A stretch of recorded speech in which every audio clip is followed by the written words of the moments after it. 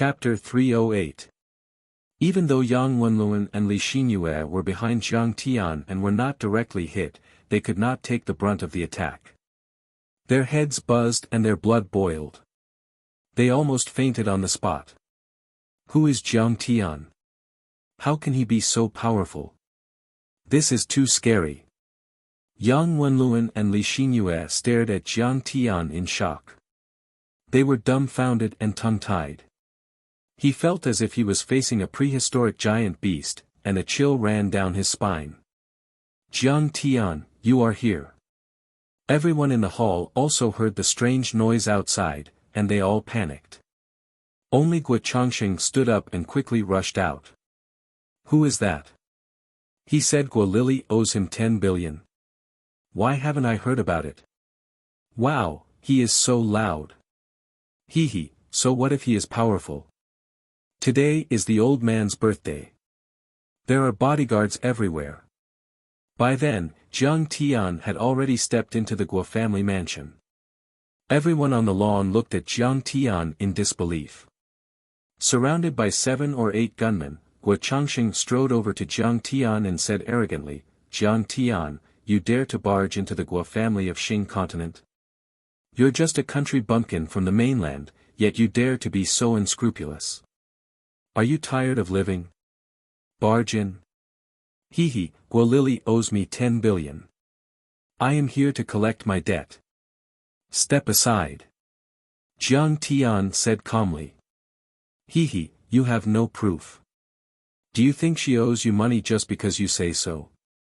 A scholarly man wearing a pair of gold-rimmed glasses walked out of the living room. 10 billion is not a small amount. You say Miss Guo owes you money. Do you have the documents? Do you have a contract? Do you have a contract? Do you have a witness? Who are you? Jiang Tian asked with a frown. I am the Guo family's legal consultant, the senior partner of the Singapore justice law firm, Yi Baoshi. The scholarly man took a step forward and said arrogantly, I will handle all the debts of the Guo family. Okay, do you want the documents? I'll give it to you. With a wave of his hand, Jiang Tian took out a stack of contracts from his storage ring and handed it over. Let's not talk about the authenticity of the contract for now. Yi Baoshi flipped through 2 pages of the contract and threw it on the ground. He sneered disdainfully, so what if it's real? A few pills were worth 10 billion. May I ask what kind of elixir it is?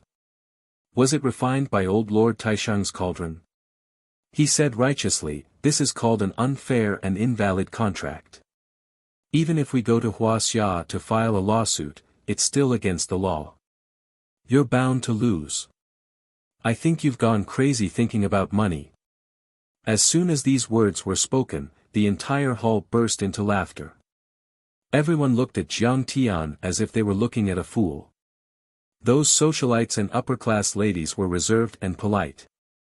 It was not good for them to laugh wantonly, but they still laughed so hard that dazzling waves rippled in front of their chests.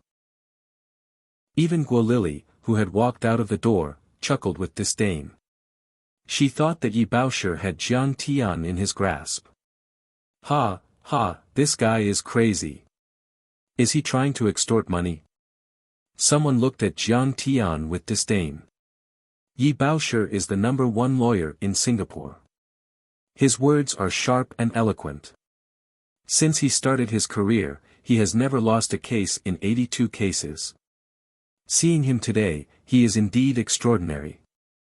Look at this country bumpkin, he can't even say a word. Someone clapped and cheered. That's right.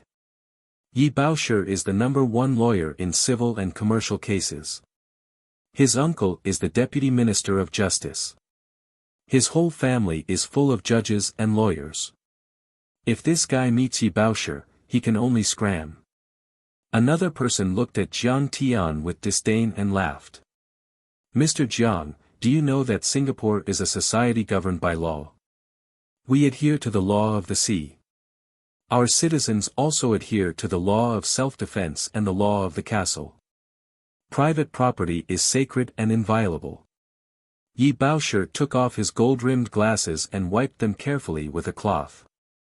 He said calmly, "Just because you trespassed on private property, the Guo family can shoot you?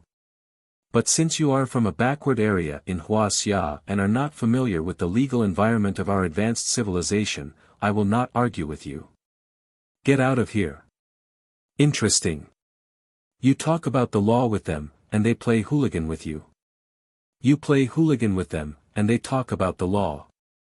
Jiang Tian's heart did not waver. He even wanted to laugh. The Guo family, what kind of people were they? In Singapore, they could be said to be oppressive and tyrannical. Who knew how many people had died on their hands? In the distant past, Guo Lili had once brought people from the Singapore Chinese society to assassinate him and steal the frost crystal. In the recent past, they had even used Elder Blue and other sorcerers to kill the Hilton sisters. But such a family with a human face and a beast's heart still talked about the law, utility, and morality. It was the biggest joke in the world. You are just a small litigation stick. You have no right to talk to me. Jiang Tian could not be bothered with him. Instead, he looked at Guo Lili and said calmly, "This 10 billion Huaxia dollars, do you admit it or not? If you don't admit it, then I'm not going to admit it." A sorcerer from Huaxia pulled Guo Lili aside and said softly but urgently, "Miss Guo, this matter needs to be treated with caution. I've already checked. Master Kong is very famous in Huaxia. You can't afford to offend him." However, Guo Lili did not listen.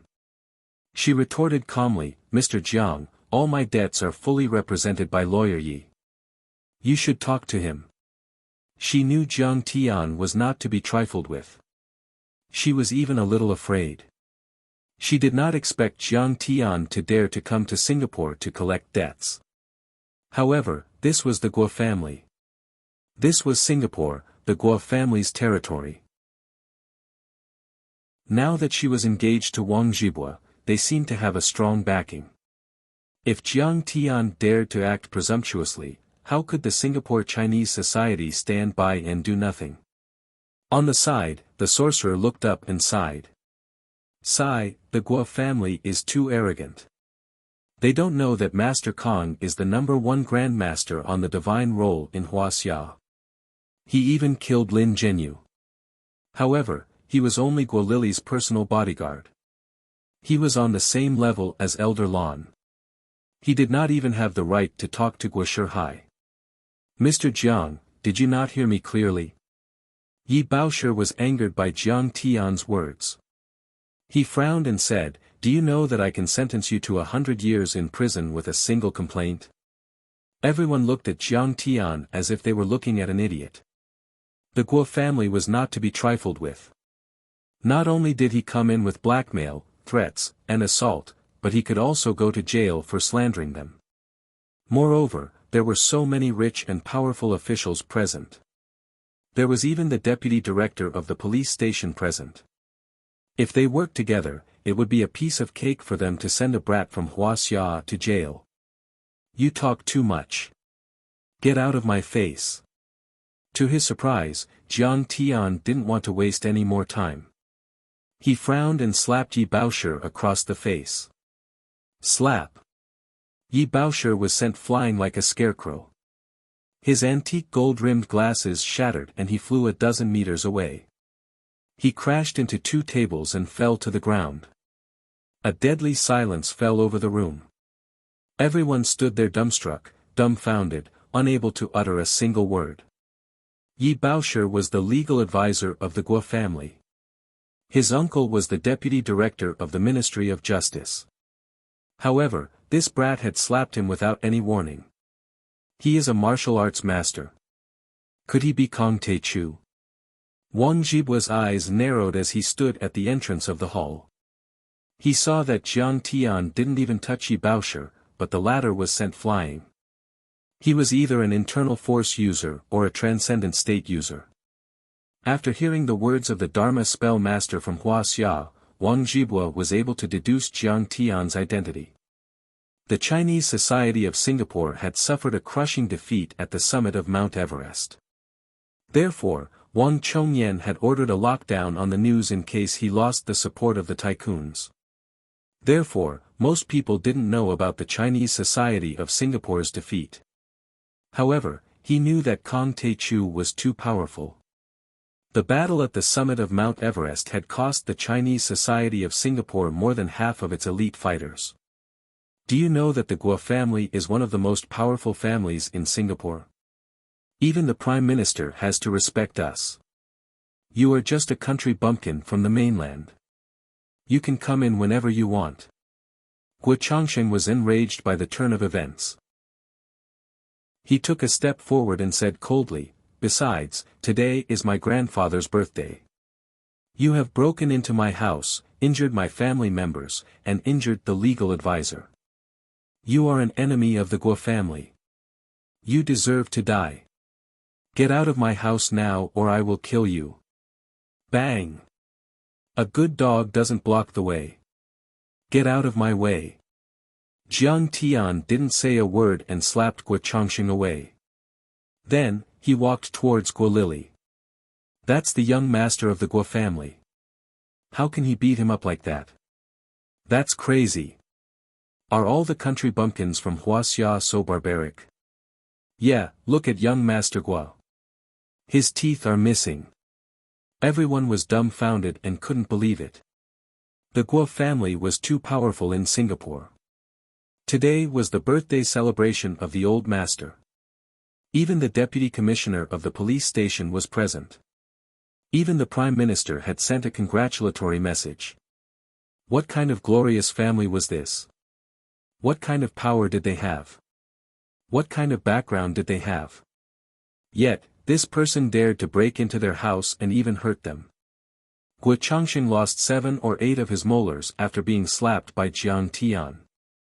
Blood dripped from the corner of his mouth and half of his face was swollen. He knelt on the ground in horror. With one hand on the ground and the other pointing at Jiang Tian, he roared, "Jiang Tian, how dare you hit me?" "Yes, I did. What's so great about you? You keep talking about the Guo family of Singapore, and every word you say is about a rich and powerful family. Didn't I beat you to the ground?" Jiang Tian sneered. Suddenly, he turned around and closed in on Guo Changsheng. Then, like a soccer ball, he kicked Guo Changsheng's chin. Ouch! Guo Changsheng let out a blood-curdling scream as his body flew up and landed on his back. His tall and big body smashed into the ground, causing the ground to tremble. His teeth were missing.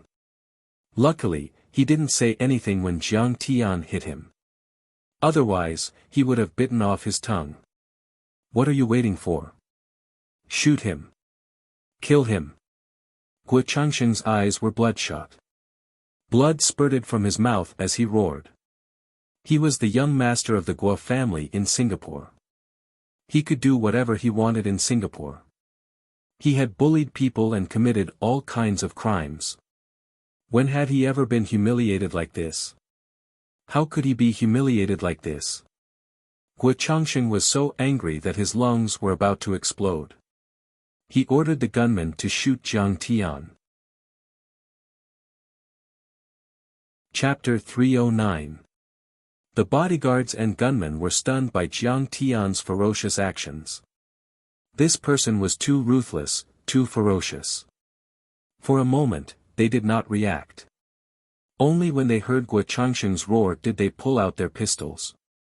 However, Jiang Tian did not give them a chance to retaliate. He raised his hand and released a few wind blades. Swish! Swish! After a few sharp sounds, 8 gunmen fell to the ground and died amidst the spurting blood. Oh my God, he killed people. For a moment, many socialites and upper-class ladies were so scared that they screamed and ran to the door. This person has guts, he dares to kill people in the Guo family. How did he do it? Why didn't I see him pull out a pistol or a weapon? The bolder male officials and rich men also retreated one after another, looking at the back of the dignified figure in horror. Is he still human? Guo Changsheng was scared out of his wits. He lay on the ground and trembled. The gunmen he arranged were all experienced fighters, but they were killed by Jiang Tian before they could even raise their guns. At this moment, he realized that he had seriously underestimated Jiang Tian's strength. After all, he was a valiant existence that could kill Baong of Kuan Tian and Meng Kong of ancient Muay Thai. Jiang Tian walked over and looked at Guo Lili. He said coldly, "Guo Lili, are you paying with your money or your life? If you don't pay up, I'll destroy your Guo family today." Jiang Tian, Guo Lili was so scared that she took a step back. She held Wang Zhibua's hand tightly, as if this was the only way to comfort her. "Master Kong, I'm Wang Zhibua. I've heard that your martial arts are amazing and your spells are profound. Why don't we have a spar?" Although Wang Zhibua knew of Jiang Tian's fame, he had never seen Jiang Tian in action. Deep down, he did not believe that Jiang Tian could kill so many experts on the peak of Mount Everest by himself. In his opinion, it was very likely that many masters and mighty figures of the martial arts world in Huaxia and even the military had made their move. However, it was generally inconvenient for the military to directly intervene in the disputes of martial arts. Therefore, he had used Jiang Tian to intimidate the Southeast Asian and Singapore Chinese societies. Jiang Tian's true power was only at the initial transcendent state, which was the same as his. In the past 100 years, no one in the martial arts world had reached the transcendent state before the age of 30. Moreover, he did not sense the powerful aura of a martial artist from Jiang Tian. Wang Zhibua. I've never heard of it. Jiang Tianli ignored all of them. Instead, he glared at Guo Lili and said indifferently, "Are you going to repay me or not?" Before Guo Lili could speak, Guo Shihai walked out of the hall and faced Jiang Tian. He looked at Guo Lili and smiled. "Lili, is what eldest brother Jiang said true?" Guo Lili nodded reluctantly and said, "Yes." "Lili, why didn't you tell us this earlier?" The current family head, Guo Junfeng, was furious. Guo Lili's eyes were brimming with tears. She wanted to say something but stopped on second thought. She wanted to make a name for herself, so she only said that she had asked for the medicine. After all, Jiang Tian was only arrogant in Jin City and would not be able to make a name for himself in Southeast Asia. Little did she know that Jiang Tian would be so bold as to come knocking on her door. Guo Shihai furrowed his brows and then smiled. "Master Kong, this little girl wanted to make a name for herself in the family, so she did not tell the old man about it. If that is the case, the Guo family will keep their promises.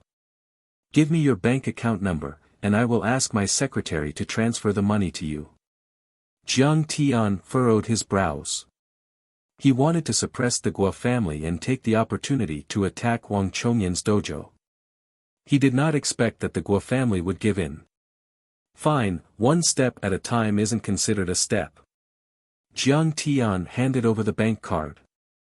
"Master Kong, you are a young hero. The old man admires you very much. Since you are here, why don't you have a drink with me?" Guo Shihai handed the bank card to the butler and held a glass of wine in his hand. He did not move and smiled casually. The old man was still calm. He came to Southeast Asia with a straw mat and lived through the British period, the Japanese period, the period of self-government, the merger of Singapore and Malaysia, and the establishment of the country. He had fought with the British, played with the Japanese, raced with the warlords, and drank with the president. He had seen everything. How could a kid with some martial arts scare him? There was no way. "Wang Ma, bring a glass of wine for the hero." The old man's magnanimity were impressive, and everyone was relieved. A maid brought over a glass of champagne on a tray. Jiang Tian didn't stand on ceremony and took a sip of the champagne. Guo Shihai pulled Jiang Tian to the courtyard and sat down. He chatted with Jiang Tian for a while. The butler whispered something in his ear. Guo Shihai stood up and said, "Mr. Jiang, because of the foreign exchange control, I need the old man to sign a document in the study room. I will take my leave first." Jiang Tian nodded. Guo Shihai spent 5 minutes in the room. Jiang Tian said impatiently, Old Master Guo, what's going on? It's only 10 billion. Is it so troublesome? Hurry up and transfer the money. At this moment, 3 explosion-proof armored vehicles broke through the door and drove in like lightning. With an elegant sweep of their tails, they surrounded Jiang Tian in the middle. The car door opened, and the sound of footsteps could be heard. It was like thunder, and the sound was shocking. More than 20 armed police officers were half kneeling on the ground, holding M16 assault rifles as they surrounded Jiang Tian. Almost at the same time, 7 or 8 small red dots appeared on Jiang Tian's body. They were the infrared sights of the sniper rifle. Chi! Chi! A series of parabolic shots were fired from the surrounding high-rise buildings onto the marble walls of the villa. One by one, the special police officers relied on their own weight and slid down along the ropes of the parabolic guns like flying men. 3 armed helicopters appeared one after another in the sky above the courtyard. Ropes were lowered, and gunmen with loaded guns quickly slid down. In less than a minute, the entire Guo family mansion was filled with hundreds of police officers. Like divine soldiers descending from the heavens, they suddenly appeared and surrounded Jiang Tian. Due to the prosperity of Hong Kong's film and television industry, the audience in the mainland knew about Hong Kong's famous Flying Tigers and PTU's mobile force through films and TV series. As for the Singapore police force, not many people knew about it. However, in reality, the Singapore police force was ranked number 1 in the world in terms of combat ability. Under the outstanding work of the SPF, Singapore's social security was good, and it had become one of the countries and regions with the lowest crime rate in the world. Guo Shihai knew that reinforcements had arrived, and his confidence was greatly boosted. Standing on the 3rd floor of the villa, he looked down at Jiang Tian through the bulletproof glass on the window and laughed. So what if I don't give you the 10 billion? Surname Jiang, surrender now and you'll still have a chance to live. Otherwise. Ha! He also knew that Jiang Tian was a martial artist. He even killed the heavenly earth Baong Meng Kong, but so what? There were hundreds of fully armed police officers here. How could Jiang Tian come here unarmed? Suspect, don't make any unnecessary resistance. Surrender now, or else I'll have my men open fire. Beside him, Deputy Director Li was also proud. This was the strength of the Singapore police force. It was like divine soldiers descending from the heavens. It seems that Wang Chongyan didn't tell you the news of me crushing the Southeast Asian experts on the summit of Mount Everest. That's right, losing so miserably will also affect his image in the eyes of these rich and powerful officials, Jiang Tian sneered in his heart. He then sneered, you want to kill me with just a few black dogs of Singapore?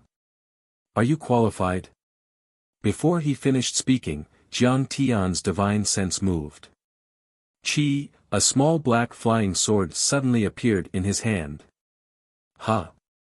How did he suddenly have a weapon in his hand? Everyone was shocked. They couldn't believe it. It was like magic. Before they could react, Jiang Tian had already thrown the small black flying sword out like a javelin. Whoosh!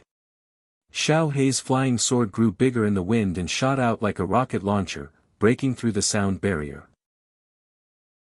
With a boom, the roof of a building hundreds of meters away suddenly exploded. 2 snipers were killed.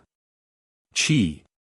Jiang Tian's small black flying sword was back in his hand in the blink of an eye. He threw it out again.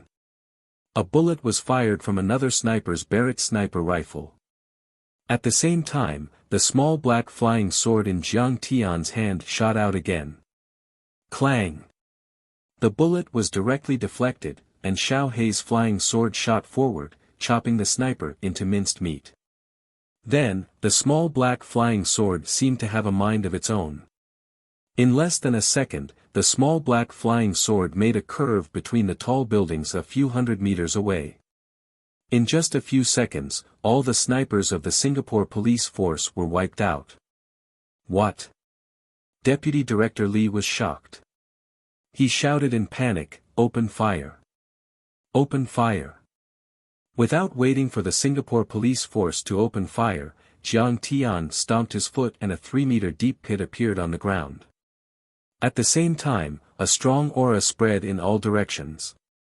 Many police officers seemed to be in the middle of a hurricane. They screamed in shock and were thrown off their feet. Their shields and figures were like withered daisy petals, flying backward one after another. More than a dozen people nearby were directly shaken and their explosion-proof shields were shattered. They vomited blood and passed out. 3 explosion-proof armored vehicles were thrown into the air. Then, they were pushed away by the violent aura and rolled like stones, crushing a few more police officers. At the same time, Jiang Tian had used the recoil force to shoot up to the roof of one of the villas and broke out of the encirclement. Chi! Jiang Tian stood proudly on the roof of the villa. He used the small black flying sword for the first time and cut a helicopter's cockpit into pieces. Boom! The helicopter's engine suddenly exploded. The huge flames were like blooming fireworks, enveloping the entire space within 100 meters. The entire villa was enveloped, and the entire villa trembled. "Break!" Jiang Tian shouted.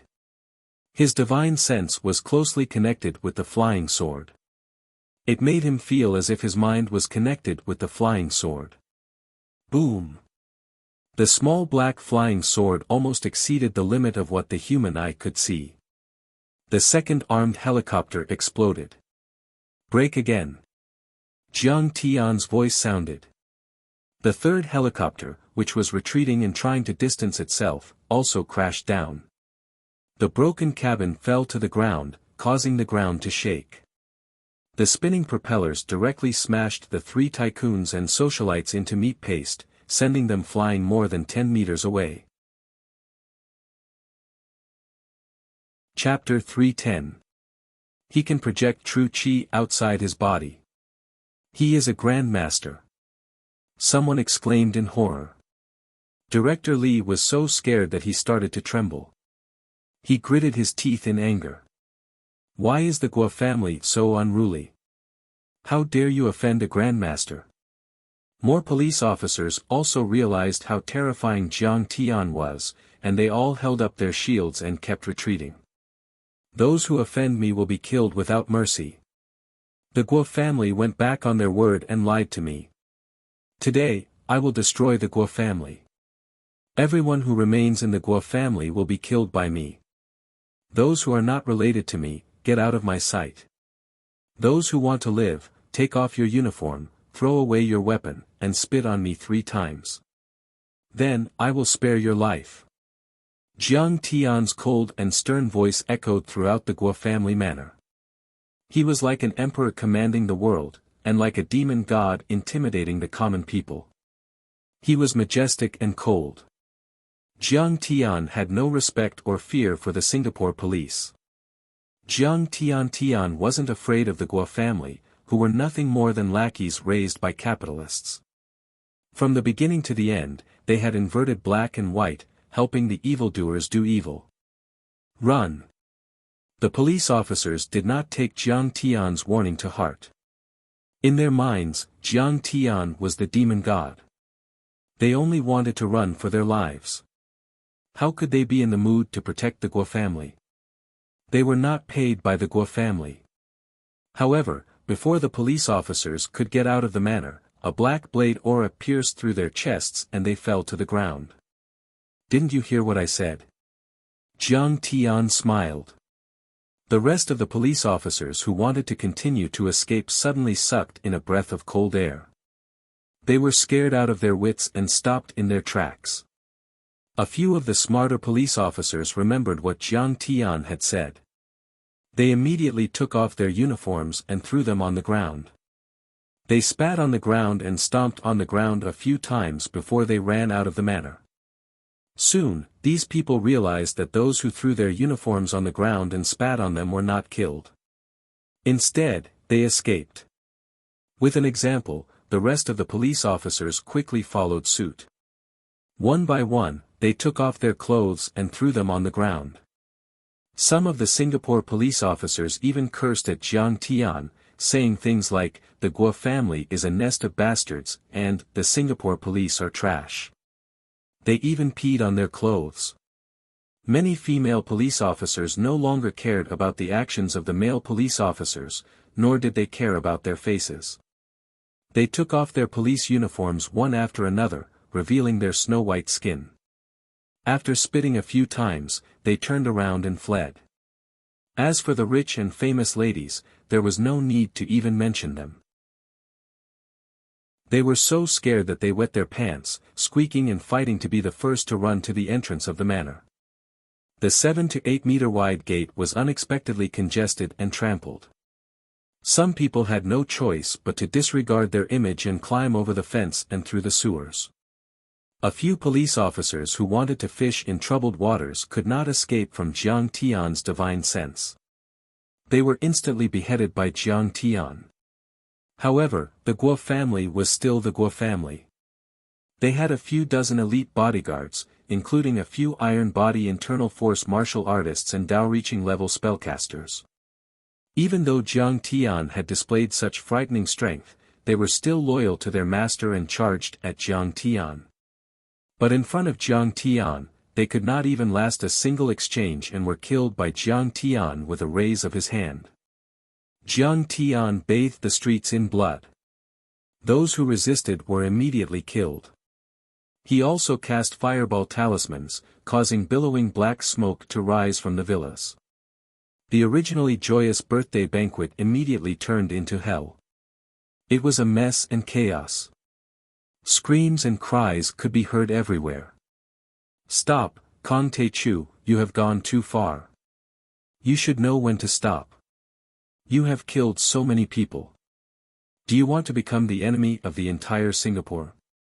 When Jiang Tian's flying sword swept up streams of blood and killed all the way to the main building of the villas and pounced toward Guoshihai, a tall figure suddenly appeared 20 meters away from Jiang Tian, blocking in front of Jiang Tian like a ghost. "Hehe, do you really think you can stop me with your initial transcendent state cultivation? Since you know that I am Kong Te-chu, why don't you get the hell out of here?" Jiang Tian held the blood-stained flying sword in his hand and sneered at Wang Jibua. He had killed Lin Zhenyu, who was at the peak of the transcendent state, and Hong Tianzhao and Mo Haoxiong, who were at the phenomenal stage of the transcendent state, were killed with a snap of his fingers. Therefore, Wang Jibua, who had just reached the initial stage of the transcendent state, was nothing in his eyes. "My name is Wang Jibua. My great-grandfather is Wang Chongyan, the president of the Chinese Association of Singapore. Once he gives the order, all the martial artists and Dharma spell masters from Southeast Asia will be here. No matter how powerful you are, you will not be able to walk out of Singapore alive." Wang Jibua said with a cold smirk. Buzz. Jiang Tian flicked his finger on Xiao Hei's flying sword, and a strong battle intent rose from his body. He laughed disdainfully and said, "Hehe, Wang Jibua, I came to Singapore to kill Wang Chongyan. You came at the right time. Since you are here, I will kill you first and provoke Wang Chongyan to come out." "Very well, Kong Te-chu, you are so arrogant. I would like to see how powerful you are today." Wang Jibua snorted and waved his hands in the air. Suddenly, clouds of green qi appeared in his palms. At that moment, Jiang Tian's divine sense noticed that the trees, flowers, and plants in the manor were withering and dying. The wood element qi had been absorbed by him. Wood qi weapon, 1,000 arrows piercing the heart. Under Wang Jibua's control, the green wood aura within a radius of 5 to 6 miles gushed over endlessly. The wood aura in his hands turned into numerous arrows that shot toward Jiang Tian. If there were any Dharma spell masters around, they would have been shocked. Wang Jibua was also a rare Dharma spell master. His wood qi was a Dharma spell master, and the 1,000 arrows piercing the heart was a Dharma spell master. It was also because of this that he was able to trigger the wood element aura that was 10 times stronger than his own strength, allowing him to kill those of a higher level. At this moment, even if Lin Zhenyu and Hong Tianzhao were to come back to life, they would have to be cautious when facing this move. 1,000 arrows piercing the heart. Wang Zhibua is serious. Someone from the Guo family exclaimed in the villa. This arrogant kid from the mainland is dead meat. Seeing this, Guo Junfeng was overjoyed. His eyes were filled with anticipation and excitement. Sigh, we finally have someone to rely on now that we are married to the Wang family. Guo Shihai was also excited. After today's incident, he realized the importance of Dharma spell masters and martial arts. He swore to himself that he would get along well with the Wang family in the future. He would not ask for a single betrothal gift for this marriage. He would also give them 1 billion or so worth of shares. Is this my future husband? He is so powerful. Seeing this shocking scene, Guo Lily was also overjoyed. It was as if she had found a treasure. Not bad. The Wang family's Dharma spell masters are indeed unique. They are even more advanced than the Lingnan spell masters. Your overall strength is even comparable to Wei Shuofeng's. Seeing this, Jiang Tian's heart skipped a beat. He nodded slightly. Wei Shuofeng had drawn upon the Tideheart Mountain Qi with the help of the profound yellow clay jar. Moreover, his training hall was on Tideheart Mountain and had been operating day and night for decades. Otherwise, he wouldn't have been able to draw upon the Qi. His Dharma spell masters weren't as proficient as Wang Zhibua. It could be said that in terms of Dharma spell masters, Wei Shuofeng was slightly inferior to Wang Zhibua. What a pity that you ran into me today. Go to hell. Jiang Tian sneered inwardly. With a swoosh, Xiaohei's flying sword broke through the sound barrier and tore through the air. Fast. Fast as lightning. Extremely fast. The most terrifying thing about Xiaohei's flying sword was its incredible speed. It was more than 10 times faster than myriad piercing arrows. Myriad piercing arrows was only halfway to Jiang Tian and 10 meters away from Jiang Tian, but Xiaohei's flying sword had already arrived in front of Wang Zhibua. How is this possible? Wang Zhibua was horrified. His expression changed as he screamed inwardly. As he retreated, he waved his hands and formed a hand seal. In the blink of an eye, a small green shield formed in front of him to block Xiaohei's flying sword. However, Xiaohei's flying sword was extremely powerful. It was a peerless divine weapon from the ruins of immortality. It could even kill a peerless demon immortal like Qi Yaosheng. Wang Zhibua only knew a few basic spells. How could he resist it? Swoosh! With an ear-piercing noise, the small green shield was easily penetrated by Xiaohei's flying sword, and Xiaohei's flying sword stabbed heavily into his chest. At this moment, a protective jade pendant at his waist flashed and formed a golden shield to protect him. But Xiaohei's flying sword was too powerful. Even the protective jade pendant that Wang Chongyan had personally refined was too weak. There was only a rumble. With a loud boom, like a grenade exploding, the shield shattered. Pfft! Wang Zhibua spat out a mouthful of blood and was sent flying like a dead dog. He fell to the ground and couldn't get up. At this moment, he didn't look handsome at all. His chest was shattered and his body was covered in blood. His face was covered in dust and his hair was dry and yellow. He looked like a beggar. And this was because his family's protective jade pendant had blocked part of the sword qi. Otherwise, he would have been pierced through and shattered into pieces. How about it? Do you think you, Wang Zhibua, or the Wang family and the Chinese of Singapore have the strength to challenge me? Under the horrified gaze of everyone, Jiang Tian walked over lazily with his hands behind his back and laughed mockingly. My great-grandfather is Wang Chongyan, you. At this time, Wang Zhibua was seriously injured and blood kept coming out of his mouth. He didn't even have the strength to move a finger. No one knew if this sentence was a threat or a plea for mercy. I know, you said it before. But, so what? Jiang Tian was too lazy to figure out what he meant. He raised his hand and flicked his finger. Ah! Wang Zhibua screamed as a bloody hole appeared in his forehead.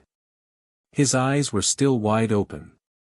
It seemed that until the moment of his death, he still couldn't believe that Jiang Tian dared to kill him. Wang Zhibua is dead. In fact, Guo Shihai, Guo Junfeng, and the other Guo family members, as well as the guests who had yet to leave the hall, were all dumbfounded. Wang Zhibua was Wang Chongyan's great-grandson, and he had inherited his legacy. His name was well known throughout Southeast Asia, but he was killed by Jiang Tian with a flick of his finger.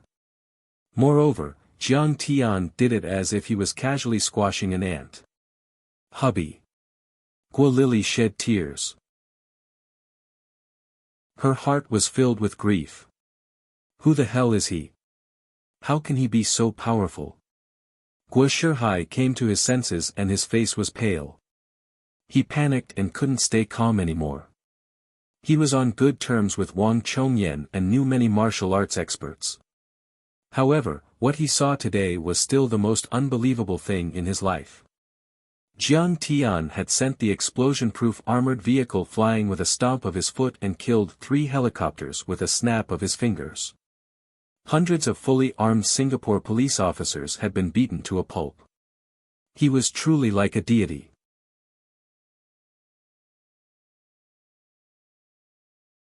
Chapter 311. Guo Lili had never figured out Jiang Tian's identity, so she was speechless. The sorcerer from Huaxia couldn't hold back anymore. He rushed forward and bowed.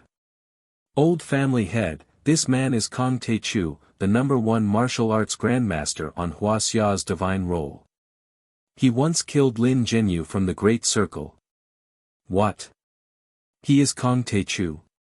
Even someone as powerful as Lin Zhenyu was killed by him. Sigh, we should have stopped Child Wang. We can only wait for old immortal Wang to take him down. As soon as he said that, many members of the Singapore Chinese Society who were attending the engagement ceremony recognized Jiang Tian. They were even more shocked and scared out of their wits. Jiang Taichu, what is his background? They knew of Jiang Tian, but Guo Shihai didn't. He asked in fear. After all, he was just a rich man in the secular world. He was still far from the martial arts grandmaster. After the few of them explained the situation to him, Guo Shihai was so shocked that his body swayed a few times. He pointed at Guo Junfeng and Guo Lili and scolded, "Are you too stupid? How could you not understand such a strong expert? How could you provoke him? Father, what should we do? Grandpa, I know I was wrong." Guo Junfeng and Guo Lili knew that they had made a big mistake and were panicking. Fine, fine. We can only bow our heads and admit defeat in front of such a powerful man. Guo Shihai pondered for a moment and then let out a long sigh. He shook his head and sighed. Since he is here for money, we will fulfill his wish. As he spoke, he quickly walked out, cupped his fists, and said loudly, "Grandmaster Jiang, please stop." This old man's eyesight was not good enough to recognize the real person's face and brought a disaster to the Guo family. This old man only has himself to blame. Jiang Tian smiled coldly and said, is that all? I have no interest in listening to your nonsense. Master Kong, I'll pay you 10 billion immediately, plus 10 billion in interest. Guo Shihai smiled bitterly, bowed and begged, "Seeing that we are all descendants of Yan Huang, please spare our Guo family's lives." Jiang Tian ignored him and turned to look at Guo Lili, who was trembling behind Guo Shihai. "Do you know where Wang Chongyan's training hall is?" "I know. When I got engaged, I went to visit him once." Guo Lili didn't dare to meet Jiang Tian's gaze. Her face was pale as she lowered her head and trembled. "All right." Jiang Tian nodded. He looked at Guo Shihai again and said, you people from the Guo family always call yourselves bumpkins from the mainland and forget your ancestors. You have no right to call yourselves descendants of the Yellow Emperor, in front of me. It was your Guo clan that bullied me first, and now I'm here to demand it back. Yet, you've turned your weapons against me. This is a grudge of life and death. How can I let you off so easily? It wouldn't even be enough to wipe out your entire clan. This, Guo Shihai was speechless. His face was filled with bitterness, regret, and fear. His body was on the verge of collapsing, as if he had aged 10 years in an instant. Jiang Tian smiled indifferently. But I don't want to kill the innocent. Guo Lili cheated me of my pills to extend your life. Guo Junfeng once ordered Guo Lili to lead experts to assassinate me. Today, Guo Changsheng framed me. So, I will kill Guo Junfeng and Guo Changsheng. Before he finished speaking, Jiang Tian's finger light hit nothing. Guo Junfeng and Guo Changsheng's heads exploded like watermelons. Red and white matter splattered everywhere as they fell to the ground. Junfeng. Changsheng, Guo Shihai was heartbroken when his son and grandson were killed in front of him. How sad was it to see one son die before his own. But in his heart, fear was stronger than grief. He was so scared that his body trembled. He didn't even dare to let out a fart. In the end, he only sighed deeply. Guo Shihai, your life was extended by me. Today, I will take it too. After Jiang Tian finished speaking, he grabbed Guo Shihai from afar. At this moment, Guo Shihai seemed to have his blood sucked out. His muscles shriveled at a speed visible to the naked eye. His eyes turned turbid, and his back quickly bent down. He slowly fell to the ground, unable to say a word. After a few breaths, he closed his eyes and passed away. The Guo family betrayed us and wanted to kill me to renege on the debt. The Guo family's assets will all belong to me. Do you accept this? Jiang Tian glanced at the Guo family indifferently and asked coldly. No matter how angry or sad the Guo family was, they still didn't dare to disobey Jiang Tian's monstrous power. If they dared to say no, Jiang Tian would probably wipe out their entire family. Jiang Tian was clearly more than 10 meters away from Guo Junfeng and Guo Changsheng, but he killed them with a raise of his hand. He could even deprive people of their life force. This ability was too terrifying.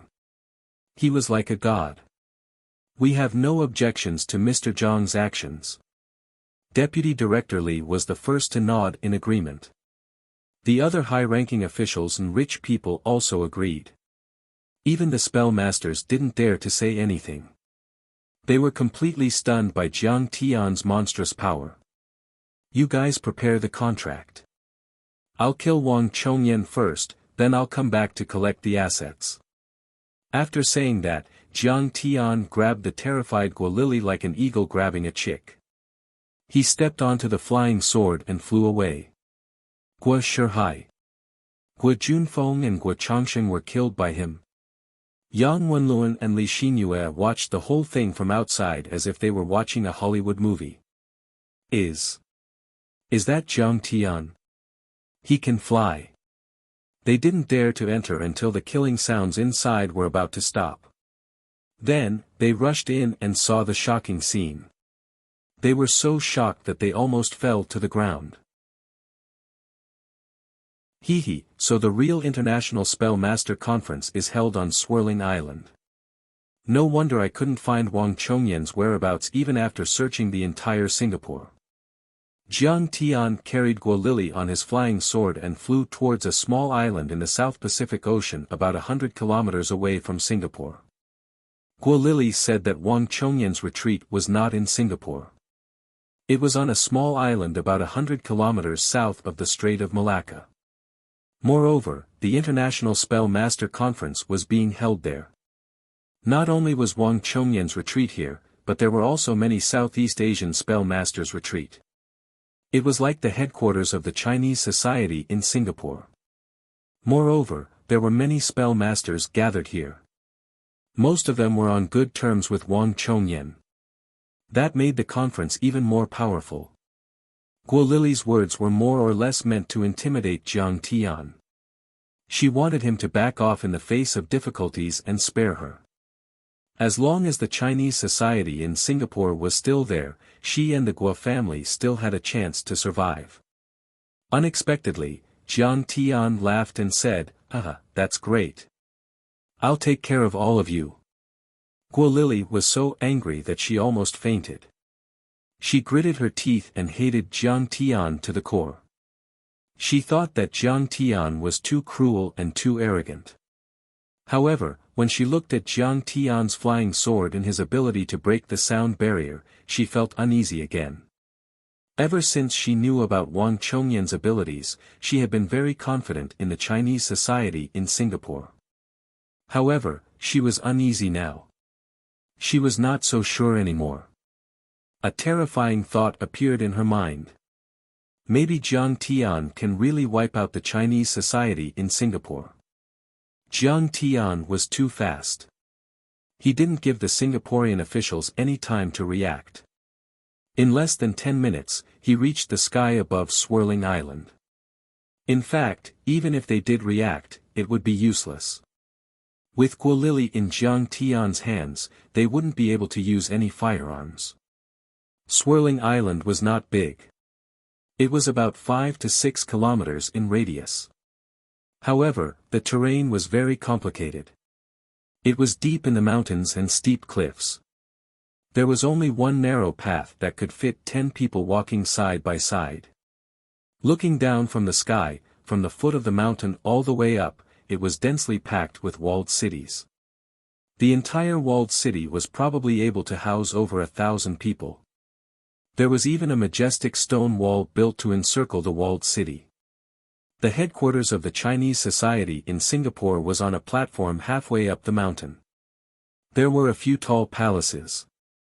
Jiang Tian's divine sense quickly locked onto the headquarters halfway up the mountain. The mountain gate was tall and majestic.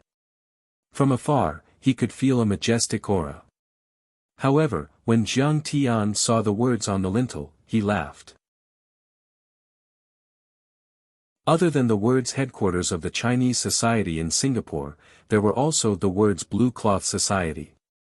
It could be seen that even though Wang Zhongyan was 100 years old, he was still unable to live a peaceful life and did not forget the glory of the Republic of China period. He even dreamed of making a comeback and reshaping the glory of China, becoming the enemy of the martial arts world of Wuxia. Jiang Tian flew to the front of the gate. Immediately, 2 guards in blue walked over and shouted, "Who are you? How dare you trespass into the forbidden area of the Chinese society in Singapore? Do you want to die?" The other guard recognized Guo Lili. He smiled apologetically and said, "Oh, it's Ms. Guo. There's an international spell conference here. Outsiders are not allowed to enter. Please go back." Although the headquarters of the Chinese society in Singapore was hidden, it was too famous. There were still some rich people who came to find out more about it. They wanted to meet the enlightened master who lived here. It seemed like this young man was following Ms. Guo here. Jiang Tian didn't say anything. He summoned his flying sword. With a flash of dark light, the flying sword flew across the sky and slashed at the gate. Kaboom! With a loud bang, as if a cannonball had been fired, the majestic marble door directly shattered. "Wang Chongyan, come out and face your death." Jiang Tianlong's demonic roar spread out in all directions. The rolling sound of thunder was like an angry dragon charging towards the central Great Hall. At this time, many Nanyang sorcerers and martial arts experts had gathered in the central main hall, crowding around an old man in a blue robe who was sitting on a high stone chair on a high platform. Both sides were chatting happily. Some of the Nanyang evil sorcerers were as gloomy as ghosts, some were as hot as the sun, some were as red as blood, and some were as murderous as vipers. Su Maozhai, who was famous throughout Hong Kong, was sitting in a secluded spot. His face was gloomy and dejected. I didn't expect the Chinese of Singapore to join forces with the Nanyang witchcraft sect. They are 10 times stronger than before. I'm sure they will be able to suppress us in the future. Su Maozhai took a sip of wine and shook his head with a bitter taste in his mouth.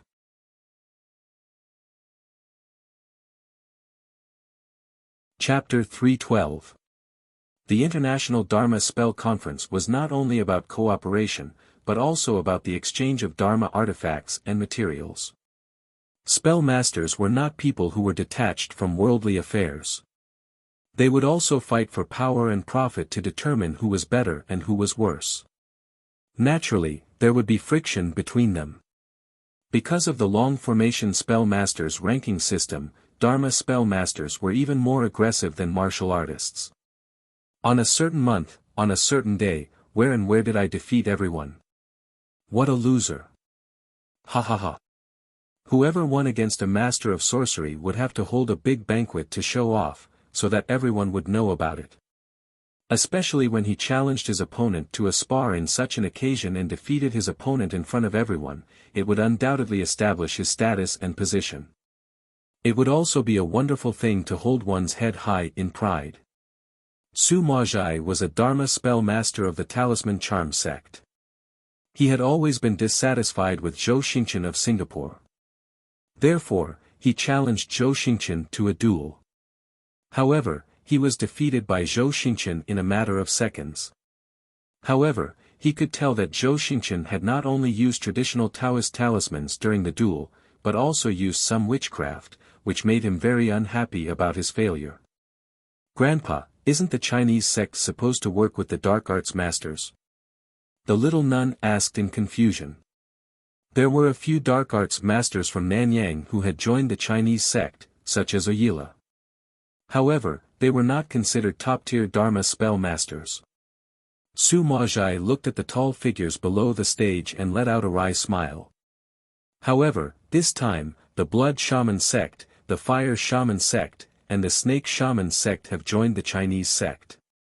Rumor has it that the Dark Shaman sect behind them might also join forces with Wang Chongyan. Fear flashed in his eyes as he heaved a sigh. Most of these sects are from Myanmar and Thailand. They have a lot of ethereal enlightenment level Dharma spell masters among them. Isn't Wang Chongyan afraid that they would turn the tables on him? The little nun asked with furrowed brows. Wang Chongyan is not an idiot. Of course, he has a way to deal with him. Plus, he has been sparring with the Nanyang dark arts masters for years. He has reached the peak of the transcendent state in martial arts and the late stage of the ethereal enlightenment in spells. He is as powerful as an immortal state cultivator. Su Maozhai sighed and said in a low voice, probably because the Battle of Mount Everest has greatly damaged the Chinese association. He is also very anxious. This time, he has put in a lot of effort. These evil arts masters have all joined as consecrators. Just as everyone was talking and laughing, suddenly, there was a loud rumble. An earth-shattering sound came from the mountain gate.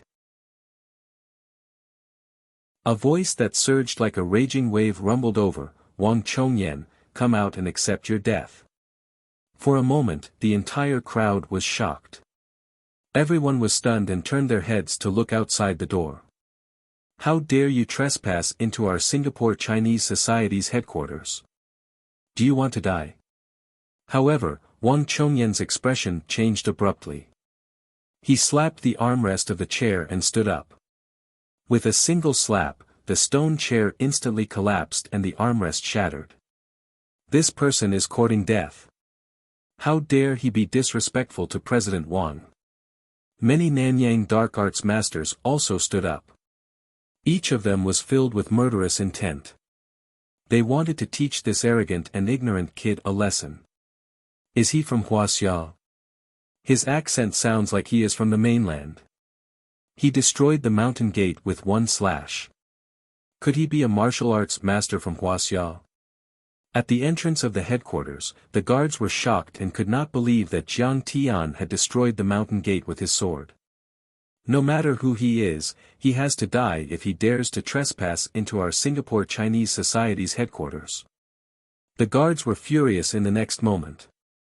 After all, they were all martial arts masters. They were very arrogant people who flaunted their courage and ruthlessness. It would be outrageous if they were scared off by a single person. Kid, how dare you destroy the mountain gate of our blue cloth society? Go to hell. The leader of the guards roared and charged at Jiang Tian. He leaped down like a cheetah, holding a ghost-headed saber in his hand. With a slash, the sharp and dazzling saber light connected into one, overlapping one another. Even a small car could be cut in half. Wang Chongyan's disciple, Song Yuanjian. He has achieved phenomenal success in his internal force cultivation. In Wuxia, he can be called a martial arts master. In the surroundings, the bystanders smiled proudly. Their eyes were filled with confidence, as if Jiang Tian was already dead to the point that he couldn't be any more dead. Don't. Only Guo Lily shook her head regretfully. She was tongue-tied. She wanted to stop him, but she did not have time. Wang Zhibo was a dual cultivator of Dharma spells and martial arts. He had reached the transcendent level in martial arts and could be called a master. If he was not a match for Jiang Tian, he would only be courting death. Swoosh! Jiang Tian's sword slashed through the air, and the black sword light sliced through the air like a knife cutting through water. It directly cut through the ghost head blade that could cut through hair, and cut Song Yuanjian, whose face was filled with shock, in half. Ah! Waves of blood rolled and Song Yuanjian's body fell to the ground. Blood splattered on the faces of the people around him. However, he did not die immediately. Instead, he let out a heart-wrenching scream that made people's hair stand on end. This. For a moment, everyone was dumbfounded and could not believe it. This was Wang Chongyan's disciple, a martial arts master. How could he not even be able to withstand one strike from the opponent? Could he really be a transcendent master? How is that possible? Transcendent masters are rare in Wuxia. There are only a few dozen of them in Wuxia. Some people still shook their heads in disbelief. Kill him. How can the Singapore Chinese society be humiliated so easily? Everyone, let's chop him up and feed him to the dogs. Yeah. Kill him. However, even more guards leaped up and swarmed over, attacking Jiang Tian one after another. Most of these guards were internal force users who had been taught by Wang Chongyan. There were more than 20 of them, so even if Jiang Tian was a transcendent master, they were not afraid of him at all. More importantly, Wang Chongyan was very strict with his subordinates. Those who were afraid of a fight would be severely punished or even executed. Wang Chongyan had been famous since the Republic of China, much earlier than Lin Jinyu. He was a veteran transcendent master of the same generation as Yi Tianren. He was a master of both Dharma spells and martial arts. His disciples also had their own strengths and weaknesses. Some of them had a strong physique and chose to engage in close combat. Some of them had powerful internal force users who could pierce through the air to kill. Some of them were hidden weapon experts who could shoot darts and hidden arrows from a distance. Some of them were sword dao and blade dao experts who used swords to attack. More than 20 of them attacked at the same time, and most of them were internal force users. Some of them had even reached initial transcendent state. The attack was so powerful that even powerful overlords such as Hua Qingtian and Lin Jinyu would have to tread carefully. Hehe, let me show you the power of my flying sword. Jiang Tian smiled faintly, and his flying sword flew out with a whoosh. A series of screams and cries filled the air. It sounded like the cries of ghosts and howls of wolves. The flying sword turned into a jet of black light, and it was so agile that it seemed to have a mind of its own. Some of the swords pierced through the guards' chests, some were decapitated, and some were even cut in half at the waist. Their intestines spilled out onto the ground as they died instantly. Jiang Tian had killed 24 guards in a blink. None of them were able to escape. Who are you? How dare you kill the disciples of the Chinese Society of Singapore? Are you tired of living? At this time, a guardian elder shot out from the main hall and stood on top of a tall fake mountain, looking down at Jiang Tiandao. Guardian Elder Fang Jian is here. Elder Fang is a transcendent state perfected cultivator.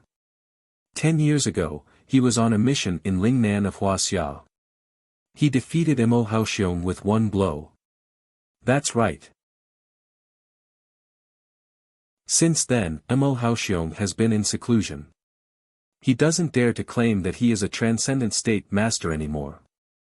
Many martial artists think that there is no transcendent state master in Lingnan. Seeing the guardian elder come out, the members of the Singapore Chinese Society felt as if they had received a great support. Their hearts calmed down a lot, and their eyes were filled with anticipation and excitement. It was as if Jiang Tian was going to lose this time. You are not qualified to know my name. Tell Wang Chongyan to come out and face his death. Jiang Tian's eyes were indifferent. He held the sword that was dripping blood and walked toward the palace. He was still talking. It's you. Fan Tian, Wang Chongyan's eldest disciple, also came out of the main hall. When he saw that it was Jiang Tian, he could not help but exclaim in shock. Kid, you are so arrogant. Even Wei Feilong would not dare to talk to me like that.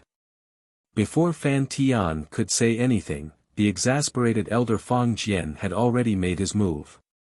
Swoosh! Then, he pulled out a soft whip from his waist and lashed it towards Jiang Tianbao. When this whip swept out, it was simply like an iron curtain that flickered with cold lights as it pressed down on the sky, and it carried along a wave of terrifying whistling sounds. Everywhere the whip passed, violent winds arose, causing sand and rocks to fly into the air, and even enormous rocks that were the size of basketballs rolled on the ground and flew out in all directions. This whip is not bad. Old Ghost's bone whip of the white ape is broken. I will give it to him. Jiang Tian's eyes lit up. He reached out his hand and grabbed the whip. At the same time, he threw out his flying sword. Fang Jian was a phenomenal success transcendent state cultivator and the whip was infused with powerful true qi. Even when the whip was stationary, it could easily kill an internal force user, let alone during a fight. However, Jiang Tian had caught it. He could not help but be shocked. Before he could snatch it back, his vision turned dark as a black light pierced through his chest. This black light was too fast, like a black lightning bolt. He didn't even see what it was. Ah! Fang Jian let out a loud roar. His body bent backward from his knees and leaned back to the limit. His head was almost touching the ground. He thought that his speed was fast enough and that he would definitely be able to dodge the black light. Suddenly, he felt a chill in his chest and a sense of weakness enveloped his body. He looked down and found that his chest had been pierced by a black sword. Blood was gushing out of it. How is this possible? Fang Jian murmured to himself. He could not believe it. With a swish, Jiang Tian waved his hand and the black flying sword flew back to his hand. Elder Fang Jian fell to the ground and breathed his last.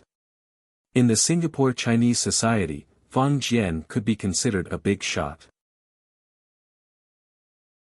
He was on par with Oyila, but he was killed by Jiang Tian just like that. Who is this man? How could he be so powerful? With Fang Jian's death, the Singapore Chinese Society's hall masters, elders, and guards all rushed over. None of the experts dared to step forward. Most of them were below the transcendent state. If even Fang Jian was killed, they would be killed by Chen Fan. However, none of them could figure out Jiang Tian's identity. They could not understand why the Chinese Society of Singapore would want to provoke such a powerful man.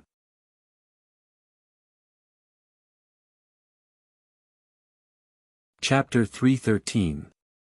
Who the hell is this guy?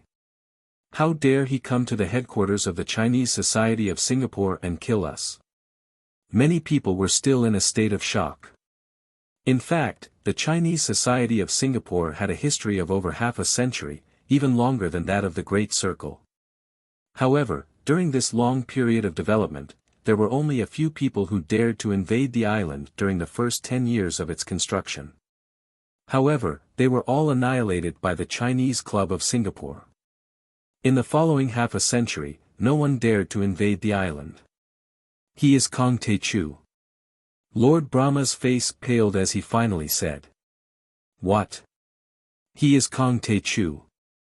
Everyone's face paled as soon as they heard Lord Brahma's words. Many of them took a step back. It could be said that in Southeast Asia, Jiang Taichu's name was too resounding among the powerhouses, even if the secular world was unaware of it. On the peak of Mount Everest, he had killed Ayila, Master Qing Lian, Blackwing Batu and many other powerful cultivators. Rumor had it that he had killed Lin Zhenyu at Poyang Lake in Huaxia and was recognized as the most powerful transcendent grandmaster in Huaxia by the Long Formation Group. What was even more surprising was that Jiang Tian had taken the initiative to attack the Chinese Society of Singapore. Many of the Chinese Society of Singapore had been killed by him on Mount Everest. We haven't even looked for you yet, and you are already here. Is there any justice in this world? What a surprise. Too domineering, too arrogant, too savage. Today, everyone who belongs to the Chinese Society of Singapore will die.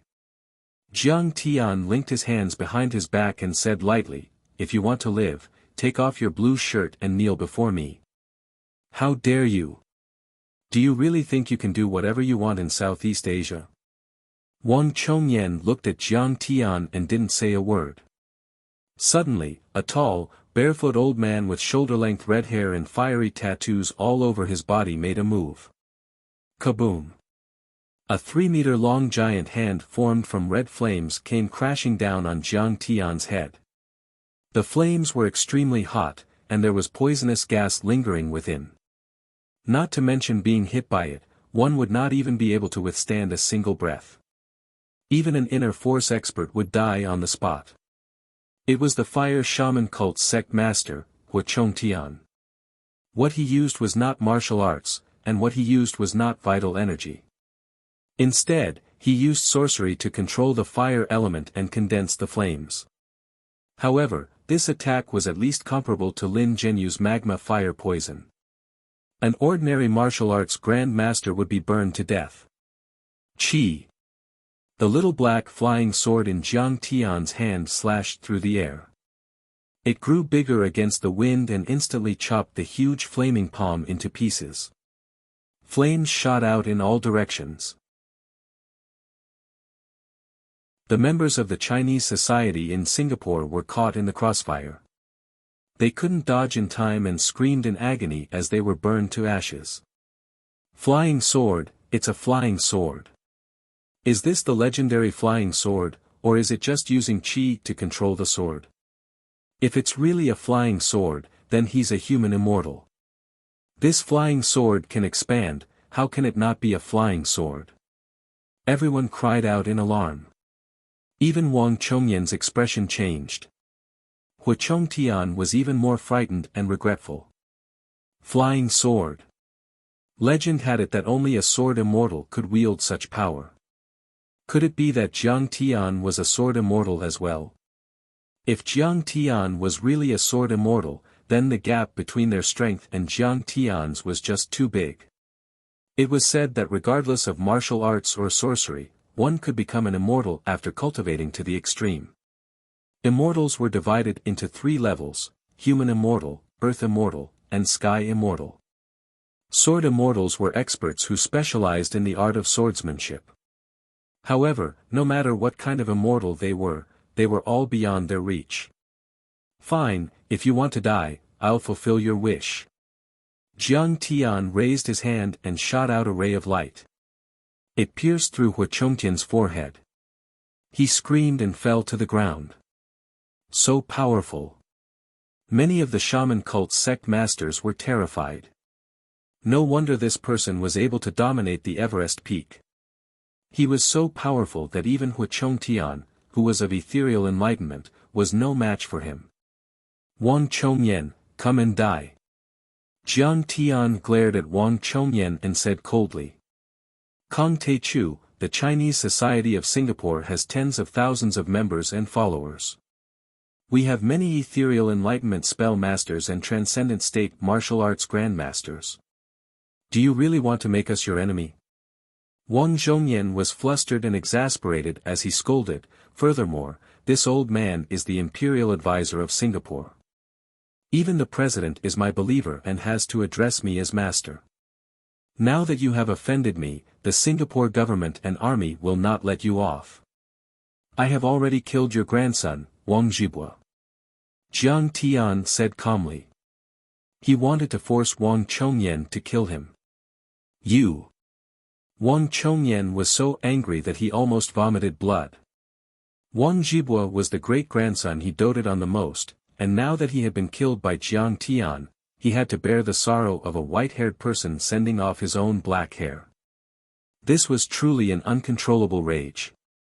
Everyone thought that Wang Chongyan was going to kill Chen Fan. However, to everyone's surprise, he suppressed his anger and heaved a sigh. He shook his head and said with a wry smile, Kong Te Chu, don't push me too far.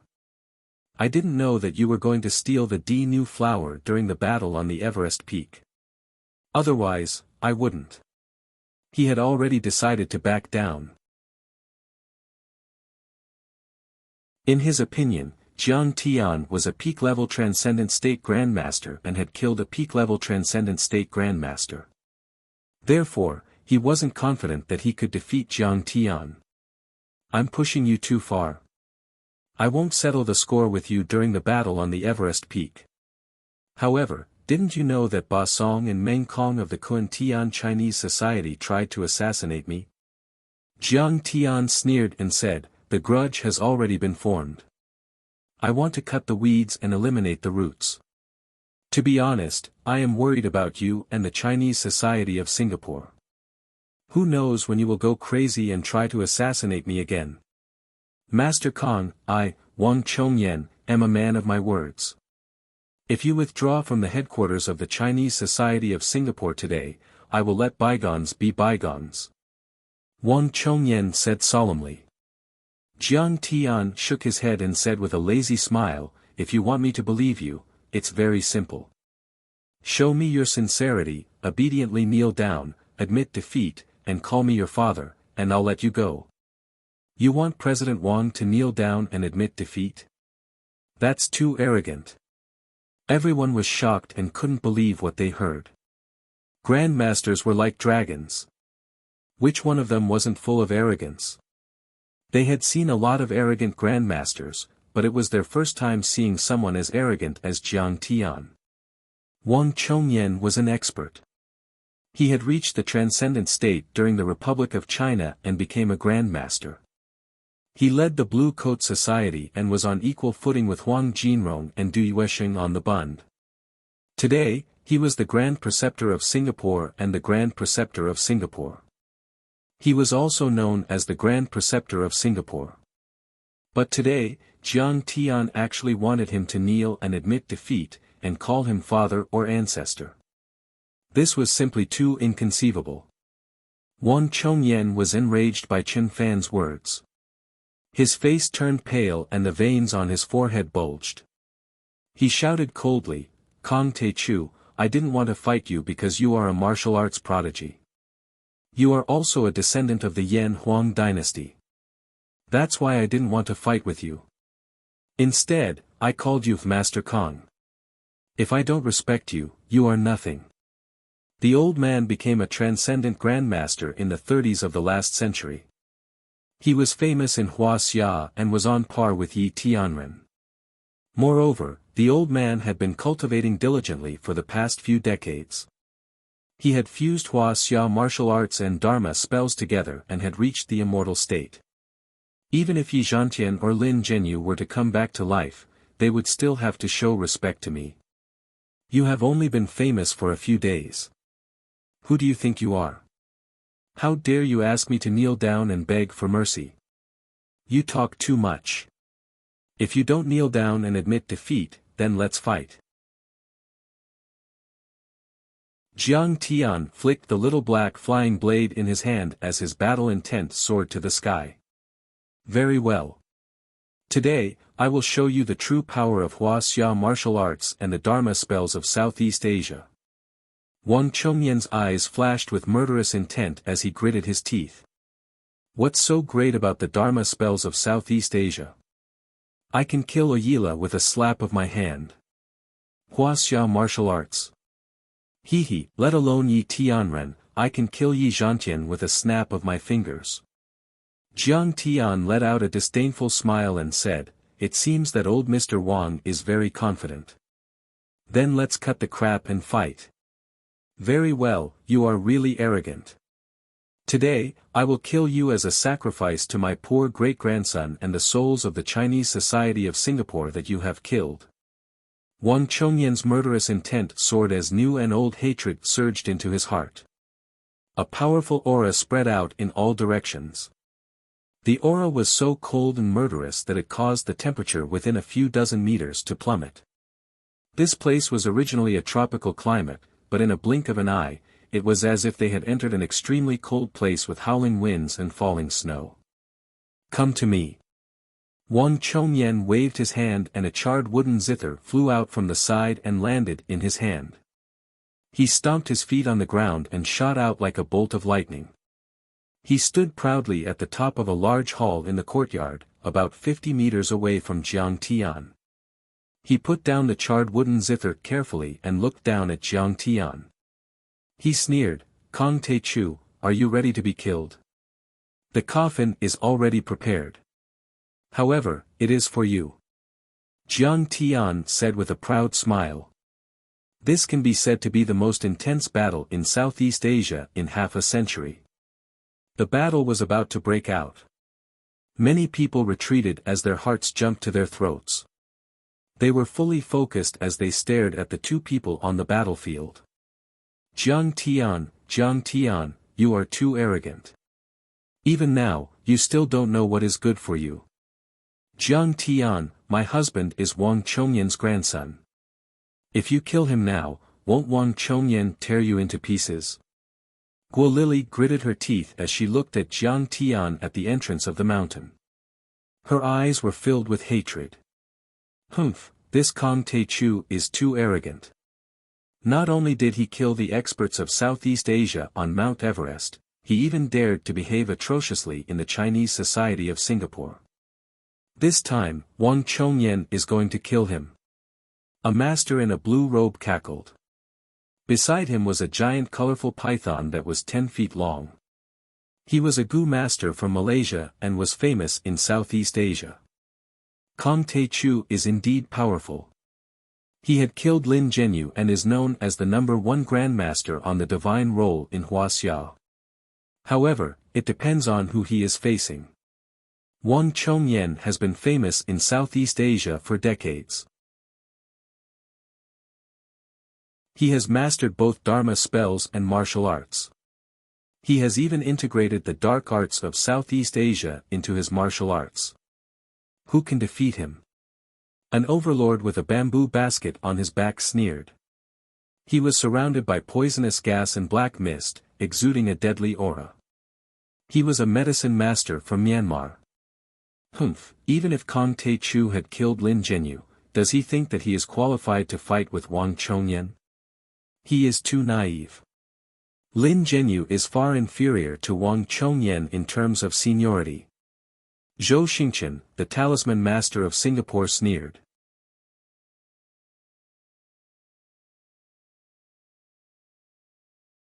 Chapter 314. He had also reached the peak of the ethereal enlightenment stage and could kill a martial arts grandmaster and suppress Su Maozhai from Hong Kong. However, he was still a far cry from Wang Chongyan. One could only imagine how powerful Wang Chongyan was. Humph, Kong Te Chu is bound to fall in this battle. This is Wang Chongyan's training ground. One expert after another flew out of the hall and stood on the various palaces, craning their necks to watch. Most of them thought that Jiang Tian was deader than dead. Grandpa, is he Kong Te-chu? How can he be so young and so handsome? The little nun in the apricot robe sized up Jiang Tian curiously. Her childish face was full of admiration and admiration. From the moment he broke through the mountain gate, Jiang Tian had used a spell to change his appearance. At this moment, his eyes were like stars, his nose was high, his skin was as white as jade, and his hair was like a waterfall. His white robe was spotless, and he looked like an immortal who had descended to the mortal world. He was very charming. Yes, this is Kong Te-chu. Su Maozhai sighed. There was envy in his eyes. He was young and looked to be in his 20s, but he was qualified to fight with Wang Chongyan. What an honor! Do you think Kong Te-chu will win? I heard from the people around that Kong Te-chu will lose. The little nun was a little worried because she hoped that Jiang Tian would win. Probably because of their similar age, she naturally felt closer to Jiang Tian. Moreover, Su Maozhai had been seriously injured by Wei Shuofeng and had been in seclusion for 10 years. Wei Shuofeng had been killed by Jiang Tian. It could be said that Jiang Tian had indirectly avenged Su Maozhai. Humph, that's not necessarily true. Wang Chongyan is a dual cultivator, and Kong Te-chu is also a dual cultivator. Su Maozhai snorted and rolled his eyes at Zhou Xingchen. Then, he looked up at the two people on the battlefield. Such discussions were heard everywhere in the headquarters of the Chinese Society in Singapore. Everyone held their breaths and clenched their fists as they watched, not wanting to miss a single detail. This battle would decide the fate of the Singapore Chinese Club and even the fate of the entire Southeast Asia. Everyone had different opinions, but most of them still believed that Jiang Tian had no advantage in terms of cultivation or environment in this battle, and his chances of winning were extremely slim. Kong Te-chu, you really are strong. Not only in terms of cultivation, but also in terms of mentality. You have the appearance of being able to swallow the sun and moon and encompass the world. When Wang Chongyan heard Jiang Tian's words, he did not get angry. Instead, he laughed. Immediately after, his smile disappeared and his eyes turned cold. But in this world, strength speaks for itself. You are still far too weak. Before he finished speaking, he threw a punch at Jiang Tian from afar. This punch was simple and unadorned. It was as if an ancient immortal had descended to the mortal world to develop a fist technique. It had a natural charm to it. Rumble. A giant fist the size of a millstone broke through the air and smashed towards Jiang Tian like a cannonball. This punch was so powerful that it could annihilate everything in its path. A large area was filled with howls that sounded like the cries of ghosts and howls of wolves. Sand and pebbles were sent flying, and a terrifying aura swept in all directions. Even the internal force experts could not withstand it, and they all staggered back. This is the 6 paths of reincarnation fist. Someone exclaimed. Yeah, Wang Zhongyan used this fist technique to fight with Yi Tianren even if he couldn't fully develop it. A martial arts grandmaster exclaimed in shock. What is the 6 paths of reincarnation fist? The Taoist nun in an apricot robe asked in surprise. Su Maozhai was shocked and worried for Jiang Tian. He exclaimed, it really is the 6 paths of reincarnation fist. This fist technique is unpredictable and can evolve into the 6 paths of reincarnation. It is a fist technique that combines both Dharma and martial arts. It is extremely powerful. When the giant fist came at him, Jiang Tian smiled faintly and shot a finger aura at the air. Bam! A loud bang rang out, shaking everyone's eardrums to the point that they were on the verge of collapsing. The entire headquarters shook as if an earthquake had occurred. As far as everyone's eyes could see, the giant fist crumbled. Streams of aura wrapped in stone fragments shot out. Like a heavy artillery bombardment, it directly blasted out a deep crater more than a meter deep and less than a meter wide on the rocky ground. Shockwaves spread out in all directions. Many Dharma spell masters and martial arts masters were forced to stagger back. Some of the iron body experts felt a sweet taste in their throats as they spat out blood. Huh! Wang Zhongyan's face paled. He had never thought that Jiang Tian would be able to break his mortal realm fist with just a finger aura. This fist was formed by true qi, but it was extremely heavy and powerful. It was not an exaggeration to say that it could destroy an armored vehicle and turn a transcendent grandmaster into a pulp. Kong Taichu was able to break this fist. Both Grandmaster Wang's Qi fist and Kong Taichu's finger aura were extremely powerful. This is a battle between grandmasters. Many of the experts present also had looks of disbelief on their faces as their hearts palpitated in fear. I knew it. Kong Taichu was able to kill Wei Shuofeng and Lin Jinyu. He is not that simple. Su Maozhai nodded repeatedly, looking at Jiang Tian with eyes full of admiration and reverence. Jiang Tian looked calm and said disdainfully, Wang Zhongyan, is this all you can do? You are too weak to be a grandmaster in Southeast Asia. Can you show me what you are really capable of? Kong Taichu, if you think this is all I can do, then you are wrong. Wang Zhongyan was enraged. He waved his hands as if he had grasped a mysterious force in the air. Then, he pushed out his palms and shouted, 6 paths of reincarnation fist, animal realm. Instantly, light flickered, and strange phenomena appeared. A colorful tiger leaped out from between his fingers.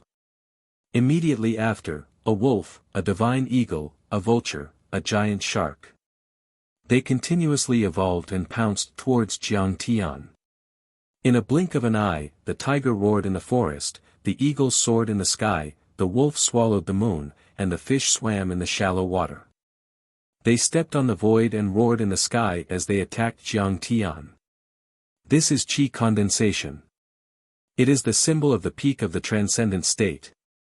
A martial artist exclaimed.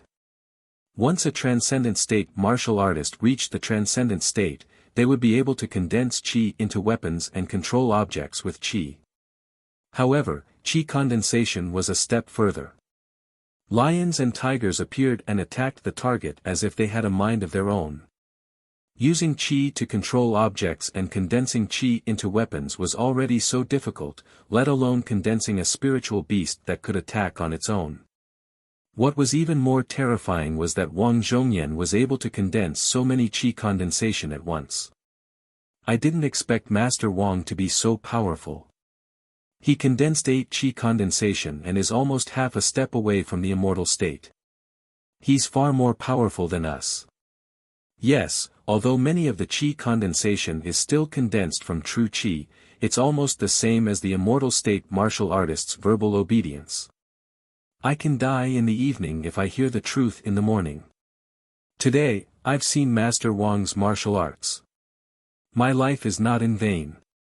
Many warriors and sorcerers were shaken and dizzy. Some of them even shed tears of excitement. That's it. Impressive but useless. I'm not looking down on you, but you can't even compare to Lin Jinyu's Kun Peng's 6 changes. Jiang Tian smiled disdainfully. Swoosh! Xiao Hei's flying sword turned into an earth-shattering black light and flew out of his hand like a shooting star. Peng, peng, peng, peng, concentrated sounds rang out incessantly. A single sword pierced through the divine eagle, beheaded the vulture, shattered the giant shark, swept away the vicious wolf, and cleaved the fierce tiger. In an instant, all the qi condensation collapsed and turned into golden light scattered like sparks, slowly dissipating. According to the discipline of monks, an instant is a thought. 20 thoughts are a moment. 20 moments are a snap of the finger. 20 snaps are a luo of the finger. 20 luo of the finger is a moment. 1 day and 1 night is 30 moments. An instant was the shortest time in the world. It was much shorter than a snap of the finger. To the crowd, it was just a blink of an eye. They didn't even see Xiao Hei's flying sword fly out. They didn't even see Jiang Tian make a move. Many of the qi condensation phenomena were destroyed. At this moment, there was a dead silence. What's going on? Why did the qi condensation phenomena suddenly disappear? Someone exclaimed in confusion. It seems that Kong Teichu used the flying sword. Someone pinched his chin and pondered for a moment before he spoke with difficulty. His voice was extremely dry.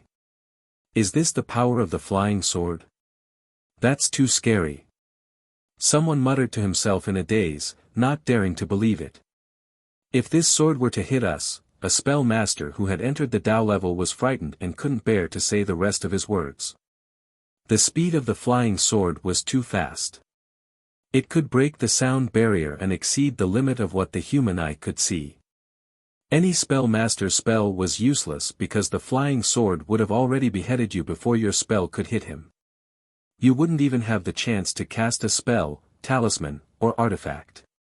Ha, Wang Chongyan has really met a tough nut this time. Su Maozhai, on the other hand, sneered and gloated. The Singapore Huaxia officials didn't tolerate the Blue Cloth Society because of their background. It was difficult for them to re-enter the interior of Huaxia, so they liked to operate in Hong Kong and suppressed Su Maozhai. There was constant friction between the two sides. Seeing Wang Chongyan suffer, Su Maozhai felt as if he had eaten an iced watermelon on a hot day. One word. Awesome. This. Wang Chongyan's heart skipped a beat. A solemn expression once again covered his entire face. Just now, Jiang Tian had used his finger glow to break the giant fist of the Tao level of human realm. The cultivation shown was actually on par with him. The Tao level of animal realm was much stronger than the Tao level of human realm. He thought that it would be easy to kill Jiang Tian with this vision. But he didn't expect Jiang Tian's flying sword to be so powerful that it destroyed many visions in an instant. Tao level of hungry ghost. Wang Chongyan's eyes were about to split open. He roared and used his finger gestures, fist techniques, and talismans. In a flash, a chilly wind blew. Ghosts wailed and wolves howled. Gloomy ghost chi shrouded the surroundings. The ghost chi was as black as ink and extremely viscous as if it was real. It was like balls of rolling black glue. Many evil spirits struggled and screamed in the ghost chi. It was so tragic and hideous that it made one's hair stand on end. The ghost chi was extremely cold and contained extreme poison. Wherever it passed, the ground froze, flowers withered, and green plants withered. Some even turned into ashes and drifted away. If a spell master who had entered the Tao level accidentally touched it, he would die. Kill. Immediately afterward, ghost soldiers and ghost generals suddenly condensed from the gloomy ghost chi. Amidst the heaven-shaking battle cries, they charged at Jiang Tian. These ferocious ghosts wore eerie armor, held spears and shields in their hands, and had longbows at their waists. Some of them had their intestines pierced through, dragging their slippery intestines. Some of them were missing limbs, dripping with blood. Some of them were headless, and some of them had rotten faces, revealing their eerie white cheekbones and teeth. A ghost general with a broken arm roared at the sky. It let out a sharp and strange howl that sounded like the wailing of ghosts and wolves. It pierced towards Jiang Tian with its spear. The spear flickered with cold light and shook the void. Immediately, sand and pebbles flew. The surrounding people found it difficult to breathe. A terrifying aura soared into the sky. This is too terrifying. This ghost chi is simply soaring into the sky. The apricot yellow little nun trembled in fear. Her beautiful face turned pale. She staggered back and shrank behind Su Maozhai.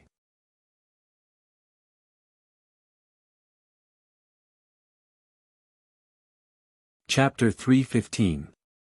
As the only granddaughter of Su Maozhai, she came from a well-learned family and had excellent talent.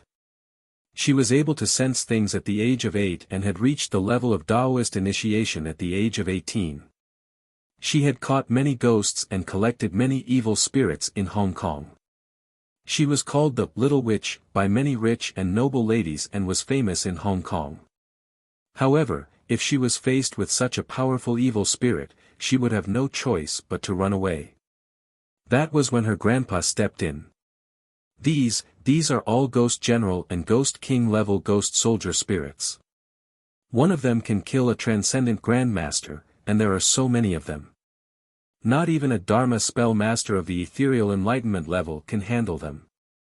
Su Maji's heart skipped a beat and his brows knitted. He let out a wry smile and said, "This time, Kong Te Chu is in danger." "He, you are right.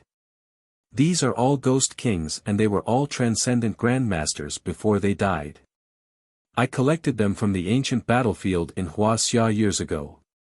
Wang Chongyan continued to cast spells as he looked up to the sky and laughed. His hair and beard fluttered in the wind. Then, he looked at Jiang Tian with disdain and murderous eyes and sneered. "Jiang Taichu, no matter how great your ability is, you can only be minced into meat paste by these hungry ghosts today, have your blood sucked dry, and be deader than dead. Don't worry, after you die, I will capture your soul and strengthen my Ghost King army. You will die a worthy death. Wang Chongyan, don't you find it shameful to take out such a meager skill to embarrass yourself?" Jiang Tian only laughed in disdain towards this, and with a hiss, Xiao Hei's flying sword swept out violently. Bang, bang, bang. The sound of something shattering could be heard. In a blink of an eye, 8 Ghost Generals and Ghost Kings were killed by the flying sword. Their armor, bones, and organs flew everywhere and turned into black smoke. The Ghost Generals and Ghost Kings had already gained some spirituality. When Jiang Tian killed 2 Ghost Kings in a row, the remaining 6 Ghost Kings and Ghost Generals fled in all directions. Some even turned into black smoke and tried to escape, but to no avail. For a moment, the Ghost Generals and Ghost Kings all let out heart-wrenching screams as if they were demons from hell enduring endless torture. It made people's hair stand on end. What was even more frightening was that the Ghost Chi was completely absorbed by Xiao Hei's flying sword, leaving not even a drop behind. This flying sword is too powerful. It can even kill the Ghost Soldiers. Su Maji's eyes widened. Could it be that Jiang Tian's flying sword had a ghost-suppressing formation on it? This was a bit too overbearing. "What can't you do? Master Kong, you are so powerful. Come on." The Taoist nun in an apricot robe waved her fists in excitement. Is he still human? How can he kill so many Ghost Soldiers? Some were happy, while others were sad. The faces of the Chinese Society of Singapore were pale, as if they had lost their parents. Jiang Tian had once again refreshed their impression of him. How is this possible? Wang Chongyan's mind trembled violently as he staggered and almost fell down from the main hall. Even if these Ghost Generals and Ghost Kings couldn't defeat Jiang Tian, they could at least turn into Ghost Chi and escape. But now, he didn't know that Jiang Tian's little black flying sword had a demon-suppressing array. Not only could these Ghost Soldiers not kill Jiang Tian, but they would also become nourishment for the little black flying sword. After the little black flying sword swallowed the Ghost Chi, it seemed that it was still not satisfied.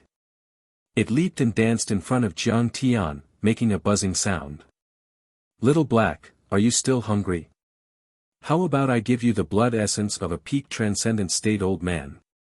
Jiang Tian said with a grin. The little black flying sword buzzed and danced even faster. It seemed that it couldn't wait any longer. Jiang Tian raised his eyebrows, and his sinister gaze fell on Wang Chongyan. He coldly smiled and said, "Wang Chongyan, as the saying goes, it's impolite not to reciprocate. You killed 3 of my moves, so it's time for you to eat one of my sword, right? Go." Before Wang Chongyan could react, Jiang Tianyi shouted in a low voice, and Xiao Hei's flying sword shot out. You can't kill me. Wang Chongyan roared at the top of his lungs. The guqin flew up automatically and floated in front of him. His hands plucked the strings crazily. A sonorous sound of the guqin sounded. It was sonorous and powerful, like the sound of a cavalry charging out. Suddenly, the void trembled. More than 100 qi swords, qi blades, and qi blades appeared in the void in front of him. Thump! Thump! Wang Chongyan looked like a hedgehog. Thump! Thump! Thump! Thump! Thump! All of a sudden, the qi weapons started spinning and rubbing against each other. Like dozens of qi weapon dragons, they chased each other and spun rapidly, forming a chaotic sphere.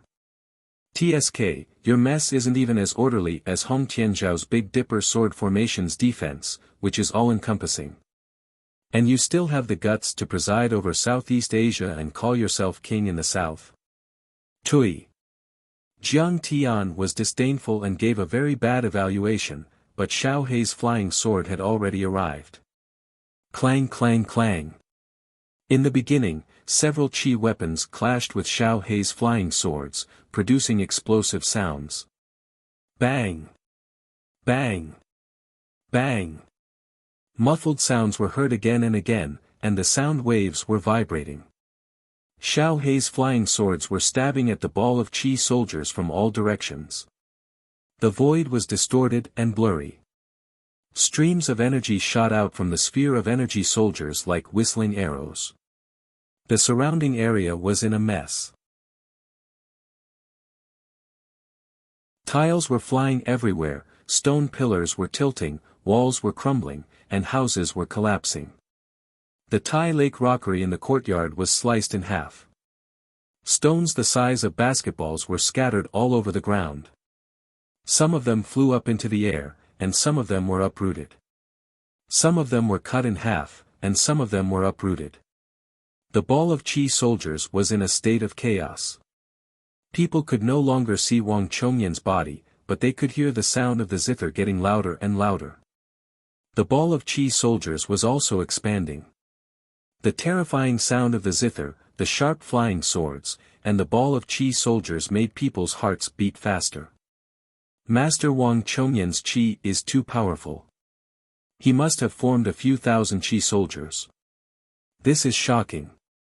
This is the power of a peak transcendent grandmaster.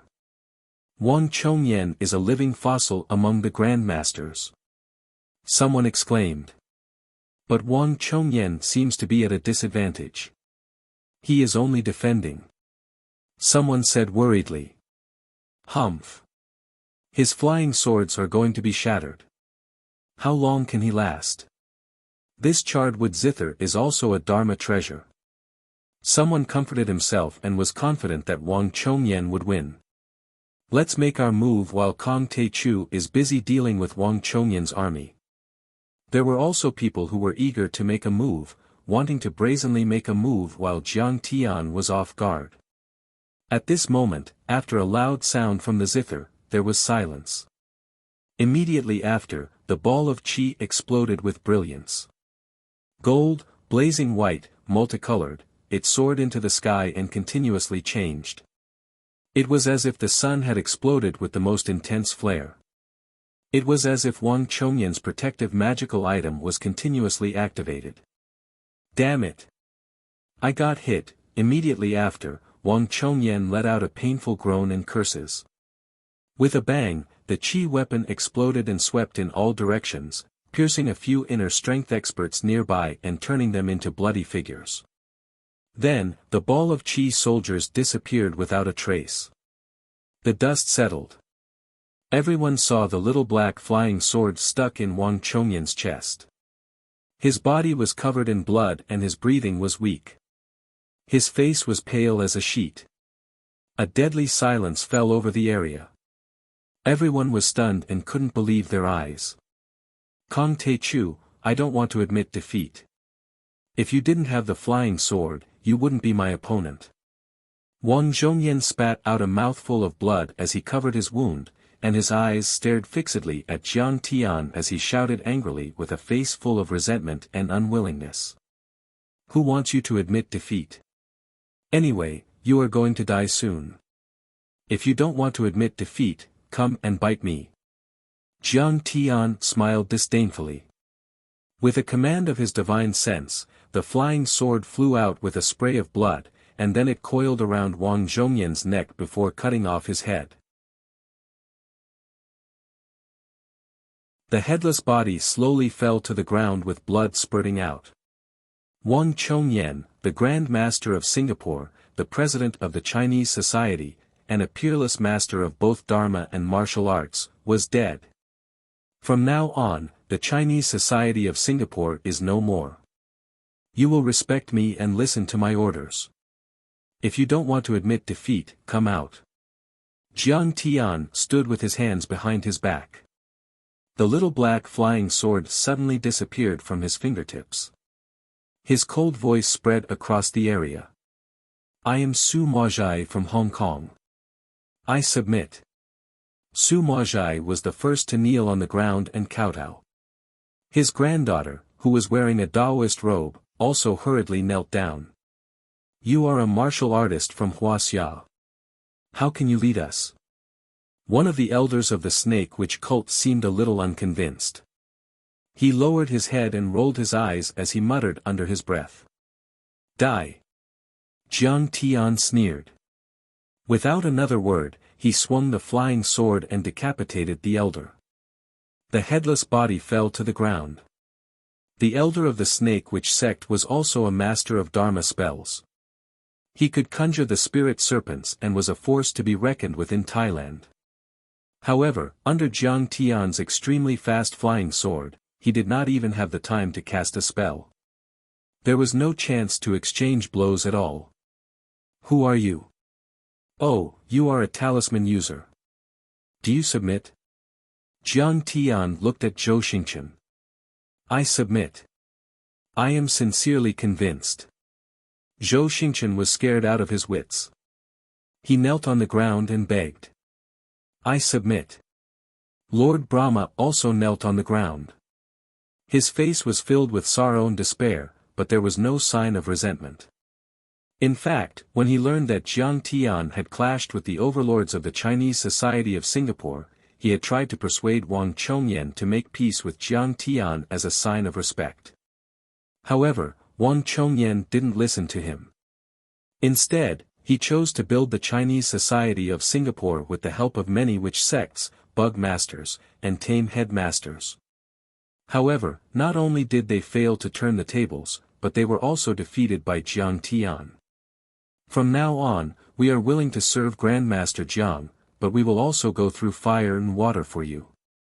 May Master Kong rule Southeast Asia forever. Many members of the Chinese Society of Singapore and spellcasters from Southeast Asia fell to their knees.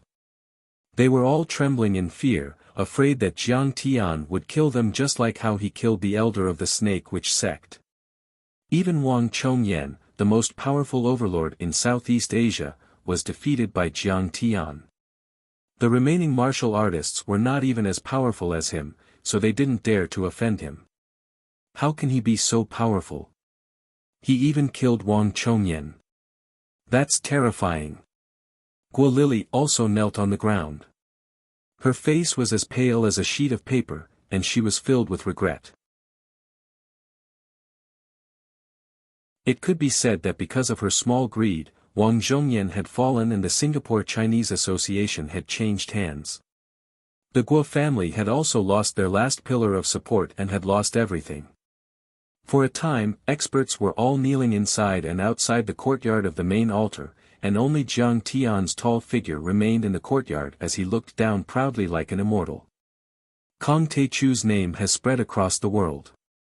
He has become a world-renowned overlord. He even killed Wang Chongyan. How many people in the world could be a match for Kong Teichu?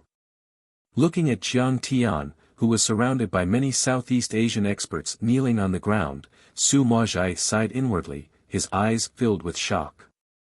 January 20, 2009, the eve of the Lunar New Year. Kong Taichu killed Wang Chongyan, the Grand Preceptor of Singapore and the President of the Chinese Society of Singapore. Kong Taichu's name spread across Southeast Asia.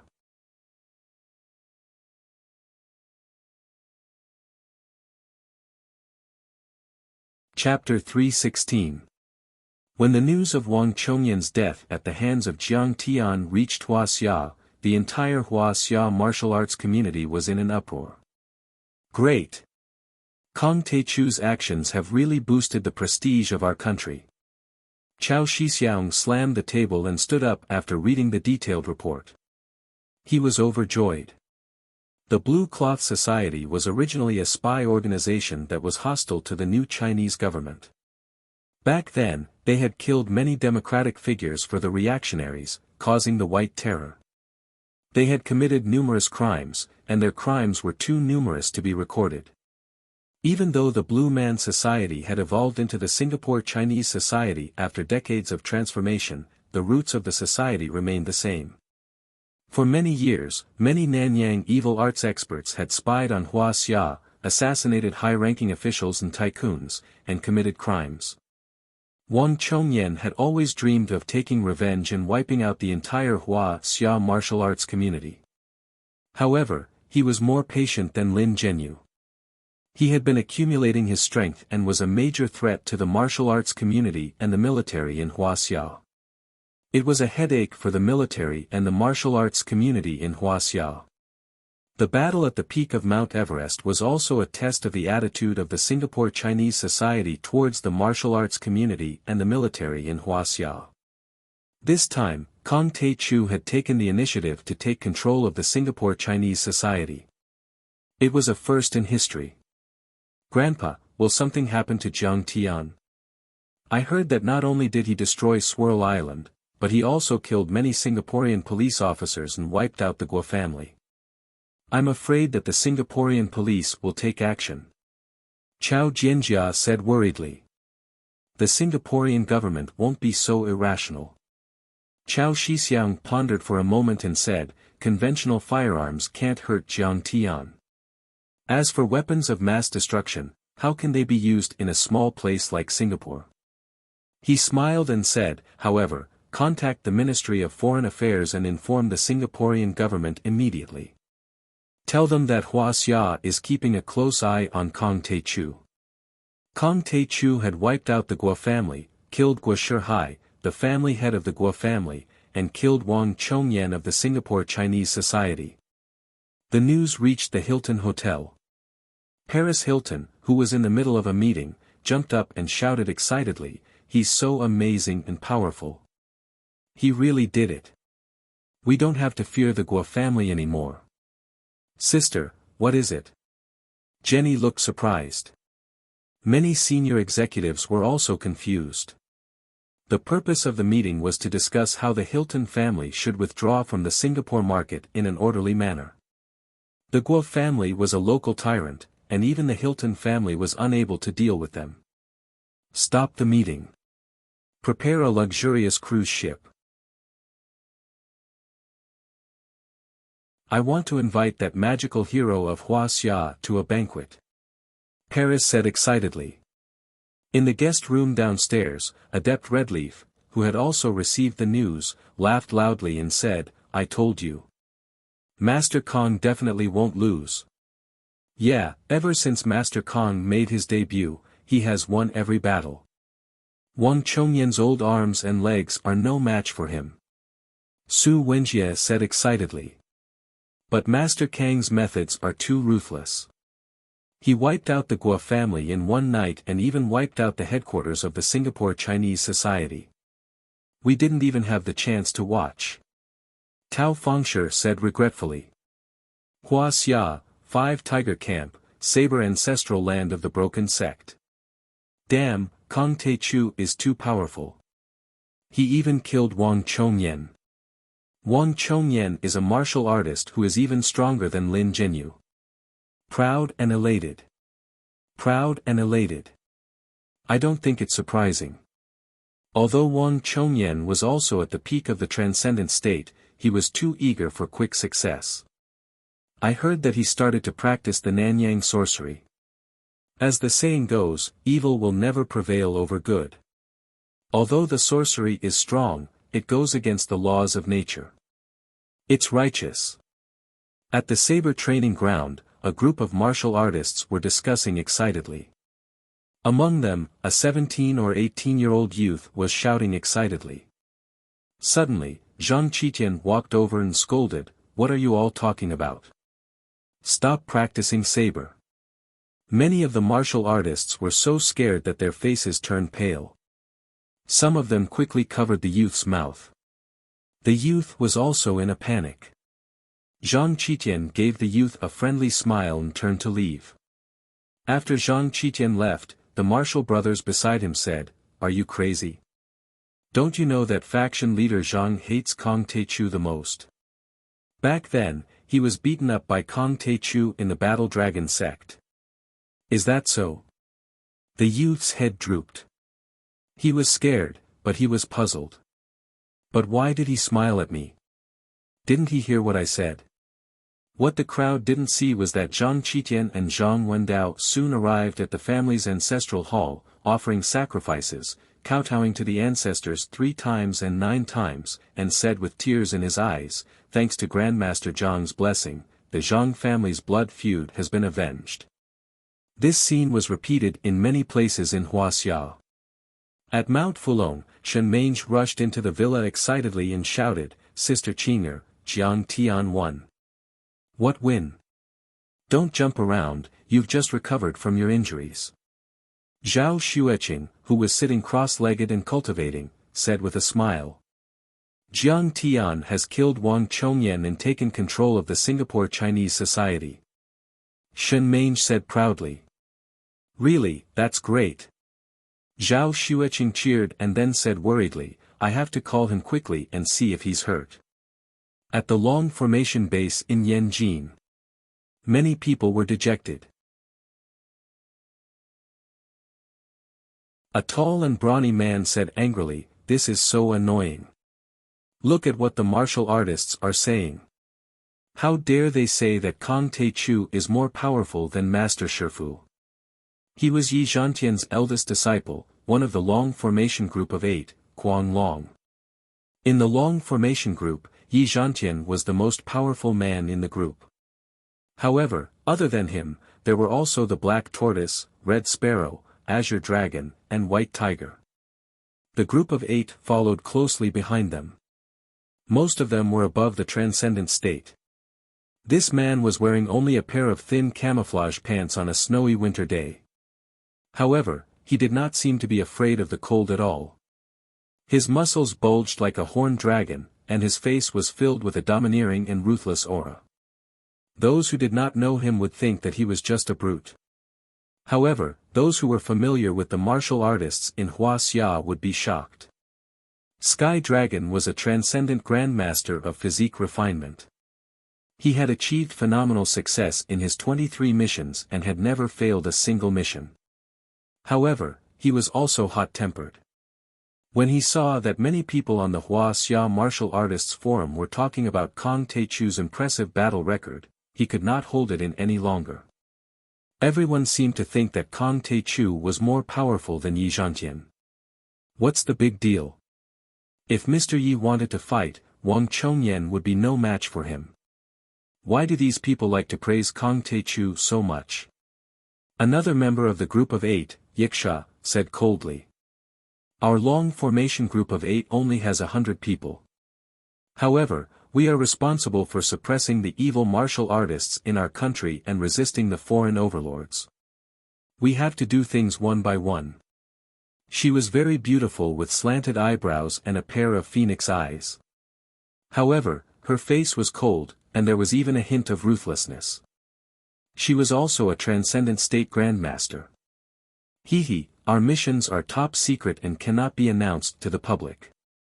However, the martial artists in Huaxia didn't care about these things. They only cared about Kong Taichu's power.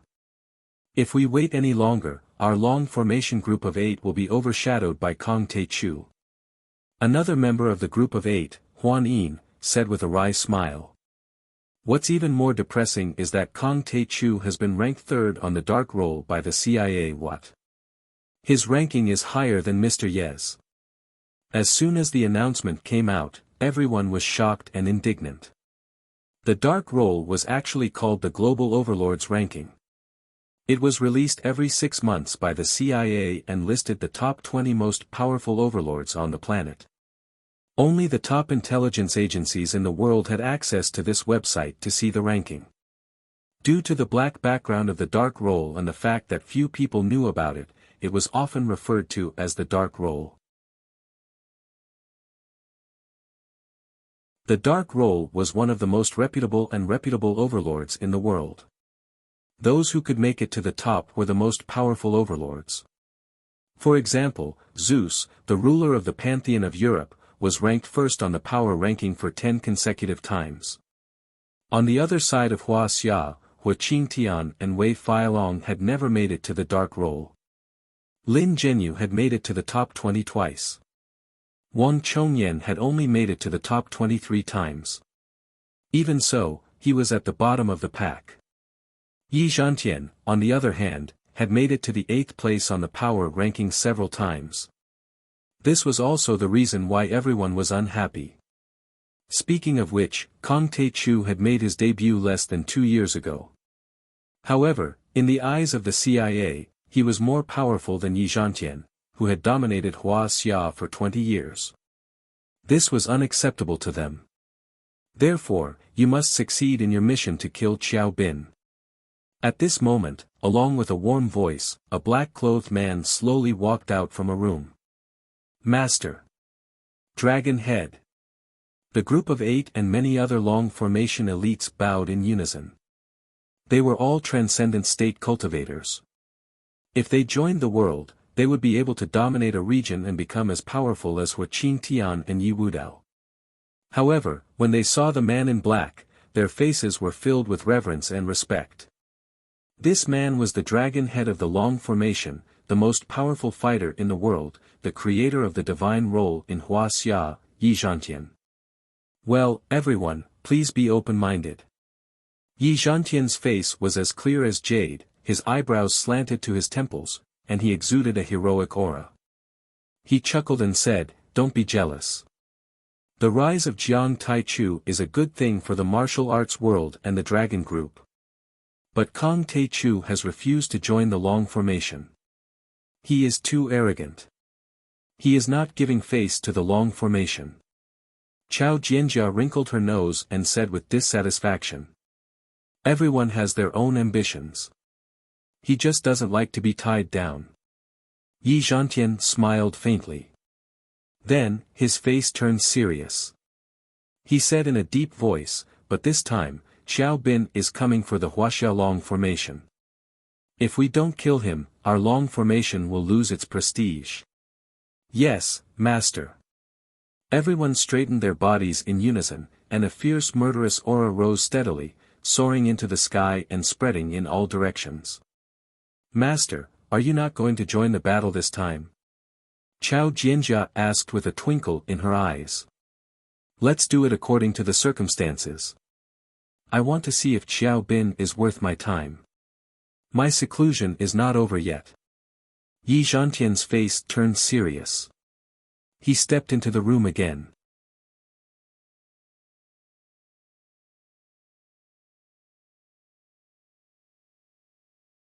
Chapter 317.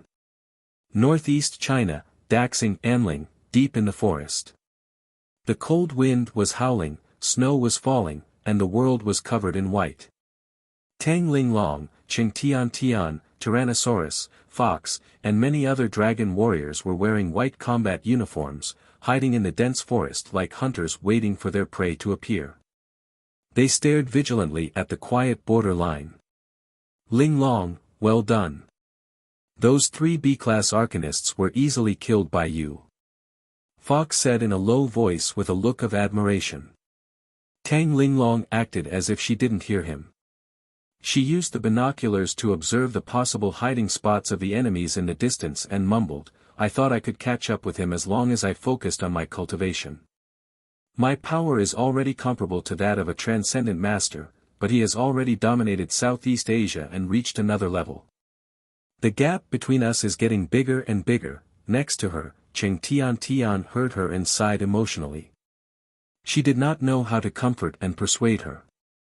She understood Tang Linglong's complicated feelings for Jiang Tian, but the word love had caused many heroes in the past and present to fall deeply in love, unable to extricate themselves. Moreover, Tang Linglong was only a little girl. Hopefully, she would not become another Hua Qingu. But soon, Tang Linglong pulled herself together. He has killed Wang Chongyan and trampled all of Southeast Asia under his feet. As his disciple, I can't embarrass him. Just as Cheng Tian was secretly relieved, Tang Linglong suddenly stood up, pulled out a military knife, and said in a deep voice, "More arcanists have appeared. Let's go and trample them to death." In an instant, she burst out like an arrow, rolling up snow and pouncing on a few small black dots in the distance. "Yes. Captain. Kill." For a moment, many warriors rushed out, their blood boiling. Not only Huaxia, but in fact, the powerful people around the world, especially in Singapore and Southeast Asia, were deeply shocked. When he just received the news, the Prime Minister of Singapore, Lee Hsien Loong, slammed the table in exasperation and shouted, "This Kong Tae-chu is too lawless. How dare he invade the Guo family manor and kill our police? Does he think this is Huaxia? Singapore is a country ruled by law. Send out the bombers and fighter jets. The Prime Minister is right. Mr. Wang Zhongyan is our Star Continent state preceptor and guardian angel. He killed him just like that. This is too much. A mere country bumpkin from the mainland dares to run amok in Singapore. You're courting death. I think that this series of events should be categorized as a first-class terrorist activity. We should use thunderous and bloody methods to suppress it. Otherwise, how can Singapore be a nation? How can the people of Singapore call themselves home?"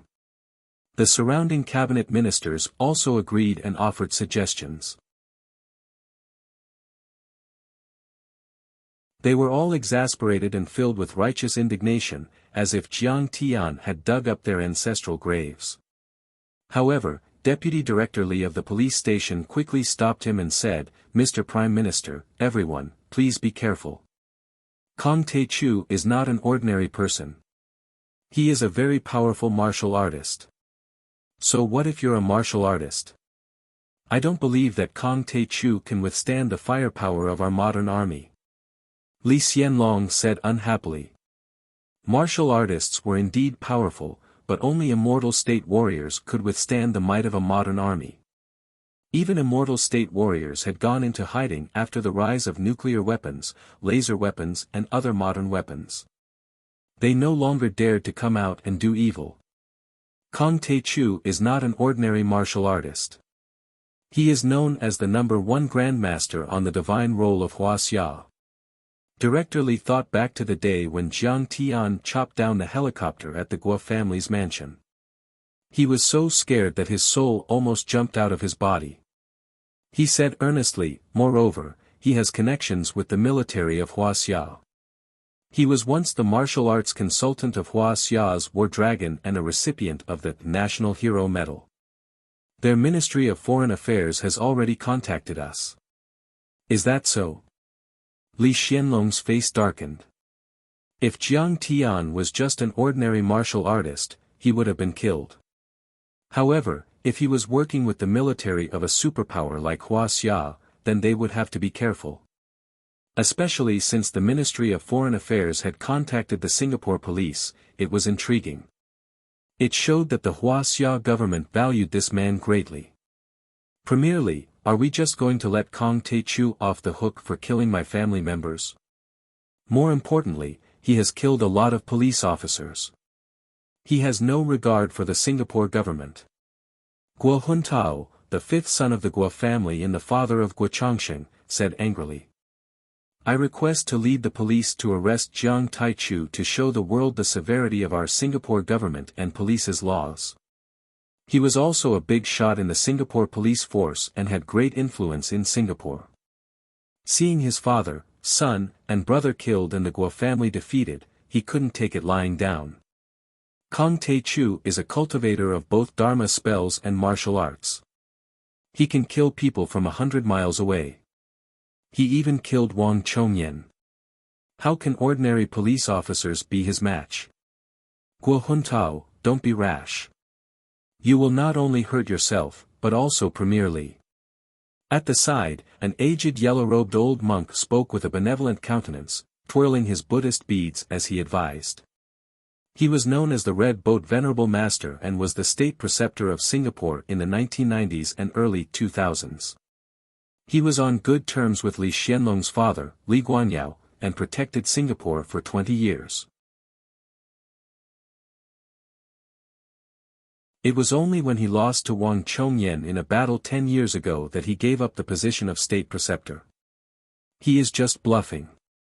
Even Wang Chongyan can't kill people from 100 miles away. Guo Huntao said defiantly. Ah! While he was talking, he suddenly let out a shrill scream. His face twisted in pain and his limbs twitched. Li Xianlong and Director Li were still in shock when they saw Guo Huntao's chest glowing red. His heart expanded like a red lotus. The red light could even penetrate his skin and bones. Even his beating heart could be seen clearly. Suddenly, in the midst of the heart-wrenching scream, bang! Guo Huntao's heart shattered and half of his chest exploded. Blood, broken bones and internal organs splattered all over Li Xianlong's face. The blood-curdling screams came to an abrupt end as Guo Huntao fell to the ground with a loud thud. His body smashed into the ground, leaving behind a glaring scarlet trail. A bloody shadow spread out from his chest and formed a strange resonance. A voice came out. This is killing people from 100 miles away. Unfortunately, you don't even know how you died. The entire place was dead silent, not a single sound could be heard. Many senior officials of Singapore kept quiet out of fear. Only Director Li said in horror, this is Kong Tae-chu's voice. Even Li Xianlong's face was as pale as a sheet of paper. He was deeply frightened and a bead of sweat appeared on his forehead. His mansion and office were protected by fully armed and brave bodyguards, bulletproof cars, and private planes for long-distance travel. However, Jiang Taichu was able to kill people from 100 miles away with a thought, which made him feel that it was impossible to guard against him and was extremely difficult to deal with. Are we still going to attack Kong Tae-chu? After a long while, a hoarse voice asked. No one brought up this topic. The spacious meeting room was dead silent. Even Li Xianlong kept his mouth shut. Everyone looked at each other. No one dared to bring up this topic again. Sigh, I'm afraid Master Kong has already seen the truth of the immortal state. He can speak the truth. His words are the law. Venerable Red Boat was stunned for a long time. He then sighed with admiration. Premier Li, it's better to squash enmity than keep it alive. There are opportunities in danger. Why don't we invite Master Kong to be the Grand Preceptor of Singapore? Master, will he accept it? I don't dare to face him. Li Xianlong's face turned even paler. He pondered for a moment and said with a hoarse voice. Where there's a will, there's a way. This old man is willing to accompany Premier Li. Let's talk about it with emotion. Venerable Red Boat said with his hands clasped together. When the incident at the Premier's residence happened, Jiang Tian was already at the Singapore Chinese Society's main hall on Swirling Island. He had begun to loot and clean up the mess. At the same time, Hong Yi, Su Wenjie, Tao Fengshi, and other calligraphy experts from the southern faction had already arrived at Swirling Island. The Hilton sisters had also brought along their helpers to help. First, he ordered all the members of the Singapore Chinese Society's consecrators, elders, guards, disciples of the Wang family, servants, and womenfolk to gather in the middle of the courtyard. Anyone who disobeyed would be killed on the spot.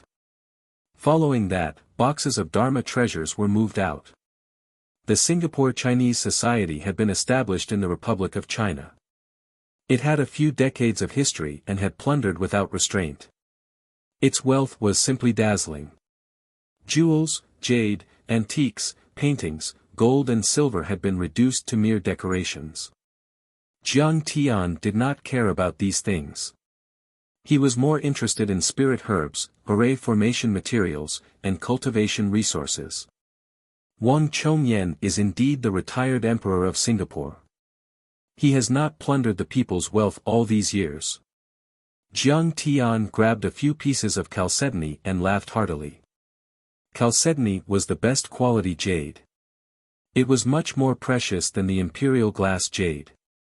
The Yamaguchi-gumis in Nagawakai had hunted down the Qing family for a few years just for 4 pieces of chalcedony. However, there were at least a few dozen pieces of chalcedony. There are even a few rosemary seeds. Rosemary flowers emit the most natural and mesmerizing fragrance. Even the best perfume in the world pales in comparison. Jiang Tian found a few more spirit herb seeds stored in a jade bottle. He laughed heartily. If I can make them, I will give them to Qing's mother. They will love them. After going through the materials, Jiang Tian distributed some of the materials to the various helpers in the Lingnan spell circle. The group of people were all very grateful. After that, Jiang Tian picked out a few useful items and put them in his storage ring. He looked at Paris and said, "Paris, do you have a private jet?" "I have a Gulfstream G650 private jet and a private airport." Paris winked at Jiang Tian and smiled seductively. Jiang Tian waved his hand and said, "All right, the rest will be sent to Huaxia. Don't leave anything behind." Below him, Brahma prostrated himself on the ground and shivered as he said with a trembling voice, "Grandmaster Jiang, these aren't all the artifacts. That old bastard Wang Chongyan still has a secret treasure vault. I'll take you there right now. Kong Te-chu, you have gone too far. I will fight you to the death. Fan Tian, how dare you betray master? I will not let you go." Among the people kneeling on the ground, an old man suddenly stood up, straightened his neck, stomped his feet and cursed angrily.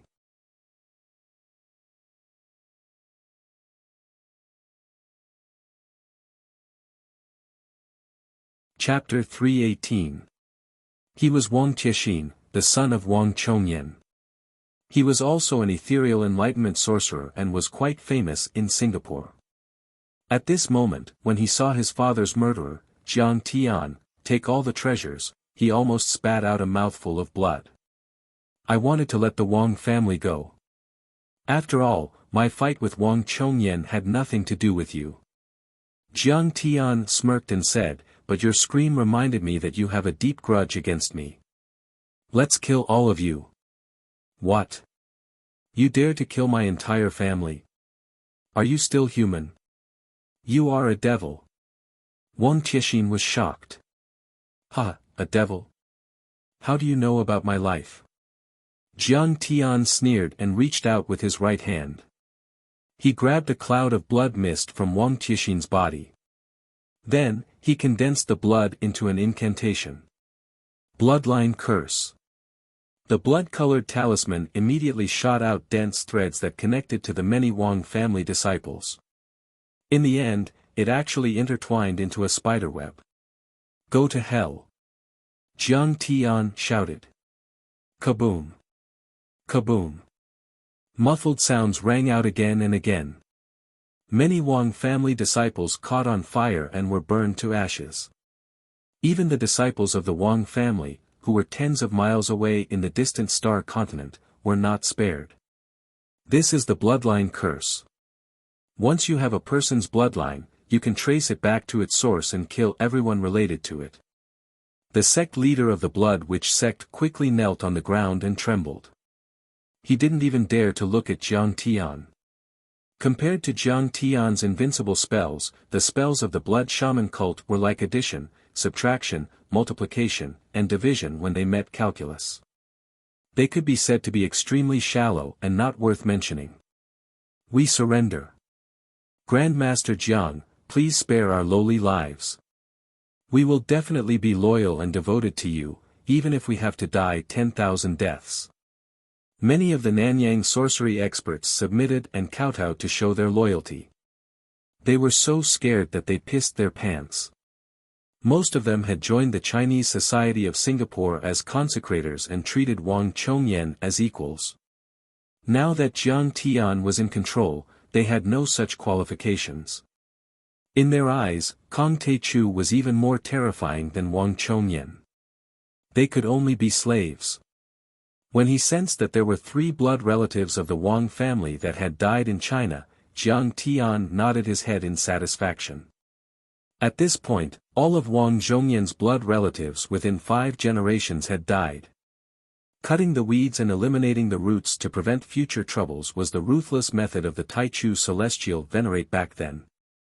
He looked at Brahma and said, "Brahma, you are a smart person. I will spare your life. Take me to the treasure room. Grandmaster Jiang, this way please." Brahma Heaven had a servile appearance as he led the way in front.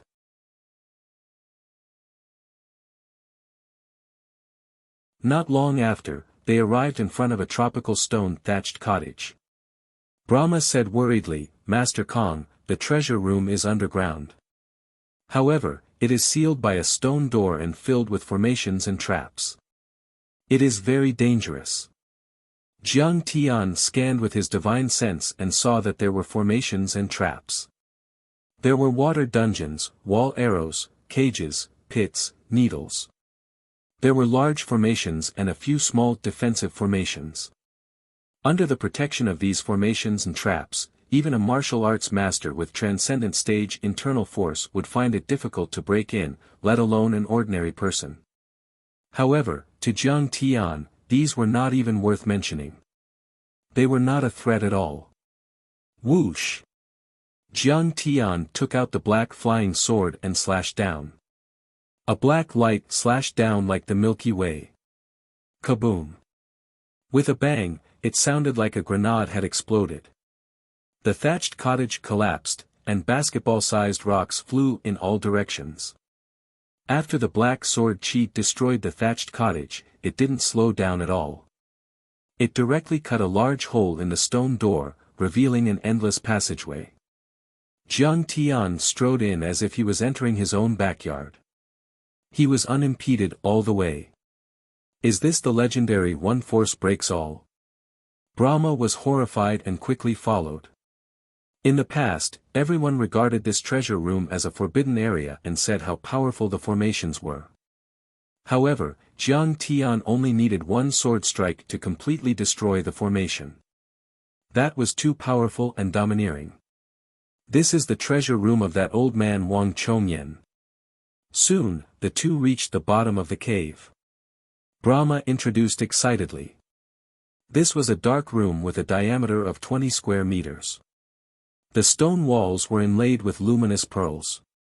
These things could be sold for millions outside, but Jiang Tian did not even look at them. Jiang Tian's gaze fell on the ancient shelves filled with boxes. There were all kinds of magic weapons and spiritual herbs hidden in them. These are the treasures that old thief Wang Chongyan wantonly plundered. There are dozens of 100-year-old great herbs. Brahma took out the boxes one by one and opened them to show Jiang Tian. He excitedly introduced them. In addition, there are some compasses, ghost-attracting streamers, jade talismans and other magic weapons. Many of them were used by the ancient spiritual masters. They have a long history and contain powerful magic power. There are also some materials. In Brahma's view, these were just some spiritual herbs, great herbs and magic weapons. However, in Jiang Tian's view, these were no less than a treasure room full of cultivation materials. A treasure room full of unlimited possibilities. Many of the herbs and magic weapon materials that he did not know how to use on Earth were of great use to Jiang Tian. Black wind fruit contains wind attribute energy. 300 years old, can change the density of the air. Its juice can be used to refine wind attribute talismans, such as the 1,000 miles godly traversal talisman. Sunflower water vine, contains sunflower water energy. 500 years old, can be used to refine the water spirit pill, which can awaken the water spirit body. Vitality tree sap, 1,000 years old, contains powerful vitality in energy. It can be used to refine the real energy cultivation pill, which can quickly restore one's vitality. It can even help a cultivator break through. Heaven thunder bamboo, 5,000 years old. I'm afraid it's a relic from prehistoric times. This is amazing and famous in the cultivation world. It can be used to refine lightning attribute flying swords and magic weapons. Jiang Tian recognized the herbs and magic weapon materials one by one. The smile on his face grew wider and wider. He could barely suppress his carefree smile. It could be said that the Singapore Wuxia Society's foundation was too deep. Wang Zhongyan, with the might of the Blue Cloth Society, had been plundering heaven and earth treasures since the Republic of China. Back then, he had turned the entire Wuxia upside down.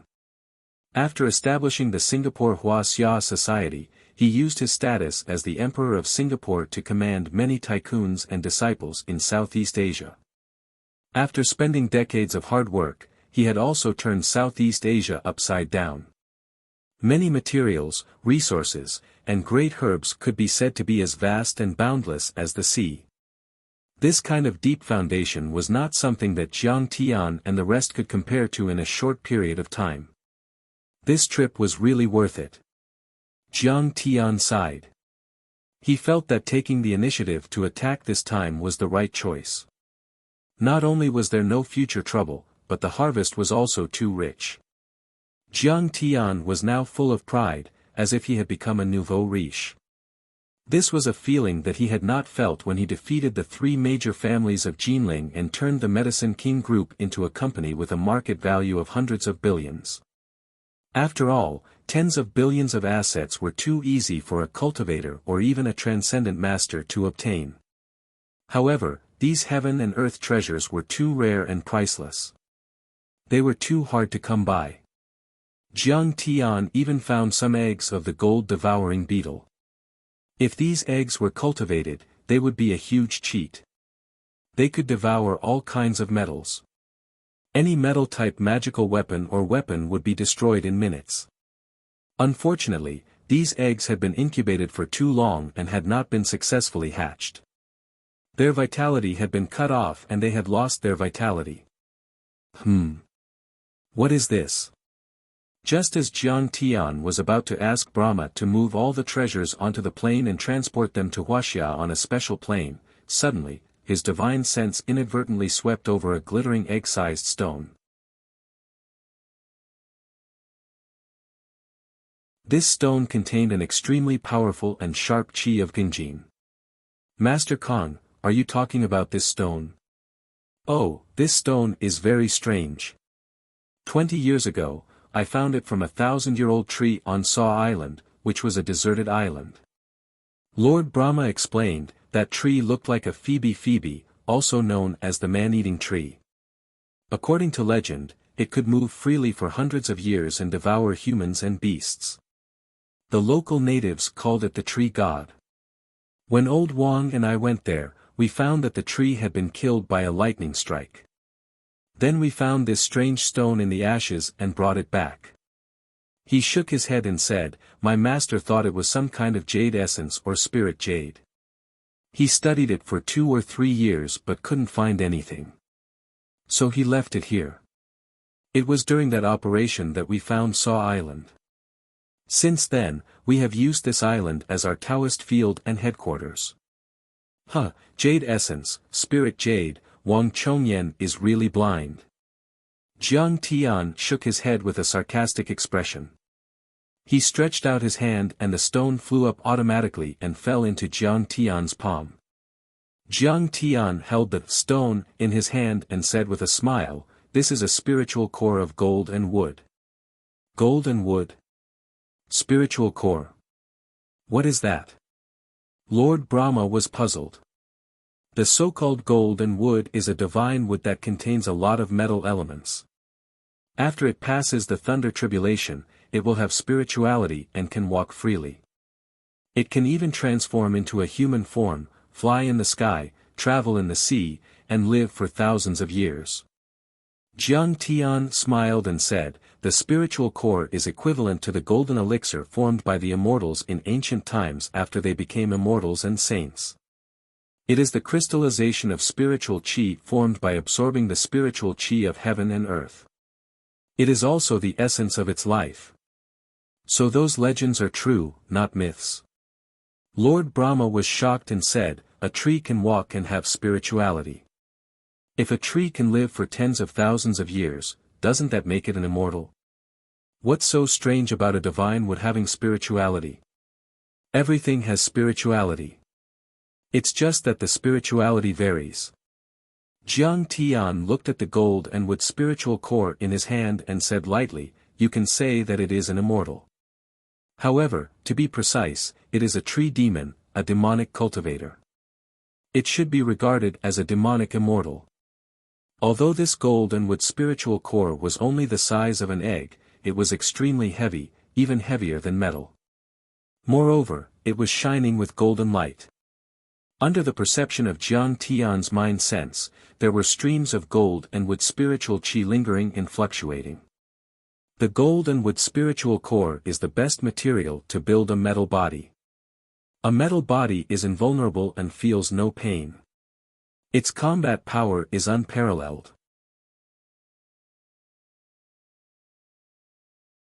However, there are pros and cons in everything. Generally, it is the most difficult to build a metal body. Looking at the gold and wood spiritual core in his hand, Jiang Tian's mind was spinning rapidly. He already had an idea. Take refining the simplest copper armor and iron body in the cultivation world as an example. It requires soaking in copper water, drinking mercury, and swallowing gold sand for decades or even hundreds of years.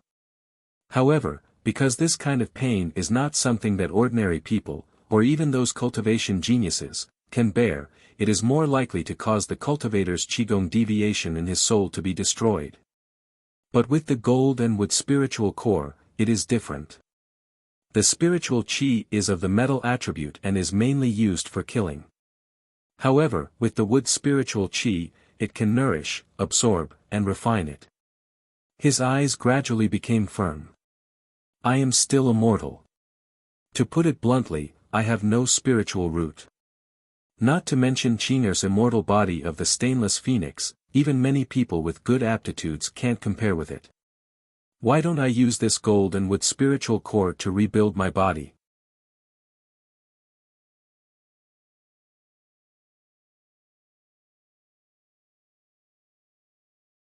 Chapter 319. While Jiang Tian was thinking, Fan Tian asked curiously, Master Kong, what do you need this spirit core for? That's none of your business. How could Jiang Tian reveal such a secret to others? After putting the metal and wood spirit core into his storage ring, he flew out of the treasure room. Master Kong, all the treasures have been packed and sent to Wuxia on a private plane. You can rest assured now. A moment later, Paris finished arranging everything and walked to Jiang Tian. She smiled and reported to Jiang Tian. Thank you for your hard work. Jiang Tian nodded slightly. Master Kong, do you want to go to Wuxia? I heard that the spring festival of Wuxia is coming soon. Jenny said with a hint of reluctance. No. Jiang Tian shook his head and said indifferently, I want to go to Singapore and take a look. I understand. Master Kong, you want to test the Singapore government's attitude towards Master Kong, right? Parise asked with her beautiful eyes. That's only one of the reasons. Also, I want my wife to come over for a vacation. The winter of Wuxia is still very cold. Jiang Tian's face revealed a gentle smile. Seeing Jiang Tian smile, Parise was dazzled and envious. He must be smiling because he thought of his wife. He loved his wife so much. He didn't know what kind of woman would have such good fortune. Jenny's face turned pale. She asked involuntarily, "So Master Kong is already married?" Parise glared at her sister and said coquettishly in English, "Sister, Wuxia people like to be reserved. You're too straightforward. Mr. Jiang won't like you." Jenny smiled bitterly and said, "I couldn't help it. But since he's already married, I'll give them my blessings." Paris smiled seductively, her eyes seductive.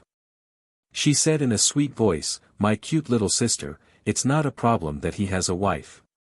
Nothing can stop true love and passion. That's you. I can't do such a thing. Besides, I believe in Mr. Zhang's loyalty to marriage." Jenny rolled her eyes at her sister, who had an extremely messy private life, and said speechlessly, "What are you guys talking about?" Jiang Tian asked a little gloomily. In fact, his English was so bad that he couldn't understand their conversation at all. "Looks like I have to find some time to learn all kinds of foreign languages. Otherwise, how can I dominate Japan, Korea, and the United States in the future?" Naturally, Paris wouldn't rashly reveal her sister's unrealistic thoughts about Jiang Tian. She glanced at Jiang Tian charmingly and laughed coquettishly. "I have a cruise ship called Princess Jenny. My grandmother gave it to Jenny as her coming-of-age birthday present. Now, it's anchored at the Malacca harbor. If Mr. Jiang wants to, you can invite your distinguished wife to spend a wonderful vacation on the cruise ship. I don't think many people can resist the temptation of tropical fruits and sunbathing at this time. Okay."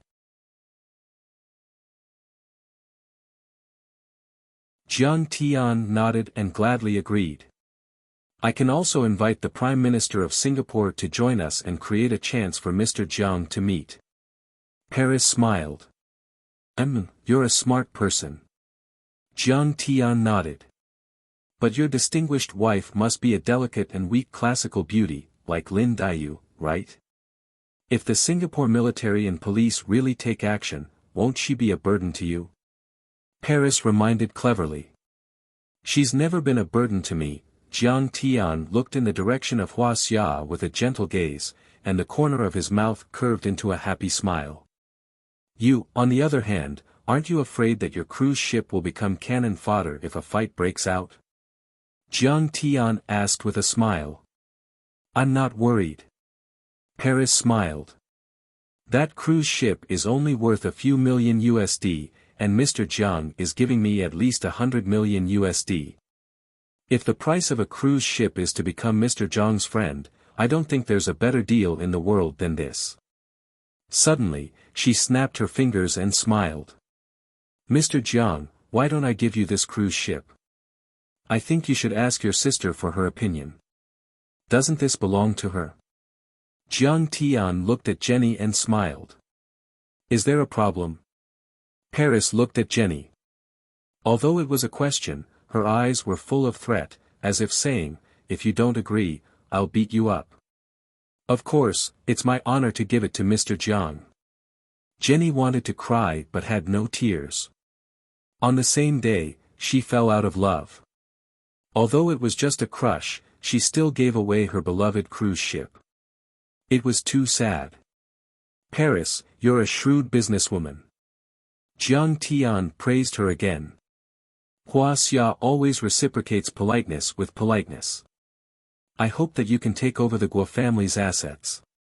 You can take the commission according to the market price. Also, after this is done, I'm willing to sell the Guo family's hotel, shipping company, and other major assets to you.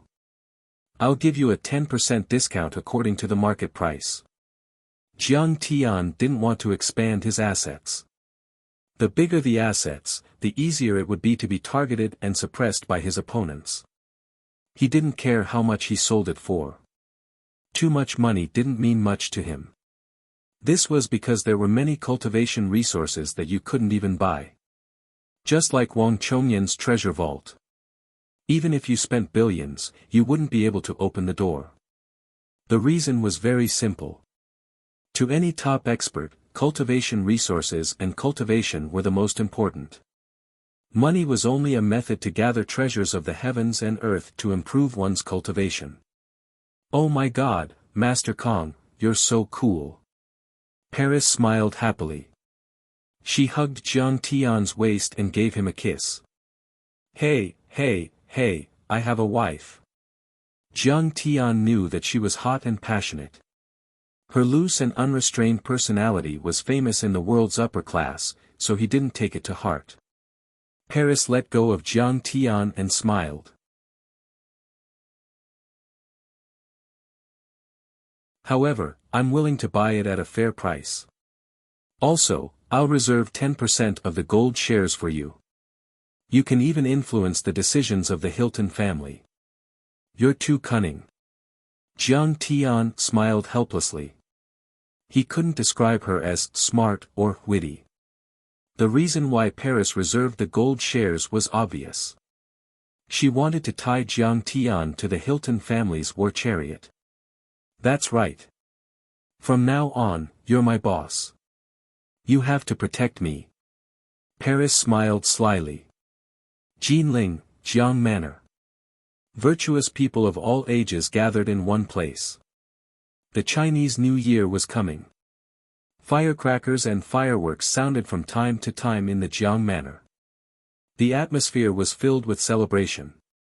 Since the beginning of the year, the Jiang family had been on the rise. They had defeated the three most powerful families in Jinling. The Medicine King Group's new product launch was an instant hit. Even Jiang Chao, who was ignorant and incompetent, opened a restaurant and earned several million yuan a year, which made Second Ant very happy. He had no choice. The Medicine King Group had too many jobs.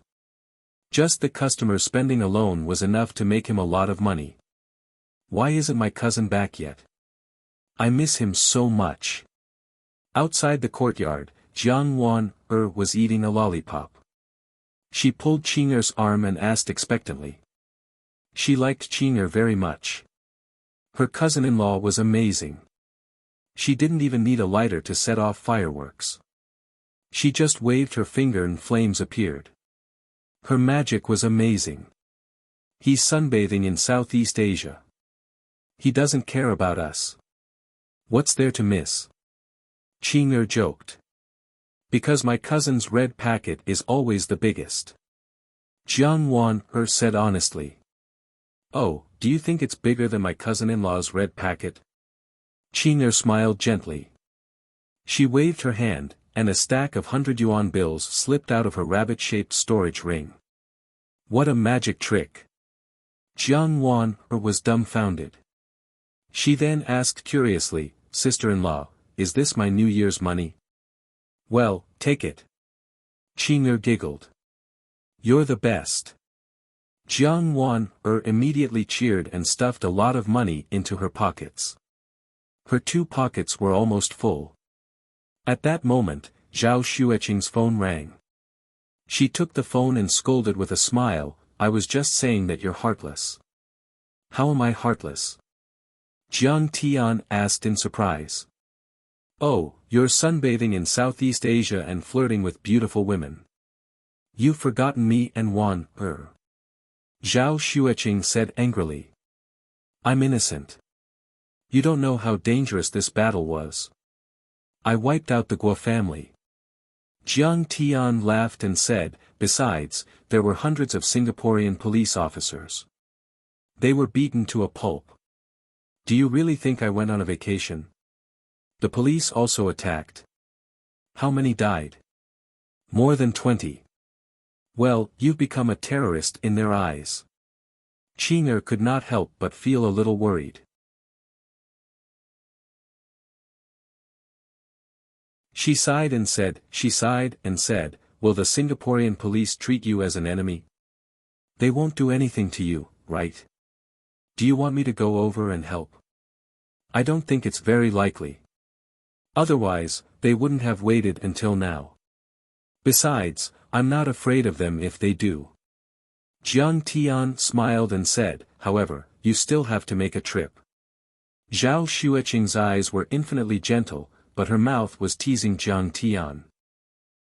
You're still afraid. I'll let you come over for a vacation. Jiang Tian laughed and said, Jinling is cold and wet in winter. Come to the tropics to get some sun. I got you a cruise ship. Don't mention how awesome it is. Ha! At least you have some conscience. Then I'll fly over immediately. Zhao Xueqing laughed and said. Fly over. Do you use a shuttle? Ah, can't I? Zhao Xueqing said, it's so troublesome to book a ticket. Shuttles are very fast. I've tried it before. They can break the sound barrier. Well, you'd better save it. Jiang Tian said, Huaxia's domestic aviation control is very strict. Don't let the military treat it as an enemy plane and shoot it down again. After all, we're all descendants of the Yellow Emperor. It's not good to kill our own soldiers. Well, that's true. Maybe it's an air raid. I'll book a ticket then. Qing'er smiled and pulled Jiang Weiner into the Jiang family's mansion. You're going to Singaporean for a vacation to look for cousin Jiang Tian? Jiang Weiner asked curiously. Yes. I want to go too. Jiang Weiner begged. Your cousin will be back soon. We'll stay there for 3 days at most. No, I want to go. I miss cousin Jiang Tian. Jiang Weiner refused and was about to cry.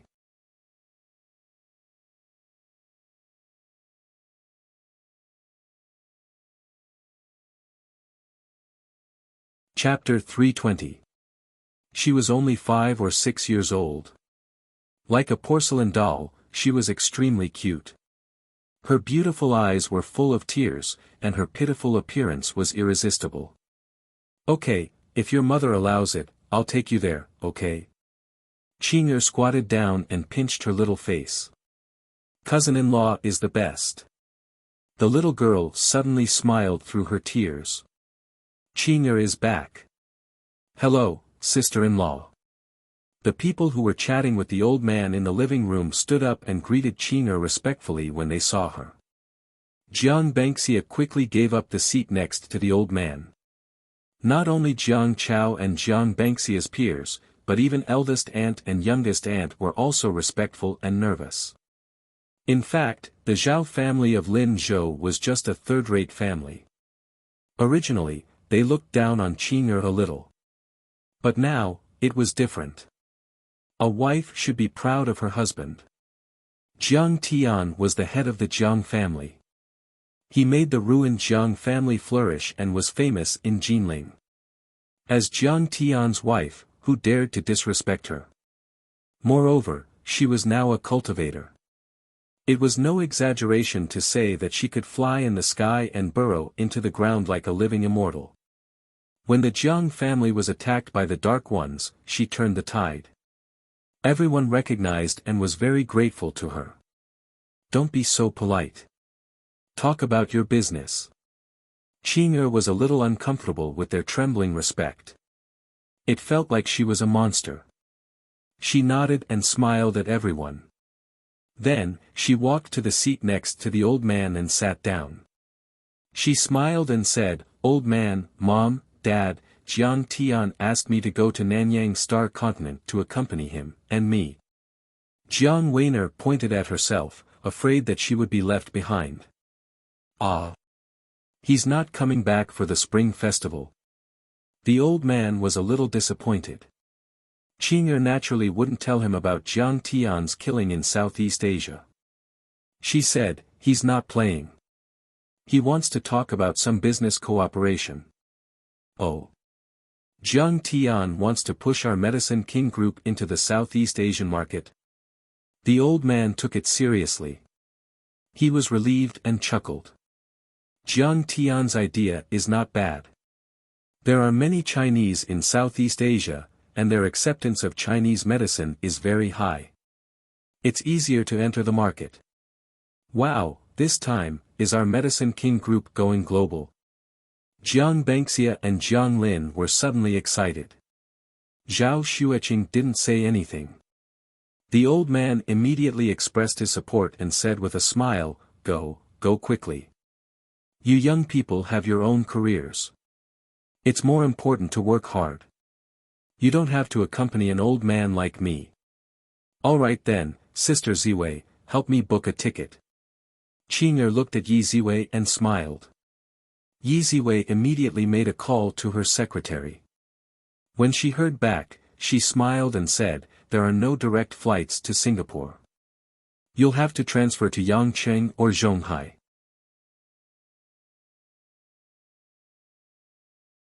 Let's transfer to Zhonghai then.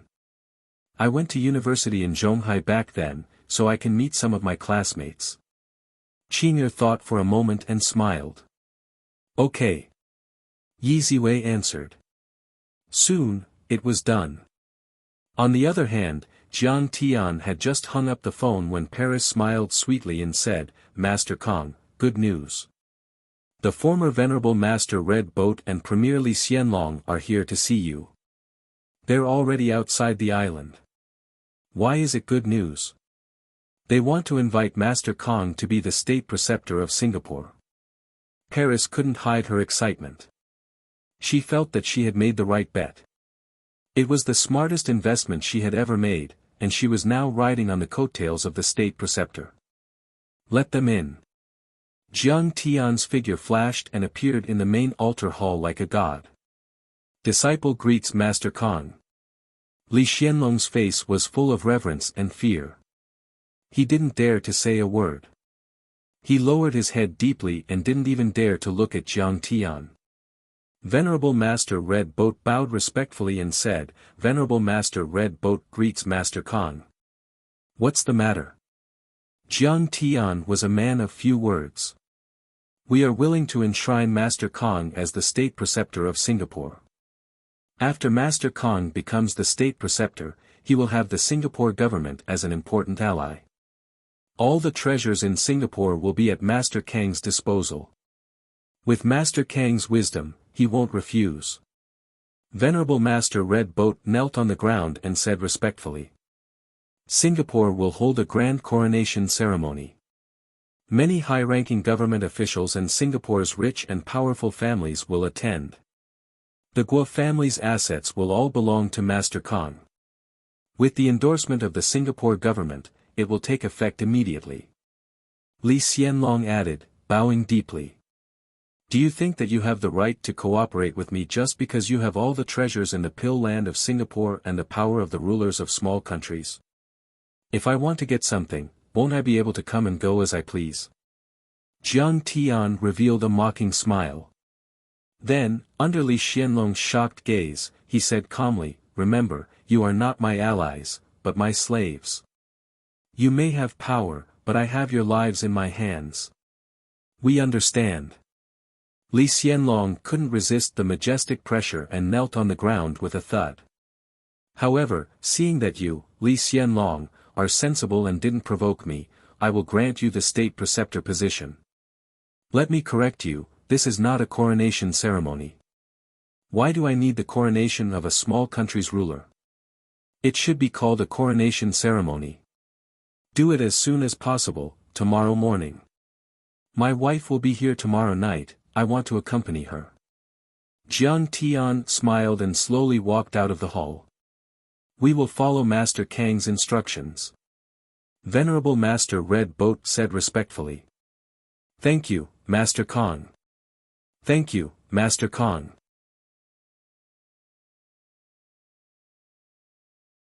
This is the blessing of the Li family, the blessing of the people, and the blessing of Singapore. When Jiang Tian walked out of the hall, Li Xianlong realized that his back was cold and his body was drenched in sweat. The next day, Qing'er flew from Jinling to Zhonghai International Airport. There was a 3-hour break between flights. Qing'er held Jiang Weiner's hand and walked out of the airport. They took a taxi and went straight to Huadong University. Zhonghai was a first-tier city, second only to the capital, Yanjing. In terms of prosperity and economic development, it far surpassed Jinling. Even Huiyang's city of Lingnan province was slightly inferior. When Zhao Xueqing came to this bustling city with simple luggage, her heart was filled with curiosity and awe. Yet now, she instead felt that all of this was ordinary and not worth mentioning. She was extremely indifferent towards it. As a self-cultivator, her mentality had changed. But when she thought of Huadong University, she still had a trace of expectation. This was her alma mater, where she spent 4 years of unforgettable university life. Sweet Cake Dessert Shop on the east side of the school gate. A red Mercedes-Benz SUV was parked at the entrance. Qing'er held Jiang Weiner's hand and pushed the door open. A store manager greeted them warmly, "Welcome, what would you like?" "A glass of freshly squeezed juice." "What would you like, Weiner?" "I want ice cream." "Fresh milk." A fashionably dressed girl who was sitting with her back to the door heard Zhao Xueqing's voice and quickly ran over. She hugged Qing'er and smiled in surprise. "Qing'er, you're here." "Sister Su, I'm on a business trip to Singapore.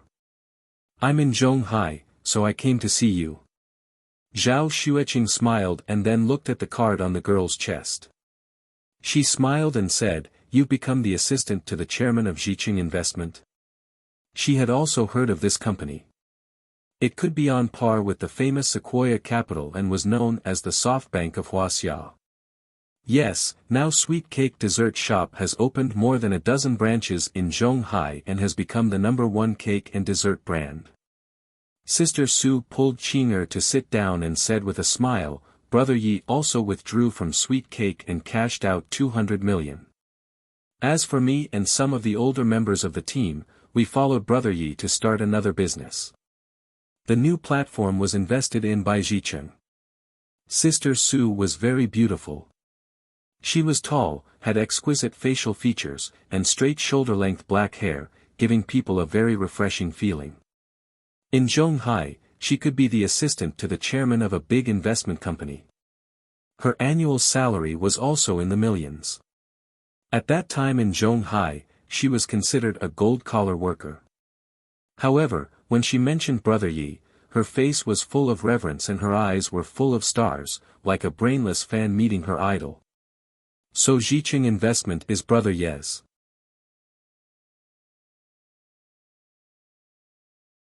Zhao Xueqing was stunned, then nodded and smiled. "Yes, he's not a simple person.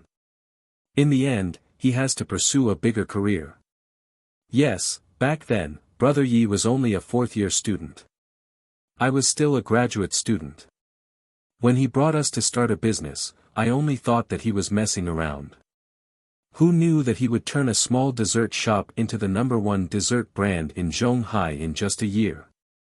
Sister Su smiled and said, "However, I later found out that he was actually Yi Qida's grandson. That's why he's so extraordinary." The waiter brought 2 cups of freshly squeezed juice and a cup of fresh milk ice cream for Jiang Weiner. Zhao Xueqing sipped the juice and was slightly stunned. "What? He's actually Yi Qida's grandson. Our market economics textbook was written by Professor Yi Qida." Zhao Xueqing majored in finance at Huadong University's business school. It could be said that Yi Qida's existence was like a god to students of this major. In the early days of reform and opening up, as the dean of the School of Economics and Management, he proposed a market economy theory with the characteristics of Huaxia. It was like thunder in spring, avoiding the debate of capitalism or capitalism, and proposed a clear idea for Huaxia's reform and opening up. Later, he entered the core of Beijing's power and became the chief think tank of Deng Gong and many other leaders. He made indelible contributions to the economic development of Huaxia. Now, Yi Qida was already a prominent figure in the field of economics in Huaxia. His every move could change the fate of an industry and region. He could give lectures to leaders in the Government Administration Council. Many provincial officials and the richest people on the Forbes list were his students. He was known as the imperial tutor in the field of economics in Huaxia. Yes, Yi Haochen is really too low-key. If someone else had such a background, wouldn't their tail be raised to the sky? Sister Su said with a face of reverence, but Haochen never talked about these relationships in front of his teachers and classmates. He didn't even publicize or use these relationships at work. A year ago, when I went back to school to attend the alumni gathering, I heard from our school's Dean Li that he didn't know Yi Haochen's identity at that time. "Oh, so he's so powerful," Zhao Xueqing said in surprise. "You didn't know? You didn't contact him?" Sister Su was surprised. Seeing Zhao Xueqing nod, she said coquettishly, "You really have no conscience. Yi Haochen was extraordinarily good to you back then. If it weren't for him, you wouldn't have been able to go to university." "That's true, but..." Zhao Xueqing said with a wry smile. It could be said that Zhao Xueqing had always been very grateful to Yi Haochen. However, after she graduated from university, she immediately married Jiang Tian. Her life was a mess, and there was an endless mess to clean up.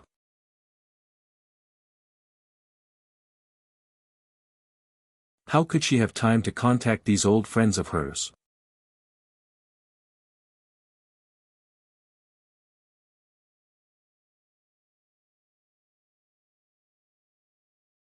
Chapter 321.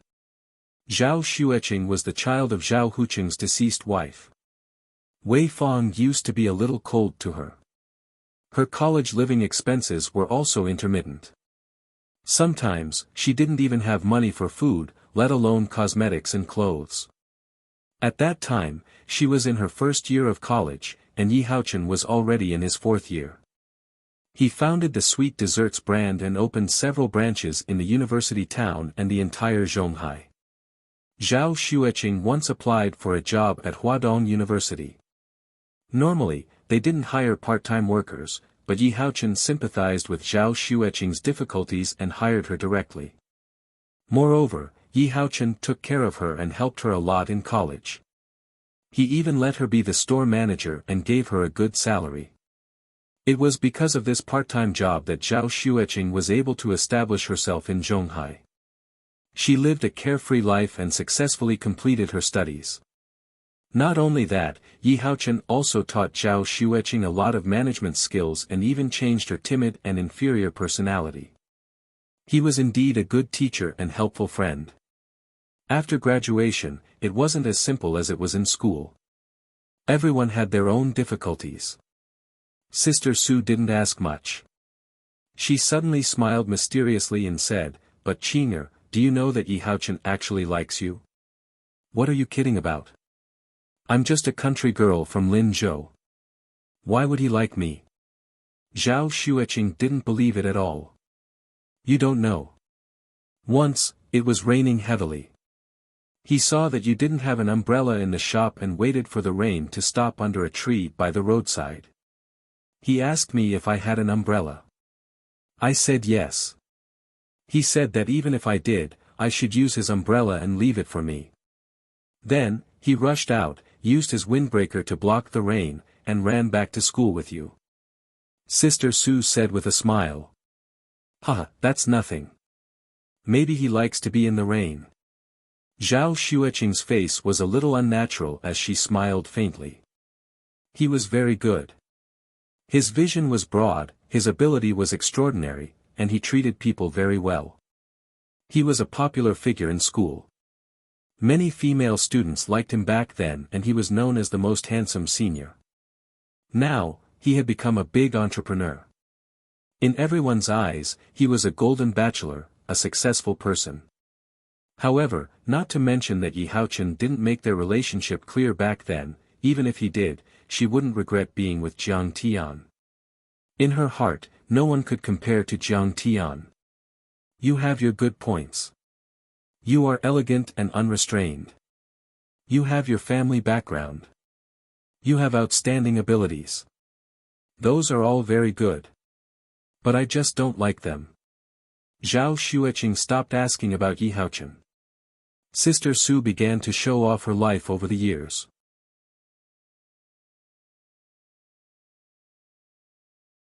High salary, flying around the world every day, marrying a rich second-generation heir with tens of millions in assets, buying a big house in Suhui district, and even the BMW SUV outside was hers. However, Sister Su introduced him as if she was familiar with her family treasures.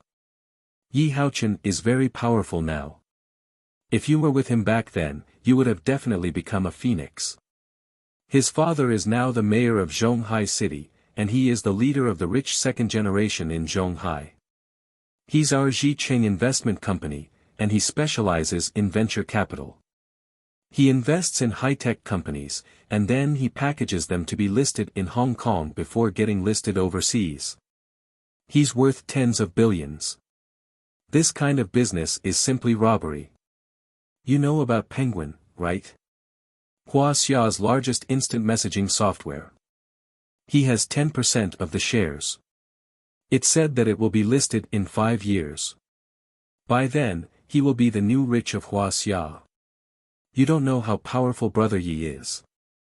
Last time, I accompanied Brother Yi to meet with a rich man in Yanjing to discuss some cooperation matters. During the dinner, the son of that rich man touched me. Brother Yi slapped him directly. Guess what? You think that boss will explode? Wrong. He was so scared that he was about to cry. He even asked his son to apologize to me. That rich man is so powerful. His uncle was once a deputy national leader. He is also a regular on the Forbes list. She also kept saying that Yi Haochen must have had a crush on Zhao Xueqing back then. She felt sorry for Zhao Xueqing for missing out on Yi Haochen. Jiang Wan, who was eating dessert, smiled disdainfully and said, "Auntie Su, that's not very good. She's already married."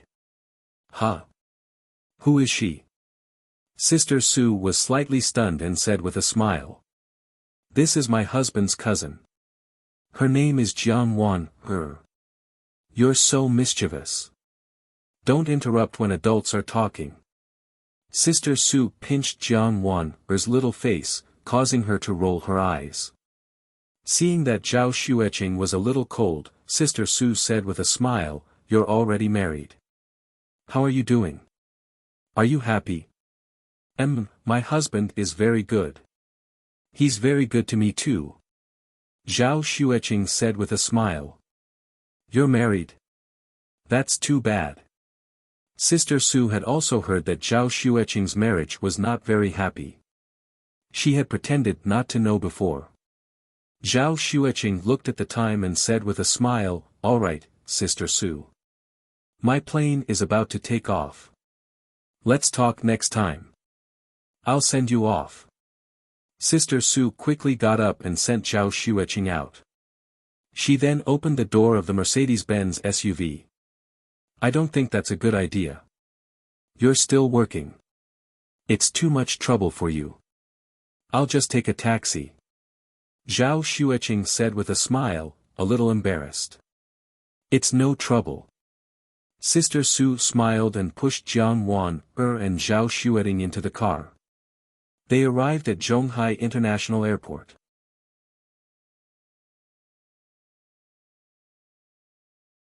Seeing that Sister Su had also taken out her ticket and boarding pass, Zhao Xueqing was stunned. She said, "Why are you also, actually, I'm going to Singapore on a business trip too, and I'm going with Yi Haochen." Sister Su smiled slyly and said, "Are you looking forward to it?" Looking forward to what? Zhao Xueqing frowned and said, "But I'm quite surprised." What a coincidence. Sister Su rolled her eyes and thought to herself, "Keep pretending.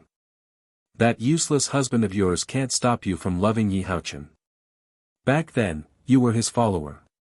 Now, he's on a higher level." They arrived at the boarding gate. A group of rich second-generation heirs of Zhonghai stood there chatting and laughing with a handsome young man. Yi Haochen's father was the mayor of Zhonghai, Yi Weihao. His grandfather was the economic tycoon, Yi Qida. Huaxia's first securities law was completed by him.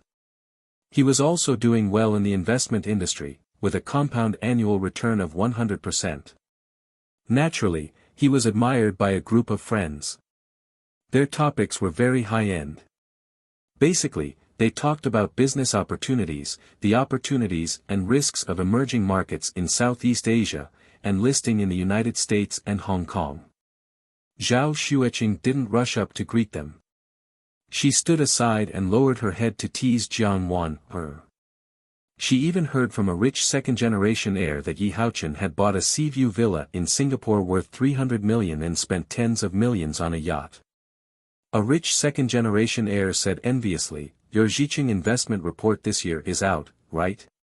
You have plans to expand into Southeast Asia? That's an international financial tycoon." Yi Haochen smiled and said, "My dad doesn't have that much power. I'm just a partner. You know Fang Zhanhua, the finance professor in Hong Kong, right? They want to develop Southeast Asia and establish a Southeast Asian Financial Revitalization Society. He's my grandfather's junior who was a visiting scholar in the United States. He invited me to join. It's just a small matter." Behind them sat a group of middle-aged men with a white-haired old man in the center. Zhao Xueqing recognized the old man. He was Yi Haochen's grandfather, Yi Qida. When there was a break, Sister Su pointed at Zhao Xueqing and said with a smile, "Chairman Yi, look who's here." Xueqing. The moment he saw Zhao Xueqing, Yi Haochen was pleasantly surprised. He quickly walked over and shook hands with Zhao Xueqing. He said, "I was wondering why Su Jie was dragging her feet. It turns out that she came with you. Why? You're also on this flight." "Yeah, I'm going to Singapore to accompany my husband. He's traveling there." Zhao Xueqing smiled. "Oh, so that's how it is." Yi Haochen looked at Zhao Xueqing with a complicated expression. She was wearing a short white trench coat with a white shirt and black silk leggings. Her delicate, snow-white ankles were exposed between her high heels.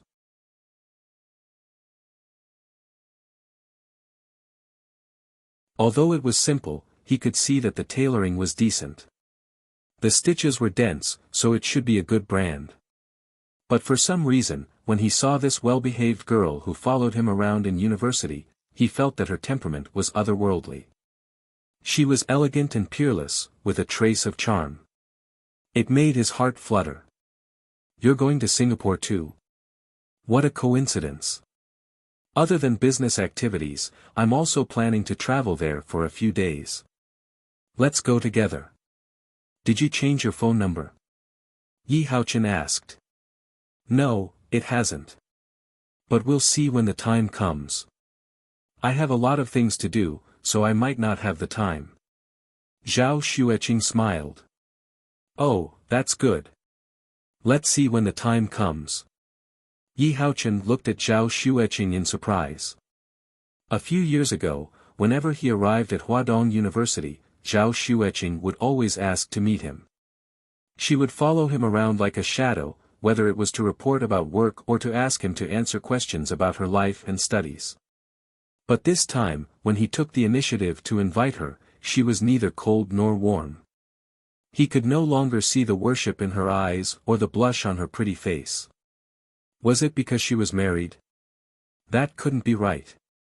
He heard her classmates say that her husband was a good-for-nothing and that their marriage was very unhappy. He didn't know why, but he felt a little unwilling. Yi Haochen was silent for a moment, then smiled and said, "My dad wants me to move the company overseas. He said there are more opportunities in the emerging markets here. In the future, we won't be able to see each other so easily." Zhao Xueqing looked at him in shock. Yi Haochen saw her expression and felt a little proud in his heart. A sense of accomplishment gradually surged. However, after a short silence, Zhao Xueqing smiled and said, "How can that be? Aren't you going back to China? If you go to Jinling for business, we can still see each other. I'll introduce my husband to you then. It'll be helpful for your career." "Really? Ha." Yi Haochen's smile was a little stiff. What a polite tone. "Also, your husband will help my career." What did that mean? Hua Xia, there were only a few young people who could help me. Zhao Xueqing looked at the boarding gate. The boarding had already begun. She pulled Jiang Weiner away and said lightly, "Senior Yi, you're so amazing. Everyone, do your best. Yes, it's time to board." Yi Haochen looked at her back and felt a sense of unwillingness and loneliness that could not be erased from his heart. She didn't even ask which country I was going to. This amazing, can you not be so perfunctory? Moreover, from the beginning to the end, she had been looking in the southeast direction. Was she looking forward to meeting her husband? He wasn't too sure about this, but he was sure that what she was looking forward to had nothing to do with him. So frustrating.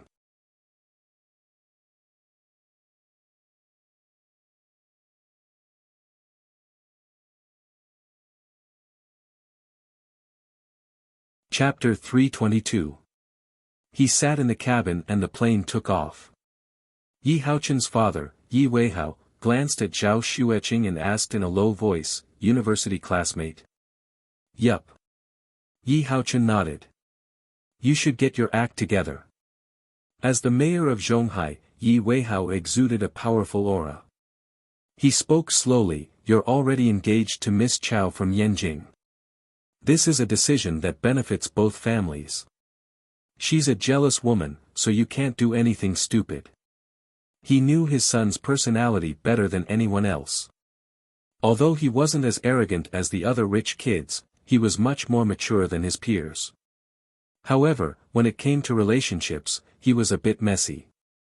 Fortunately, Yi Haochen handled it appropriately. His emotional entanglement with the young ladies of Zhonghai didn't cause much of a stir. It could be said that they parted on good terms. However, Ms. Chao from Yanjing was a jealous woman. She had a boyfriend in Beijing. Just because he danced with a girl on the dance floor, she drove her sports car and crashed into his car at Jiangwimen. She even beat up her boyfriend and the girl. The families behind the three young men were all famous in Yanjing.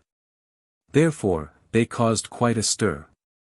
Soon, Ms. Chao's reputation as the lioness of Huaxia spread throughout the upper class of Huaxia. But what could they do? The Chao family was too powerful. Even Yi Weihao had to rely on them. "I understand." A gloomy look flashed across Yi Haochen's eyes as he sighed gloomily. After the coronation ceremony, Jiang Tian took over the Guo family's assets and had a drink with some of the top tycoons in Singapore. Then, he returned to the Hilton Hotel. Jiang Tian declined the Hilton sisters' offer of a car. Instead, he took a taxi and went to the airport to pick up Qing'er. "Jiang Tian, have you been here for a long time?" The moment Qing'er saw Jiang Tian, she had a pleasantly surprised look on her face. She quickly walked over to greet him, and then gave him a passionate hug. "Not too long." Jiang Tian patted Qing'er's head and smiled tenderly. "Good luck." Jiang Tian smiled. Was this her husband? "I heard that he's a lunatic, but it seems like he's still normal." Yi Haochen, who was also leaving the airport, saw this scene and could not help but be stunned.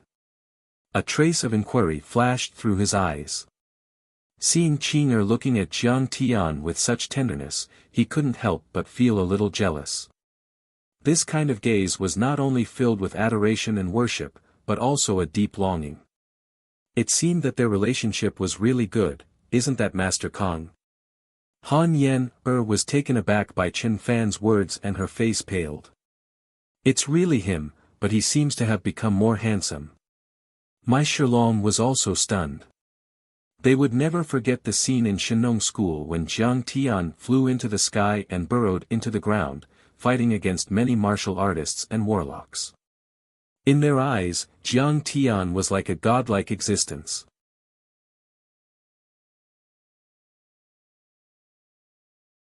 "Yen, let's go over and say hello. After all, they saved us back then and cured your grandfather's serious illness." Mai Shilong pondered for a moment and said. More than a year had passed, and Mai Shilong was more mature and steady than before. In fact, ever since he saw Jiang Tian's godly appearance, he understood that there was always someone better than him. He had completely put away his arrogance and became humble and cautious. This made him gain the approval of his parents. Now, he was in charge of the family business and had achieved a lot. Han Yen was impressed by him and the two of them got married. Yes. Han Yen and Mai Shilong walked over quickly, hand in hand.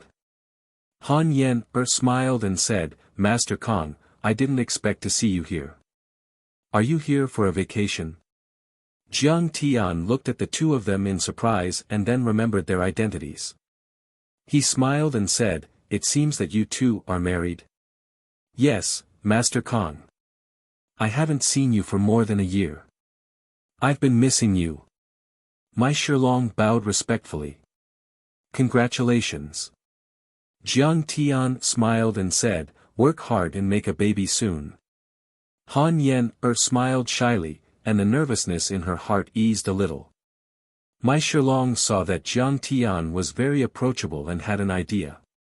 He smiled and said, Master Kong, which hotel do you want to stay at? I'll send you there.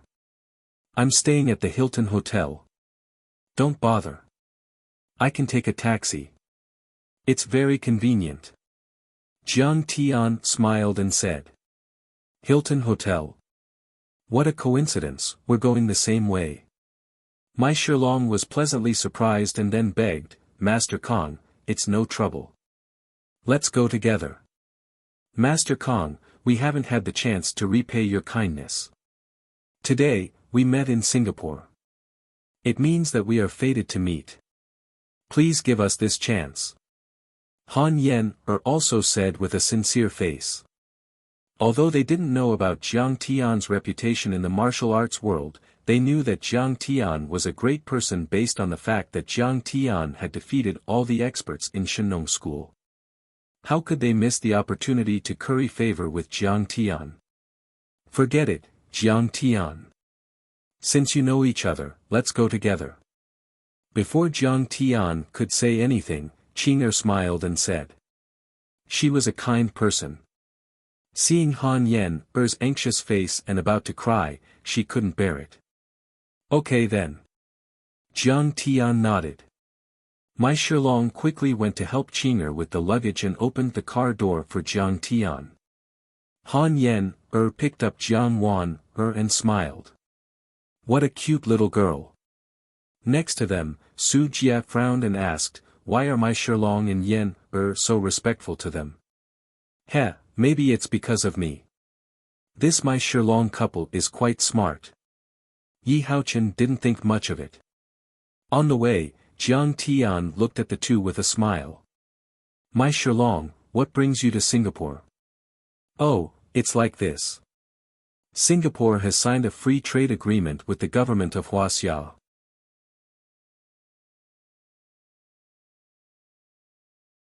They want to build a free trade zone in one of the coastal cities as a pilot project. Now, both Zhonghai and Yangcheng are fighting for this pilot project. Mai Shilong sat down cautiously. He didn't even dare to sit down properly. Half of his body was hanging in the air. He closed his legs together and placed his hands on his knees. He looked like a subordinate reporting to his superior. Yen, and I, as well as the other bosses, are all representatives of our companies. We are here to showcase the development of our companies. Other than that, some government officials will also be here to talk about the various good policies in Zhonghai. We hope that Singapore will establish a free trade zone in Zhonghai. Not bad. You are all representatives. Jiang Tian praised. You are too kind. Mai Shilong hurriedly smiled apologetically, respectfully, and sincerely said, Grandmaster Jiang is an otherworldly expert, like an immortal. We're just making a little money, how could we be worthy of your attention? Mrs. Jiang is, so beautiful. Han Yen looked at Zhao Xueqing carefully. She was a little mesmerized. In fact, when she met Zhao Xueqing at the Zhonghai airport, she didn't pay much attention to Zhao Xueqing even when Yi Haochen went over to greet her. But now, after knowing that she was Jiang Tian's wife, she took a closer look. The more she looked, the more she thought Zhao Xueqing was beautiful. She was proud of her beauty. Before she married my Shilong, she was pursued by many rich men. But compared to Zhao Xueqing, she suddenly felt inferior. Zhao Xueqing was not only picturesque, but her facial features were also exquisite. Her skin was white and tender. Most importantly, she had an otherworldly temperament, like a fairy who didn't belong to the mortal world. This temperament couldn't be created by clothes, jewelry, or makeup. It was innate. Pa! Jiang Tian snapped his fingers in front of her dazed eyes and smiled. Hey, Han Yen, look at your eyes. You are almost drooling. Don't tell me you have been turned gay by my wife. Master Kong, you don't look like a master at all. Who is drooling? Han Yen, looked away. It's not your fault. My wife is the most beautiful woman in the world. Women can't help but like her. Jiang Tian smiled. Han Yen's face turned red. She suddenly remembered that in Shenong town, she had deliberately approached Jiang Tian and said that she wanted to sleep with him at night in order to bully my Shilong. But Jiang Tian had pushed her to the ground. At that time, she had been curious as to why Jiang Tian had rejected her. Now, she felt that it was only natural. Jiang Tian had such a beautiful wife. Why would he care about a common woman like her? What kind of master is he? He is just a hooligan. Qing'e glared at Jiang Tian, as if she felt that Jiang Tian was too brazen. Are you hungry? Let me get you something to eat. Jiang Tian waved his hand and a tanghulu appeared.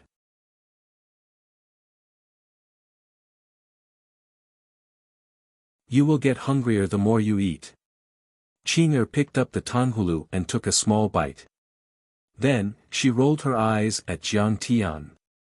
I have completed the mission in Singapore. I am now the Grand Preceptor. Jiang Tian said meaningfully. That's the right thing for them to do. What can they do? Pull out missiles and fighter jets? Huh, I am here. Don't be afraid.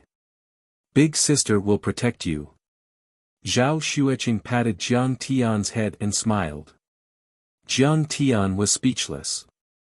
Your pure phoenix immortal body is amazing. I will also become the divine gung metal body soon, okay? Although my Shilong and Han Yen did not understand their conversation and even felt that it was a little childish, they smiled and looked at each other. They both had a wonderful feeling. How should they put it? They were really a match made in heaven. They arrived at the Hilton Hotel and went to the guest room.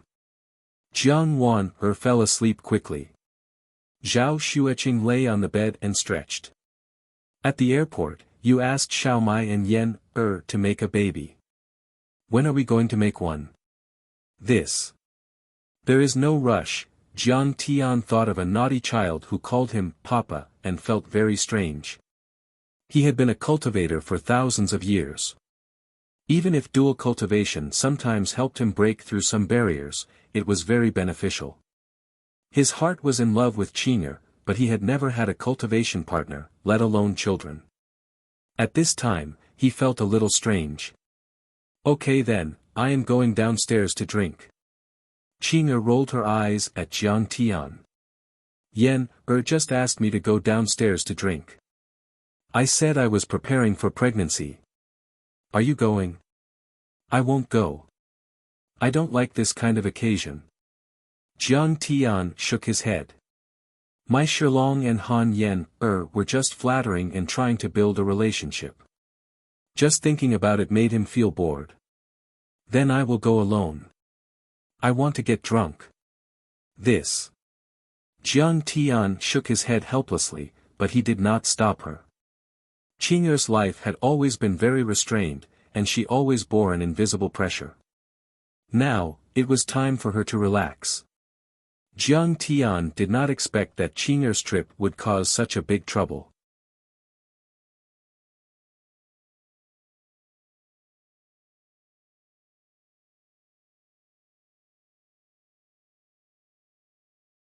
Chapter 323. Downstairs, in the bar of the hotel. A group of tycoons from Zhonghai were drinking and eating chicken sauté with coconut rice to fill their stomachs. They weren't used to the free food provided on the plane, so they decided to try some local delicacies for supper. Without a doubt, Yi Haochen was still the center of attention. However, this time, Mai Shilong and Han Yen were sitting in a booth far away from them, as if they wanted to leave the center of attention. Su Jie rolled her eyes and sneered. "Boss Yi, what's wrong with them? Why aren't they here for a toast? Go back to the free trade zone. Their companies are not allowed to enter." "What are you talking about? That's my dad's business, not mine. If they want to drink, then let them drink." Yi Haochen smiled generously. Then, Yang Wenluan walked in. Yi Haochen greeted him and said, "Yang Wenluan, you're here. Young Master Yi." Yang Wenluan bowed respectfully. He had dark circles under his eyes and looked tired as if he hadn't slept well recently. Yi Haochen gestured for him to sit down and poured him a glass of beer. Yang Wenluan quickly took it with both hands. "Thank you, young Master Yi. What can I do for you?" He didn't dare to offend Yi Haochen. The Crown Prince of Zhonghai was a spiritual leader among the children of the rich and powerful. He was even one of the top figures in China. His recent engagement with Chao Jingyi from the Chao family in Yanjin was a big deal. Yi Haochen sipped his beer elegantly and smiled. "Xiao Yang, how's the deal with the Guo family?"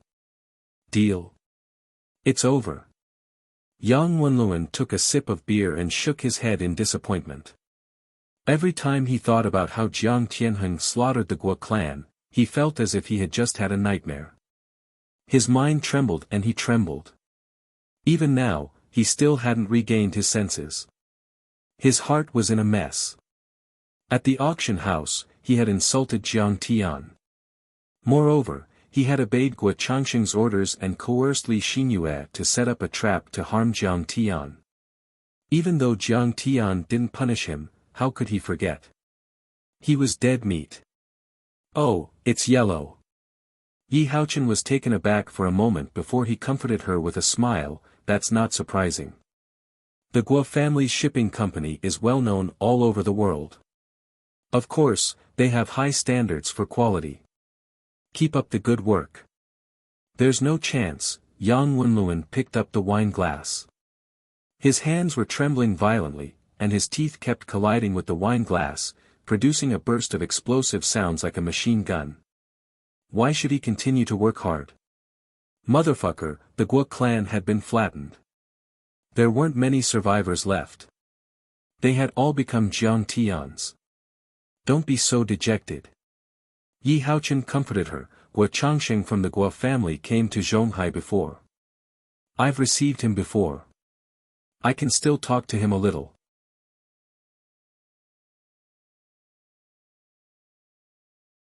I'll help you ask for mercy and see if there's still a chance." There was a hint of bragging in his tone. "Guo Changsheng, this is killing me. What a scam." Yang Wenluan gritted his teeth and said in a daze. He was dizzy. Jiang Tian had scared him so much that he hadn't slept for 3 consecutive days. He couldn't hold on any longer. But he was still very angry. "If it weren't for you, Guo Changsheng, would I have offended Jiang Tian? What a scam. Be careful. This is the Guo family's territory. If they hear what you said, even I can't protect you." Yi Haochen's face suddenly turned pale. He was so scared that his whole body trembled. He glared at him fiercely. Yang Wenluan didn't say anything. He finished a glass of beer and gradually calmed down. "I called you over because I want to ask you about someone," Yi Haochen suddenly said. "Oh, go ahead. You were studying at the Jinling Pharmaceutical University's Renda College, right? Do you know someone called Jiang Tian?" "Ga. Jiang Tian. Okay, you go first. I'll talk to you later." Yang Wenluan was so scared that he almost fainted. He trembled all over and said in a trembling voice, Jiang Tian is a demon. He's so scary, so cruel, so violent. I knew it. Yi Haochen suddenly snorted, and his murderous intent rose. He really wasn't a good person. Just now, Yi Haochen had asked Su Jia to ask a few classmates who were close to Zhao Xueqing. They all said that Zhao Xueqing's marriage was very unhappy. It was said that she married a good-for-nothing who often beat and scolded Zhao Xueqing. In an instant, Yi Haochen's desire to protect Zhao Xueqing rose. He wanted to save this little junior who was in deep trouble. Of course, it was more because of his unwillingness to give up. If he gave her a happy life, she would probably. It seems that Qing'er is not living a happy life. Su Jia also looked sympathetic. She pointed at the booth where Mai Shilong and Han Yen were and said, Xueqing just came down and has been drinking. She never drank before. She must be drowning her sorrows in alcohol. Yang Wenluan quickly left. Yi Haochen sighed sadly, got up, and walked slowly to Qing'er. Mr. Yi, you're here. Have a seat. Mai Shilong stood up and gave his seat to Yi Haochen. Senior, it's too lively over there. I didn't notice that you were here. Qing'er also greeted him politely. She had drunk a few glasses of wine, and her eyes were hazy. Her pretty face was flushed as if she had put on rouge, which made her look even more charming. Seeing Yi Haochen walk to Qing'er's table, a tall, muscular young man with a buzz cut asked, Mr. Yi, what are you doing over there? I haven't had enough wine yet. His name was Su Yuhang, and he sat there like a small mountain. His fists had long been worn flat and covered in calluses, exuding a sharp and terrifying aura. He was the chief instructor of the Zhonghai Armed Police Force, and his father was also a high-ranking official in the Zhonghai garrison.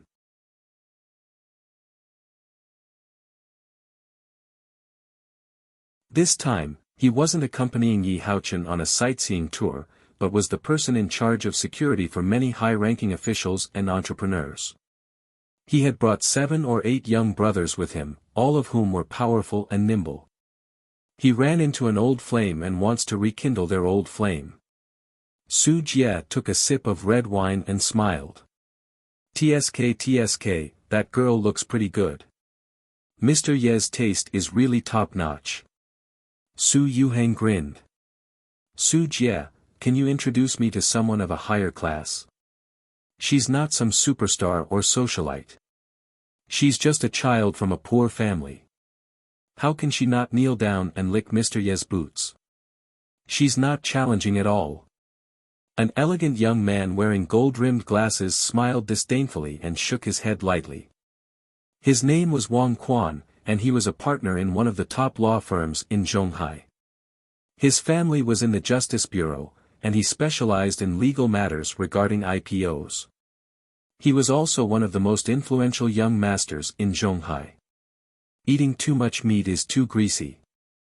You should change your diet. Mr. Yi likes to eat light food recently. Su Jia smiled. She didn't feel guilty towards Zhao Xueqing. Instead, she felt that she had done something good for Zhao Xueqing and helped her form a good relationship. Zhao Xueqing was obviously pretending. She married a useless husband and lived an abyss of suffering. Now that Yi Haochen was willing to provide for her, she was like a savior. After Yi Haochen sat down and saw Qing'er's charming appearance, he couldn't help but take out a heart-shaped red velvet box from his pocket. In the middle of the box was a dazzling diamond necklace. He said, Qing'er, your birthday is coming soon. This is for you. Senior, I can't accept such an expensive gift. The smile on Qing'er's face gradually disappeared, and she felt very uncomfortable. Qing'er, do you know? After so many years, I've always been worried that you're not living well. Yi Haochen's eyes were a little wet. He said in a trembling voice, some things, once missed, can never be found again. But some feelings in my heart will never change. Accept it, Qing'er. On the side, Mai Shilong and Han Yen were dumbfounded. They couldn't believe it. What the hell? What's going on? Is Yi Haochen crazy? How dare he steal Master Kang's woman? I'm living well. My husband is also very good to me. Zhao Xueqing pushed the diamond necklace back. She said calmly but firmly, I know that you've always treated me like a sister. I'll remember this in my heart, and I'm very grateful. Yi Haochen was slightly stunned. Zhao Xueqing's family background was very ordinary. This necklace was worth 3 to 4 million. How could it not move her? Perhaps Zhao Xueqing was really afraid of being bullied by her husband. Her personality was weak after all. Perhaps he should add fuel to the fire.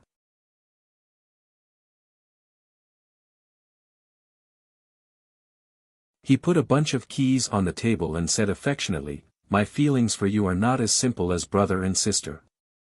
This is the key to a villa in Singapore. I bought it for 100 million and just spent more than 10 million to renovate it.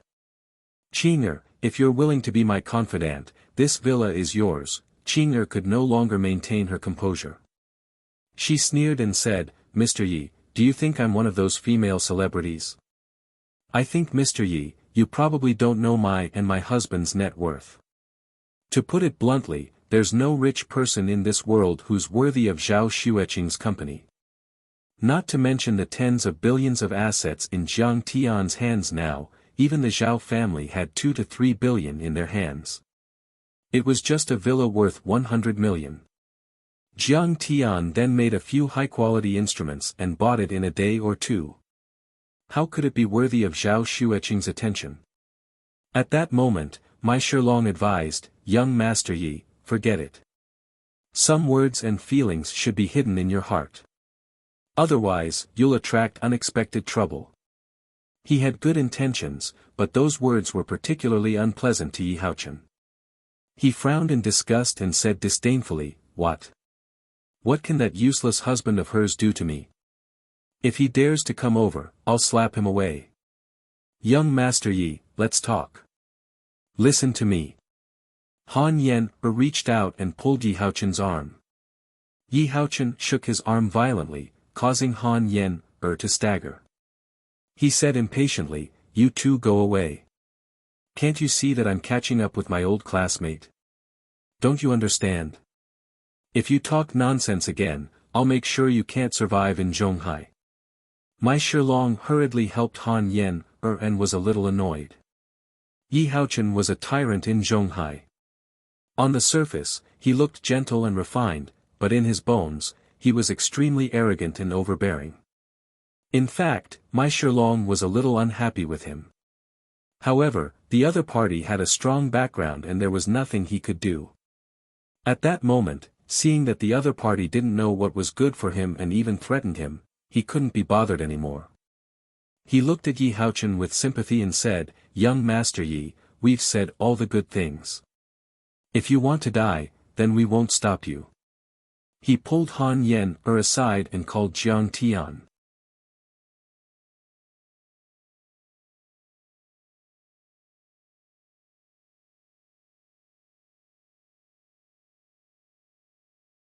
Chapter 324. Yi Haochen ignored him, looked at Zhao Xueqing and said affectionately, Qing'er, you misunderstood me.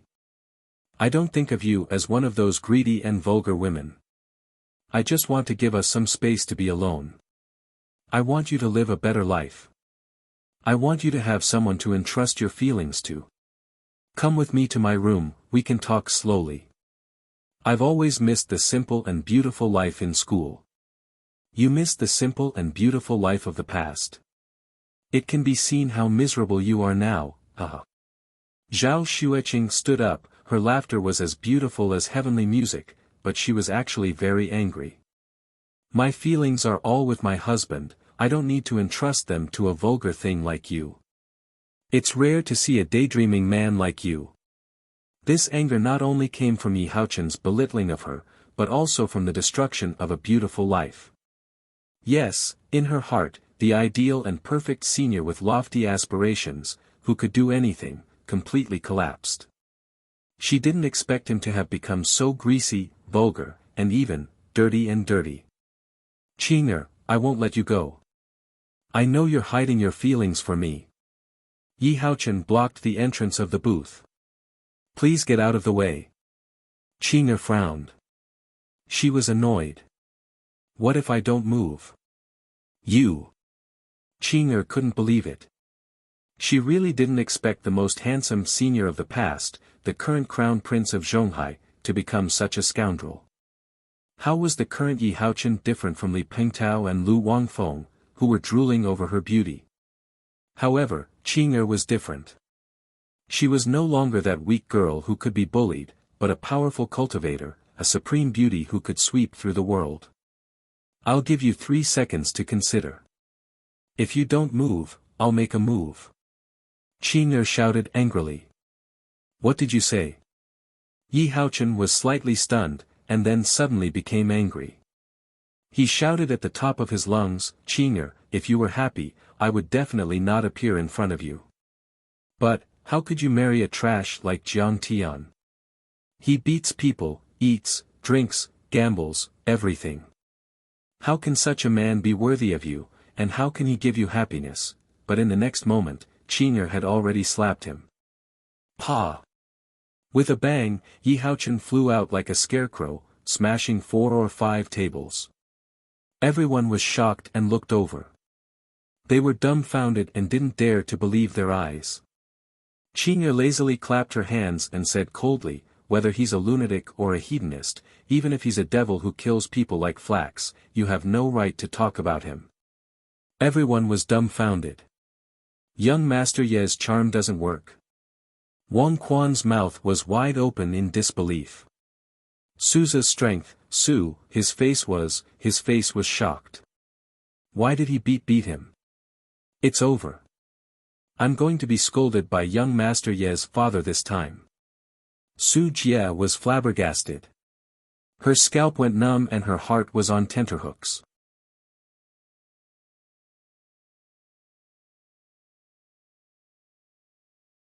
Who is of this woman? He,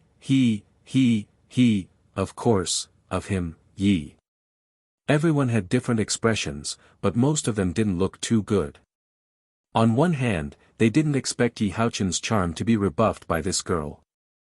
On the other hand, they were shocked by Qing'er's terrifying strength. She sent someone flying with one slap. How terrifying was her strength? Was she still human? She was practically a female King Kong. How dare you provoke Master Kang's wife, only Han Yen, gloated and shrugged, saying, serves you right. Zhao Xueqing angrily turned around and walked to the door of the bar. As if they felt the terrifying murderous intent, the few people blocking her retreated, not daring to stop her. Suddenly, she turned around and stared at Yi Haochen. If you dare say another word about him, I'll kill you. Her voice was cold, like the sound of a sword. Tisk, Qing'er is still very protective of me. Jiang Tian, who was at the door of the bar, saw this scene and his heart was filled with tenderness. He was too lazy to come in. Young Master Yi, how's the situation? Do you want to go to the hospital? After Zhao Xueqing left, everyone came to their senses and helped Yi Haochen up, asking with concern. Yi Haochen was bleeding from his mouth and his molars were loosened. However, Qing'er had used her strength and it was not a big deal. At this moment, the humiliation he felt was far greater than the pain.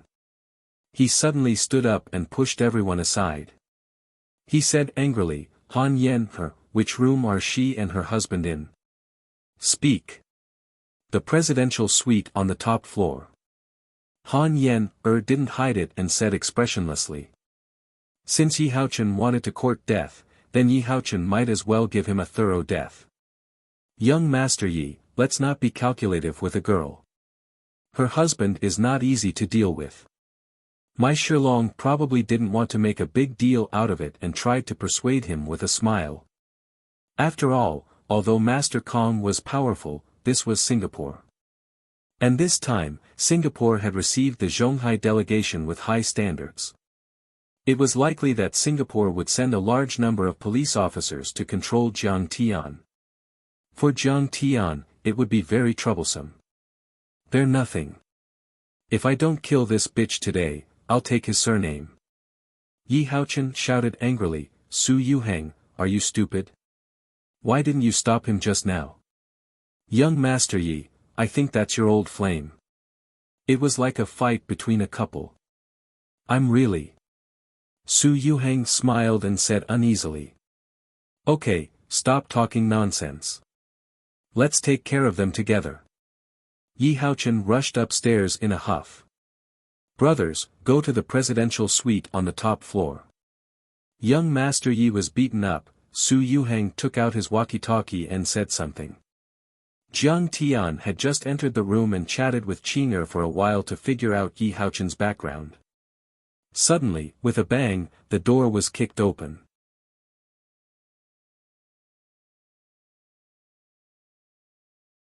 Surrounded by 7 or 8 bodyguards in black, Yi Haochen, Su Yuheng, Wang Quan, and the other young masters marched straight in.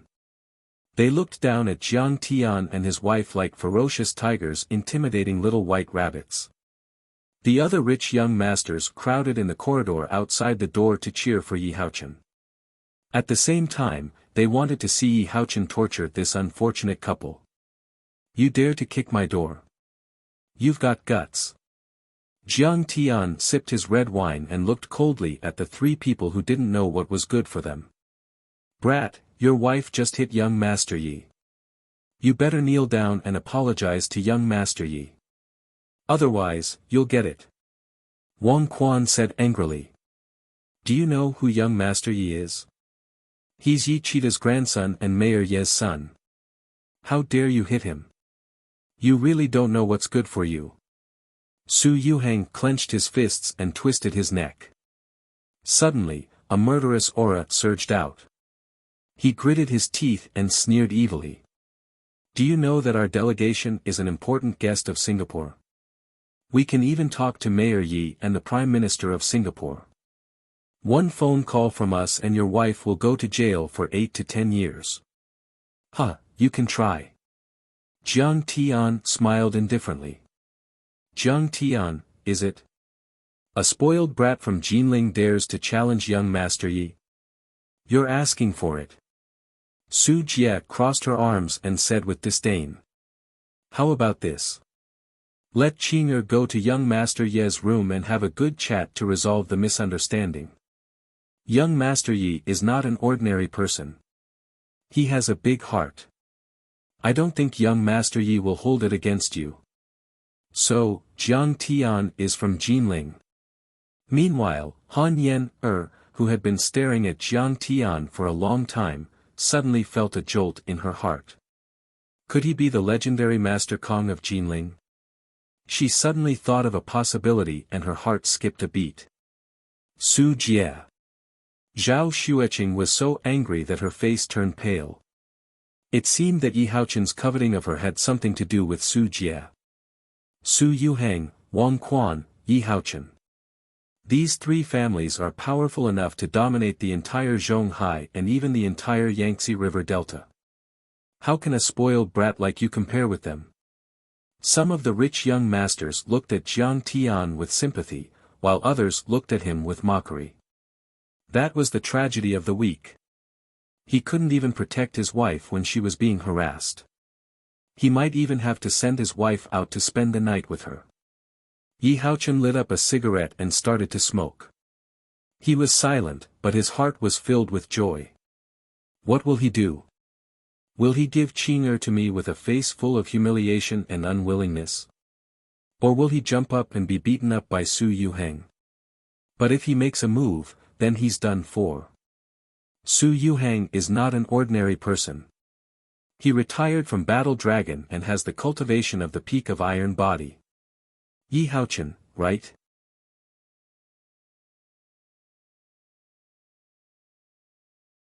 In my opinion, he's just a piece of trash.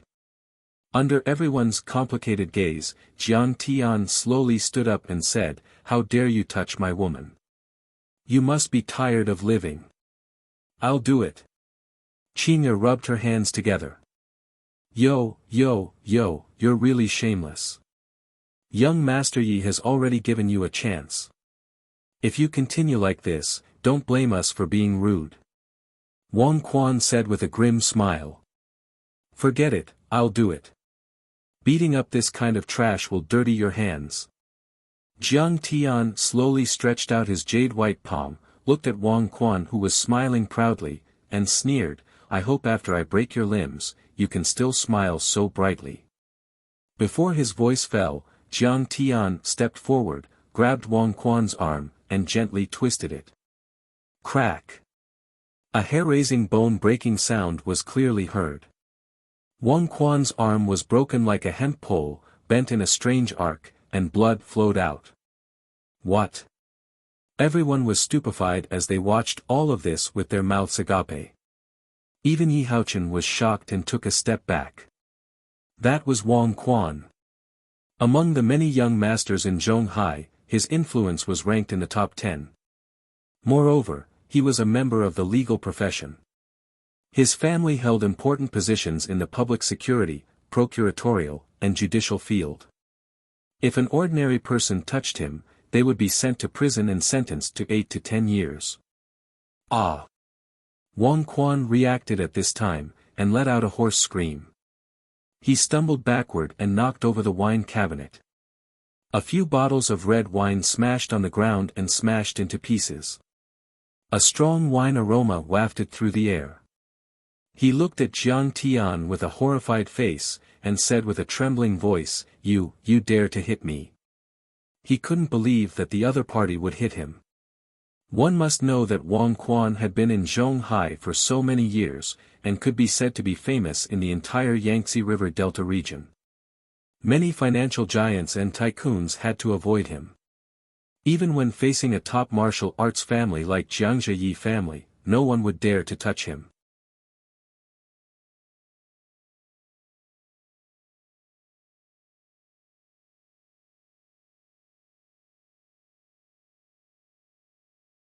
Chapter 325. However, Jiang Tian had directly broken one of his arms because of a disagreement. This was something that he did not dare to believe. This scene also shocked everyone. Jiang Tian actually attacked Wang Quan so directly, which made them unable to come back to their senses, and did not react for a long time. Su Yuhang, who was diagonally facing Jiang Tian, suddenly narrowed his eyes.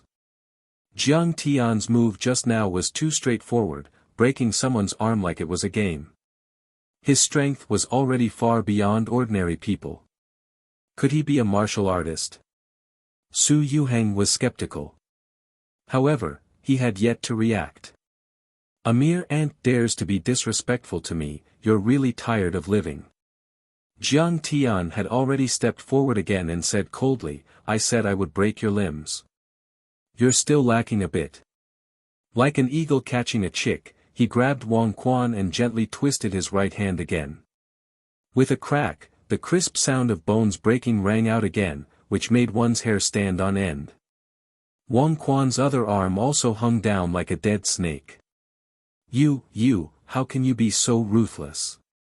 Wang Quan's face was filled with fear at this time, looking at Jiang Tian with a terrified gaze, as if the person in front of him was a great demon god. He stumbled and fell to the ground, letting out an earth-shattering howl, rolling on the ground in pain. You're a lunatic. How can you be so heavy-handed? Su Jie was even more horrified as she pointed at Jiang Tian and said angrily, Stop it, do you know who you're beating? Of course I know. Jiang Tian's feet did not stop as he lazily closed in on Wang Quan. Don't come over. Stop it. My father is Wang Tianhe, my grandfather is Wang Jianping. Wang Quan screamed miserably, his face as pale as paper, his hair disheveled, his face covered in blood, and his legs moving backward. He even suspected that Jiang Tian would not hesitate to kill him. Sorry, I've never heard of it. Since you dare to provoke me, you'll have to pay the price. Jiang Tian said indifferently. Stop. Su Yuhang roared. He was so angry that his eyes were about to crack. However, Jiang Tian turned a deaf ear to him and stomped down again. The power of his kick was so terrifying that even a piece of granite could be shattered into countless pieces. Suddenly, with a shrill scream and the crisp sound of bones breaking, Wang Quan's calf was bleeding and bent back in a shocking arc. White bone stubble pierced through his skin and was exposed. Moreover, it was definitely a comminuted fracture. Even a deity would find it difficult to treat it. Everyone present was dumbfounded. He didn't hesitate to break Yi Haochen's arms and legs. He didn't show any mercy to Yi Haochen at all. Moreover, this was Wang Quan, one of the top 10 young masters in Zhonghai. Seeing this scene, Su Youhang's face turned red with anger. He said angrily, "Your Excellency is too ruthless."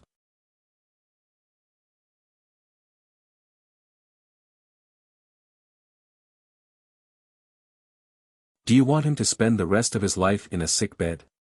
Yeah.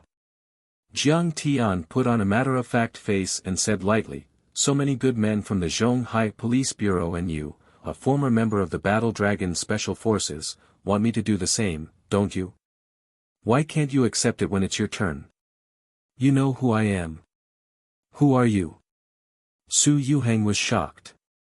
The Battle Dragon Special Forces was the trump card of the military.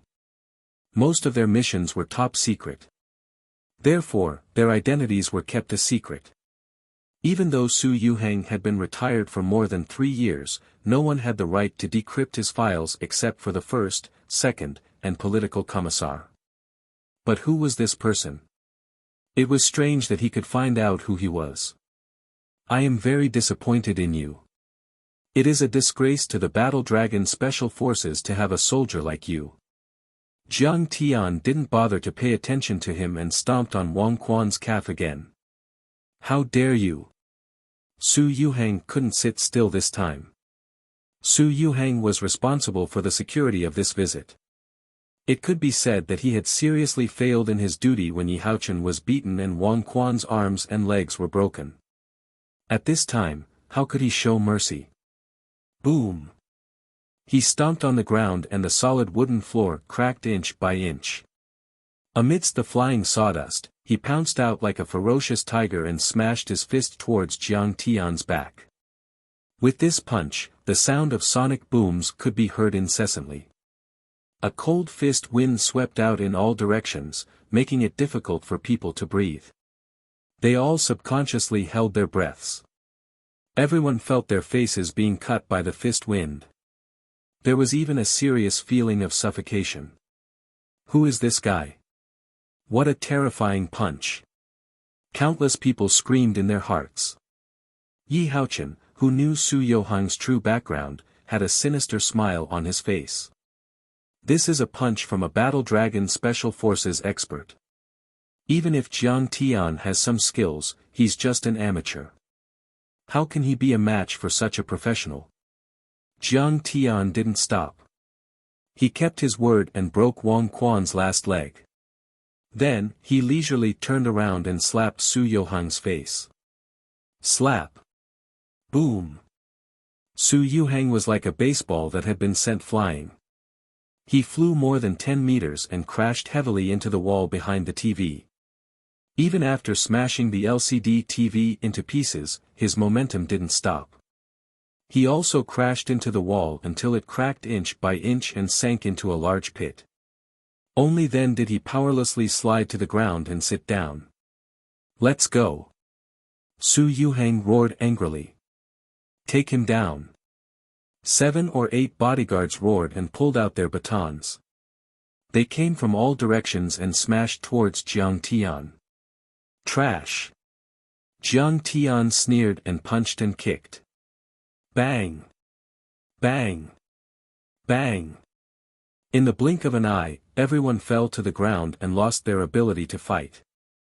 Who are you?"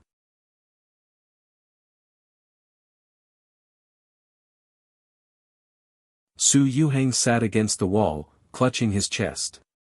His eyes were full of shock and disbelief. The bodyguards he brought with him were all masters of the Guard Bureau.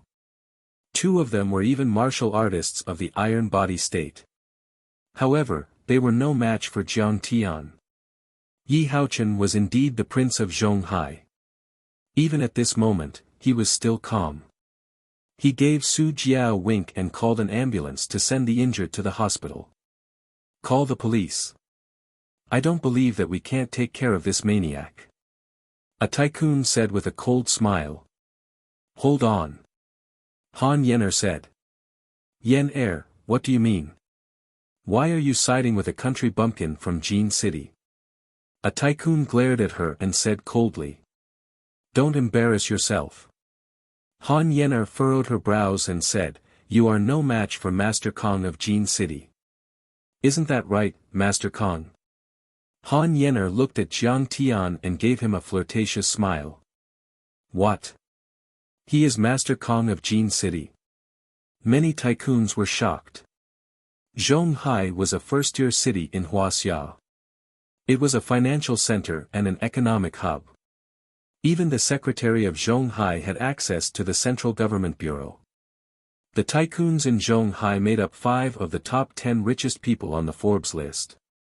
Zhonghai's status was second only to Yanjin, and it was even higher than Yangcheng. In the eyes of many tycoons in Zhonghai, Jin City was a small place that was not worth mentioning. It was just a provincial capital. Therefore, although the Jiangsu province, Jiangxia province, and Zhonghai were all located in the Yangtze River Delta region, they didn't pay much attention to Jin City. They only heard that there was a Master Kong in Jin City who had defeated the Nie family and helped the Medicine King group and the Jiang family rise to power. However, they didn't know what Master Kong looked like or what he was capable of. What? You are Master Kong of Jin City?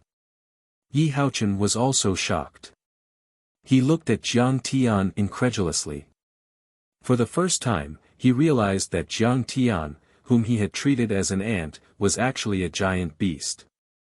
At this moment, he finally understood some of the puzzling information that he had previously investigated. For example, why did a small company like Zhao's pharmaceutical company come up with such a powerful product called skin toner? Why did Zhao's pharmaceutical company get such a huge order and sell it to the Medicine King group at a price of 1 billion? He also knew that the Jiang family had defeated the 3 most powerful families in Jin City. Even Fang Zhanhua, the most powerful financial magnate in Hong Kong, had been beaten to a pulp. Jiang Tian was the instigator and manipulator of that battle. Therefore, he was far more powerful than Yi Haochen. Yes, I am. So what? Jiang Tian picked up a glass of red wine from the table and took a sip. No wonder he had the confidence to ignore young Master Yi and young Master Wang.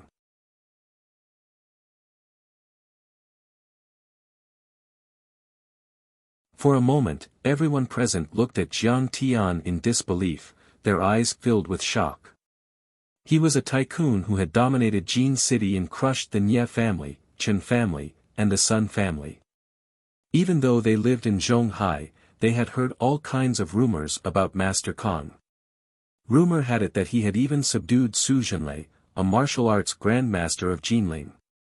Every rumor had it that Grandmaster Jiang was a peerless tyrant who could swallow 10,000 li like a tiger. However, they had never thought that he would be such an ordinary young man. He didn't look like a tycoon who dominated Jin City. No wonder my Shilong and Han Yen were so eager to please him when they ran into him at the airport. Su Yuhang and a few other powerful fighters from the Zhonghai Guard Bureau looked at Jiang Tian in fear. He had dared to fight with the Master Kong of Jin City. If he hadn't shown mercy, he would have been killed. No wonder Zhao Xueqing didn't care about Yi Haochen. Her husband is so powerful. The Medicine King group is worth hundreds of billions. How could Yi Haochen compare? By then, Su Jie's look at Zhao Xueqing had changed. The sympathy and disdain had disappeared and were replaced by envy and shock. At least in terms of wealth, Yi Haochen was no match for the crown prince of the Jiang family. Grandmaster Jiang, I've offended the expert this time. I apologize to you. Yi Haochen suppressed the shock in his heart and saluted. I was worried that Qing'er was not doing well. That's why this misunderstanding happened. Misunderstanding? Jiang Tian's shout was like a sudden clap of thunder, and it shocked everyone present. Even an idiot would know that this was a compromise. Yi Haochen had already given in. Did he want to escalate the conflict?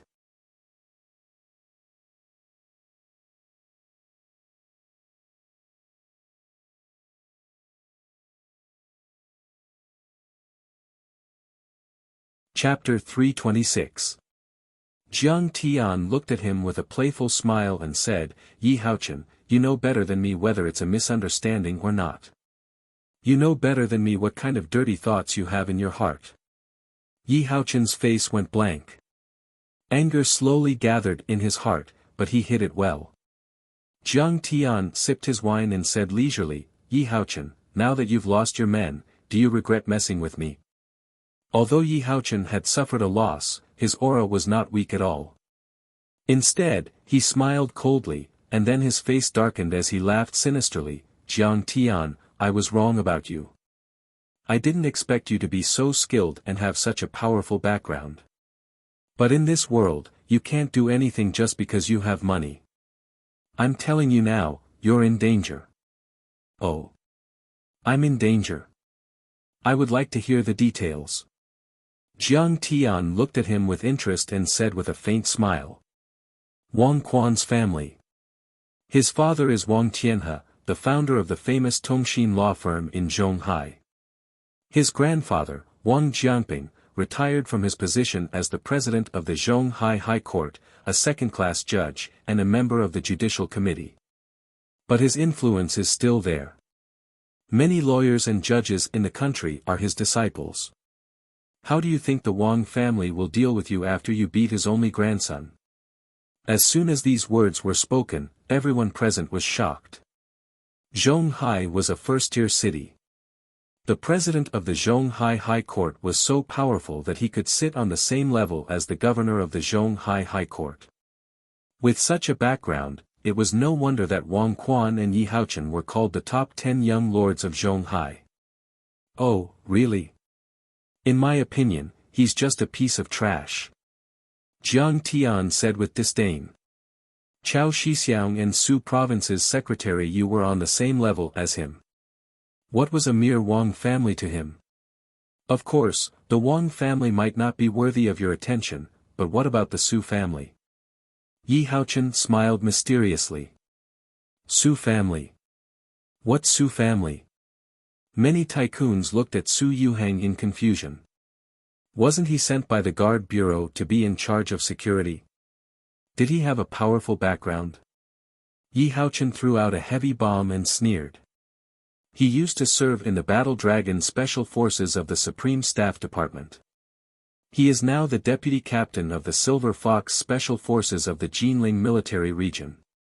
He is a lieutenant colonel before the age of 30. The smile on his face grew wider and wider as he proudly said, his father is the second most important person in the Zhonghai Garrison Force. Major General Su is one of the top 5 people in the Jinling Military Region. What? He is Silver Fox's vice captain. His father is Major General Su. As soon as these words were spoken, everyone was shocked. Even Han Yen, and my Shilong felt uneasy. I didn't expect Su Yuhang to have such a powerful background.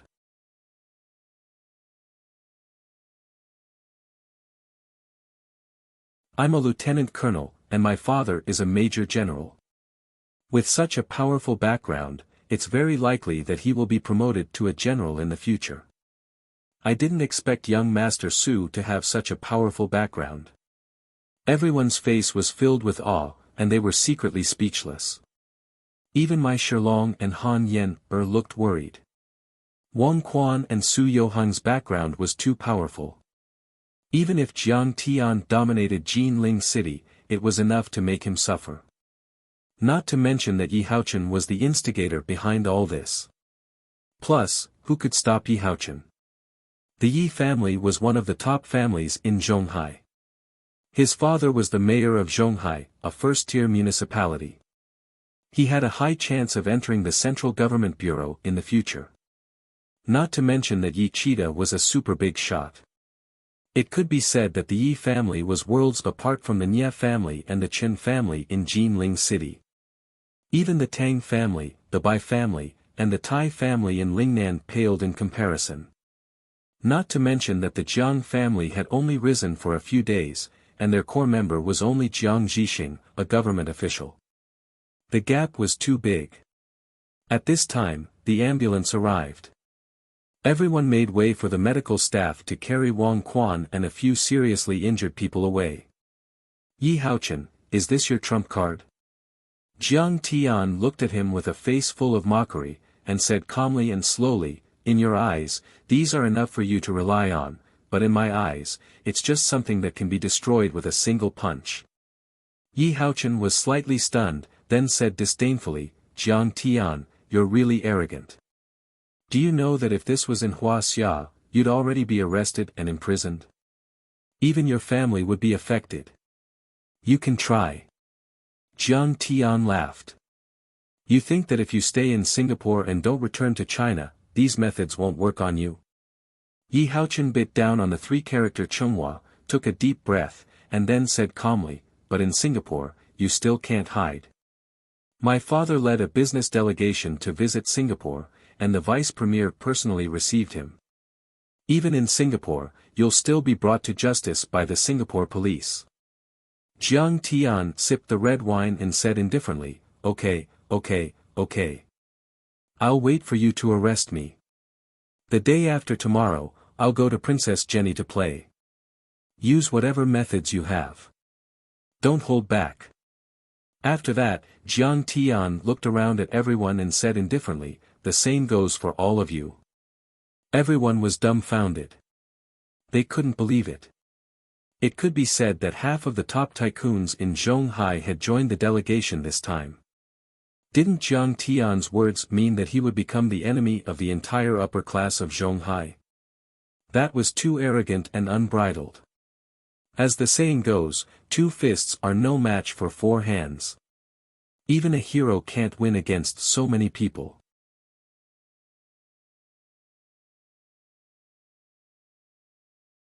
Jiang Tian didn't even have the confidence to win against the 3 great clans, let alone so many top clans and powers. If each of them took a bite, it would be enough to destroy the Jiang clan. Why aren't you getting out of here?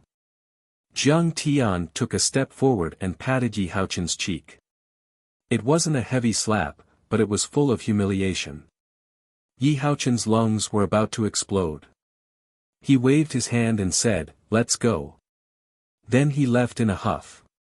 Damn, Master Kong is so domineering. Someone among the crowd gave him a thumbs up. They were worried that Yi Haochen would hear them, so they didn't dare to speak too loudly, but their admiration and excitement were overflowing. Many people still didn't understand how Jiang Tian could dominate Jinling City, but his arrogance and domineering attitude showed the domineering aura and style of an ambitious and ruthless person. Breaking Wang Quan's 4 limbs without saying a word might be a little reckless, and he might not be able to withstand the upcoming storm. However, just the fact that the Yi clan, the Wang clan, and the Su clan treated him as an opponent, a mortal enemy, was enough for him to be proud of. Alas, it's amazing that he can achieve this, but he's too reckless and impulsive. Doesn't he know that the strong are easy to break? Su Jie sighed and shook her head with a complicated expression. Finally, a trace of mockery appeared at the corner of her mouth. In fact, Yi Haochen coveted Zhao Xueqing, but he didn't have the slightest advantage over her. Jiang Tian directly threw out the identity of Jinling City's Master Kong, and that was enough to make Yi Haochen back off. However, Jiang Tian had severely injured Wang Quan and Su Yuhang, offending a lot of big shots in Zhonghai. His actions were too stupid. It was not necessary at all.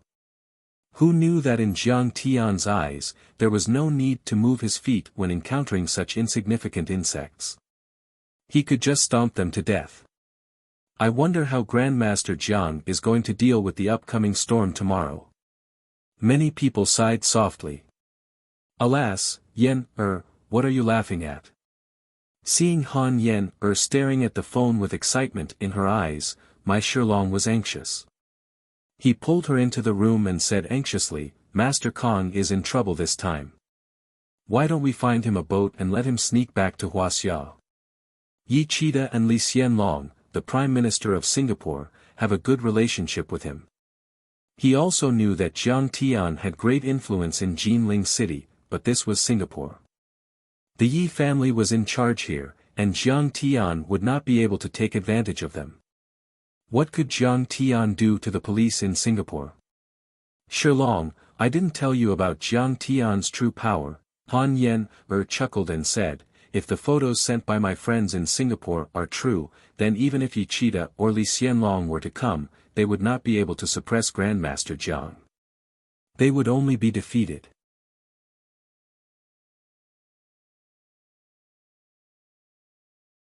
What did you say? My Shilong was dumbfounded. The Guo family has been destroyed, and even Grandmaster Wang Chongyan has fallen in the hands of Grandmaster Jiang. Han Yen took out her phone and showed him a blurry photo.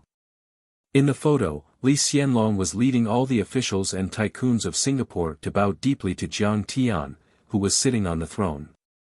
Even Guo Lili and many other young talents were kneeling on the ground in worship. Han Yen glanced at the shocked Mai Shilong and smiled slyly. See. This is the crowning ceremony of the State Preceptor of Singapore. Master Kong is not only the #1 martial arts grandmaster in Huaxia, but he is also the president of the Chinese Association of Singapore, the State Preceptor of Singapore, and the King of Singapore. Are you serious? Martial arts and spells have such great influence. Mai Shilong still could not believe it. After everyone left, Jiang Tian found that Jiang Wan was sleeping soundly in the suite, so he smiled. He had just used a soundproof talisman, so nothing that happened in the room could be heard in the suite. Just as he was about to go to bed, Jenny knocked on the door and entered.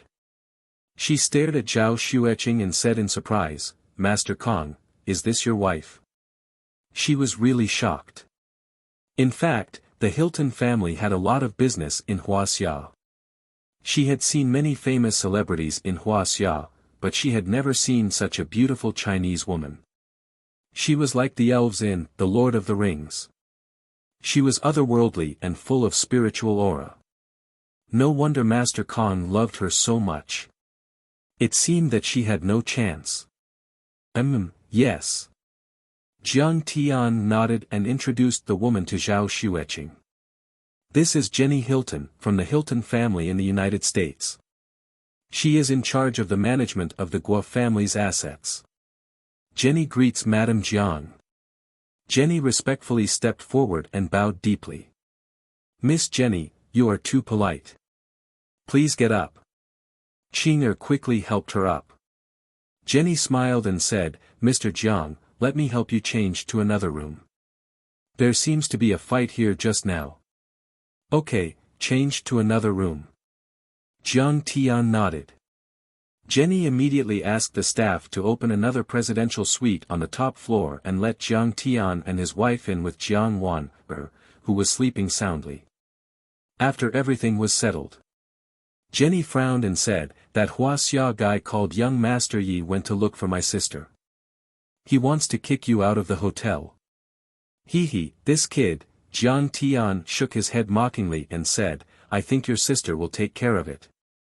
He will be rebuffed.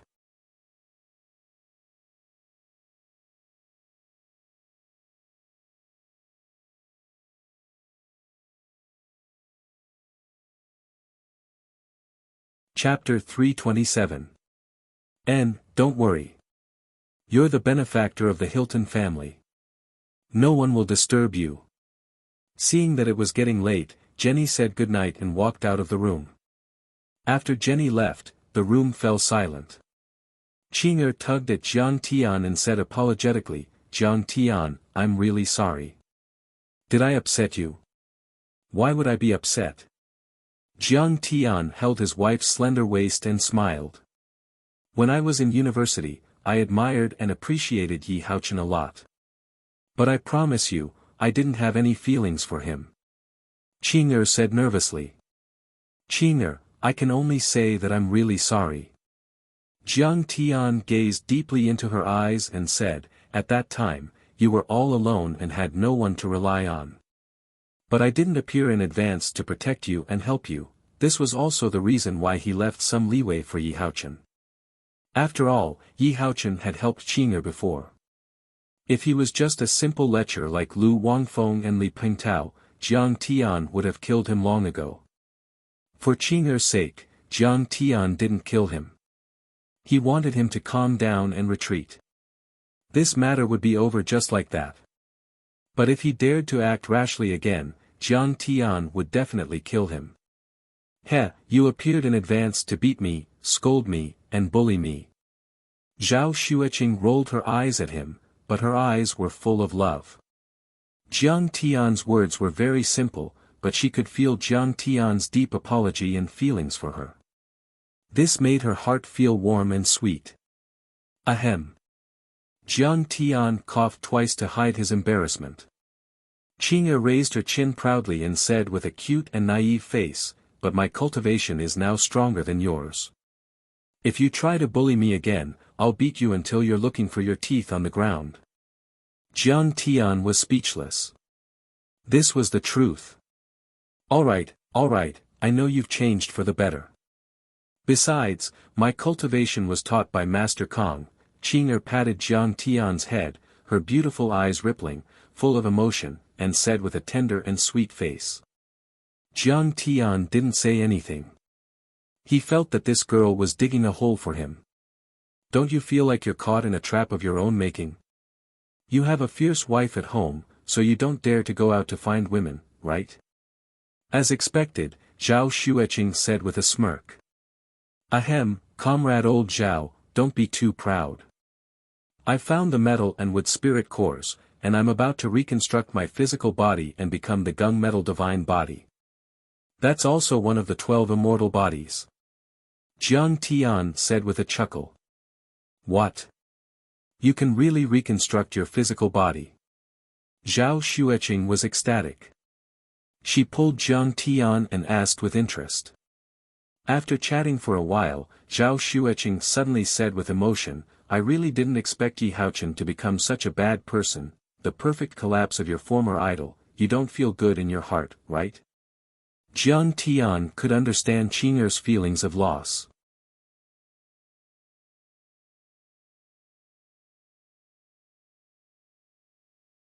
This kind of feeling had nothing to do with romance. It was just that, who didn't hope that the white-clothed youth and charming girl of the innocent era could still maintain that beauty and purity when they met again many years later? Most people adhered to the mentality of, "I hope you leave for half your life and return as a youth." But the prime of life no longer came, and people were no longer young. Often, those former idols and goddesses couldn't withstand the cruel carving knife of time. They became greasy, sophisticated, and even dirty, just like Mu Yunqing, who he met. "The only idol in my heart is my husband, and you will never collapse." Qing'er pulled Jiang Tian's hand and walked to the window. She stood side by side with Jiang Tian and looked down at the myriad of lights. Bang! Outside the window, on both sides of the Strait of Malacca, fireworks rose, bright and gorgeous. It's the new year. Jiang Tian held Qing'er's small hand and tightened it again.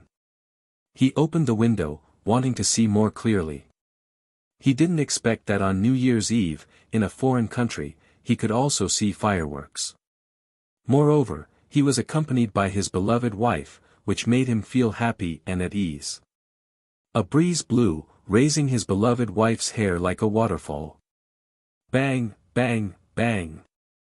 Clusters of fireworks bloomed, and the flickering light shone on Qing'er's peerless and delicate face, making the lines of her face look softer and more soul-stirring.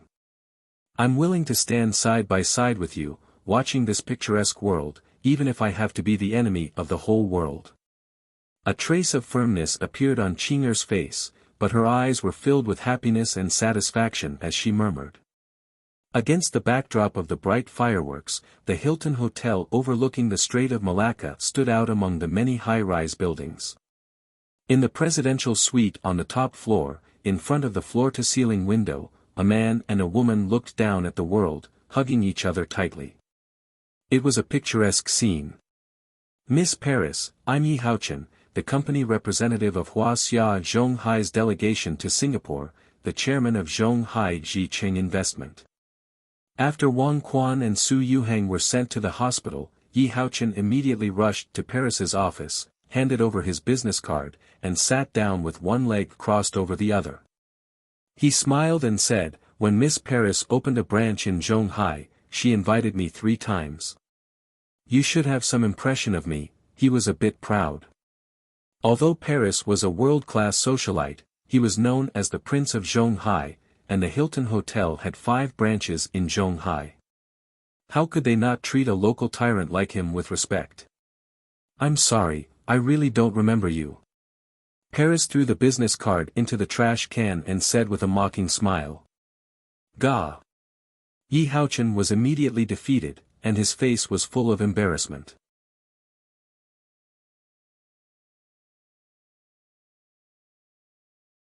Was his identity as the Prince of Zhonghai not useful in front of Paris? Even if it wasn't useful, you didn't have to throw it into the trash can, right? You're not taking me seriously, right? Did you not have basic business etiquette? Paris stretched and frowned impatiently. "Mr. Yi, what's the matter? Hurry up and say it. I'm really sleepy. I'm going to rest. Just now at the bar downstairs, I was beaten up by your guests. We went to reason with them, and 2 of my good friends were also injured." Yi Haochen's face was gloomy. As the world's best high-end hotel chain, Hilton Hotel can't even guarantee the basic safety of its guests. "I'm very disappointed. Also, I'm a gold card user of your hotel. Every time I go out, I stay at your hotel. My annual expenses are over $1 million USD. There's such a thing. That's too barbaric, too unbelievable. I want to know more about it." Paris already knew everything, but she still picked up the phone and pretended to ask. Yi Haochen smoked with a cigarette in his mouth. He looked on coldly and was very proud. "Jiang Tian, you're just a country bumpkin from Jinling. So what if you're rich? How many times have you been abroad? I'm a gold card user of the Hilton Hotel, and I can fly all over the world. One word from me and you'll be kicked out of the Hilton Hotel. I already know about it. What do you want, Mr. Yi?" Paris put down the antique phone inlaid with jade and ivory. Her beautiful eyes flashed as she asked gently. "Kick him out and put him on the Hilton Hotel's blacklist. Also, your hotel has to be my witness." Yi Haochen thought to himself. She should know my identity by now. He couldn't help but be arrogant, brimming with the aura of a prince of Zhonghai. "Mr. Yi, according to the witnesses, you harassed Ms. Zhao first. Also, you kicked down Mr. Zhang's door and invaded his private property."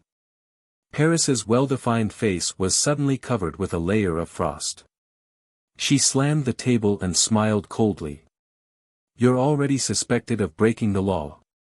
Now, I ask you and your delegation to get out of the Hilton Hotel." "What did you say?"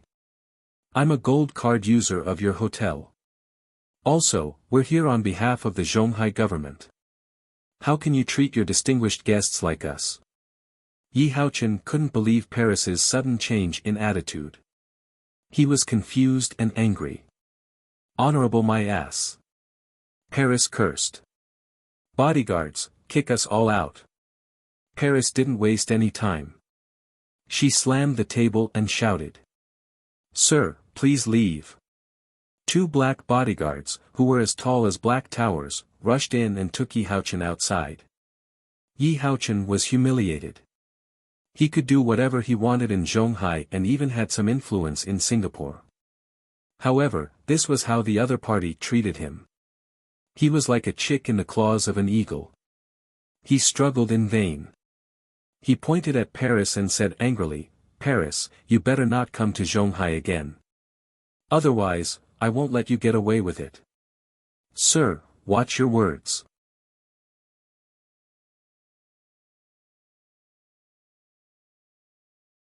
You are now suspected of threatening someone. One of the black bodyguards scolded.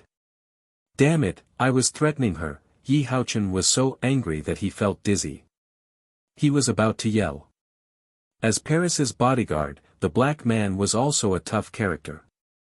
He couldn't deal with the spellcaster invited by the Guo family, but he could deal with a spoiled young master from Zhonghai.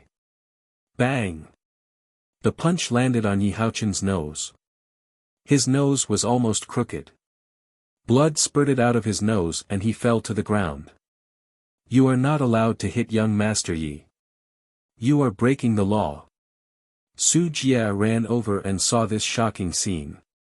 She was so scared that her face turned pale, and she scolded in a stern voice. I said, don't threaten Miss Paris. The black bodyguard didn't even look at Su Jie. He raised his leg and kicked Yi Haochen's brow. Immediately, Yi Haochen's head hit the wall again, and blood spurted out. He felt dizzy, and the world was spinning. He felt as if 10,000 bees had entered his ears and were buzzing. Get out! The black bodyguard kicked Yi Haochen's head again. Yi Haochen screamed in pain. It was as if countless fireworks were blooming in front of his eyes. Ah! Su Jie was so scared that she took a step back. Her face turned pale and she almost peed. She was good at negotiating and scheming in the workplace, but she had never seen such a terrifying scene. Get out now! Bang! The black man kicked Yi Haochen in the stomach again. He was in so much pain that his waist bent like a shrimp. He opened his mouth and spat out all the delicious food he had eaten in Singapore. What a pity! Young Master Yi, don't be afraid. I'll call the bodyguard. What's the police number in Xingzhou? Su Jie took out her phone. Her hand trembled and the phone fell to the ground. It happened to fall in front of the black man. She was so scared that she didn't dare to pick it up. Su Jie, help me out of here. Help me out of here. Yi Haochuan struggled to stand up. He leaned against the wall and moved out. He couldn't see clearly. At this moment, he was really scared. He was really worried that if he stayed here for a few more minutes, he would be beaten to death by the black man. Su Jie picked up the phone and helped Yi Haochen out of the hotel. Bang! Bang! With two loud noises, their luggage was thrown out of the door. You're tuning into the Wang Lin's Journey YouTube channel. Don't forget to subscribe and join us on this journey to catch the most captivating stories.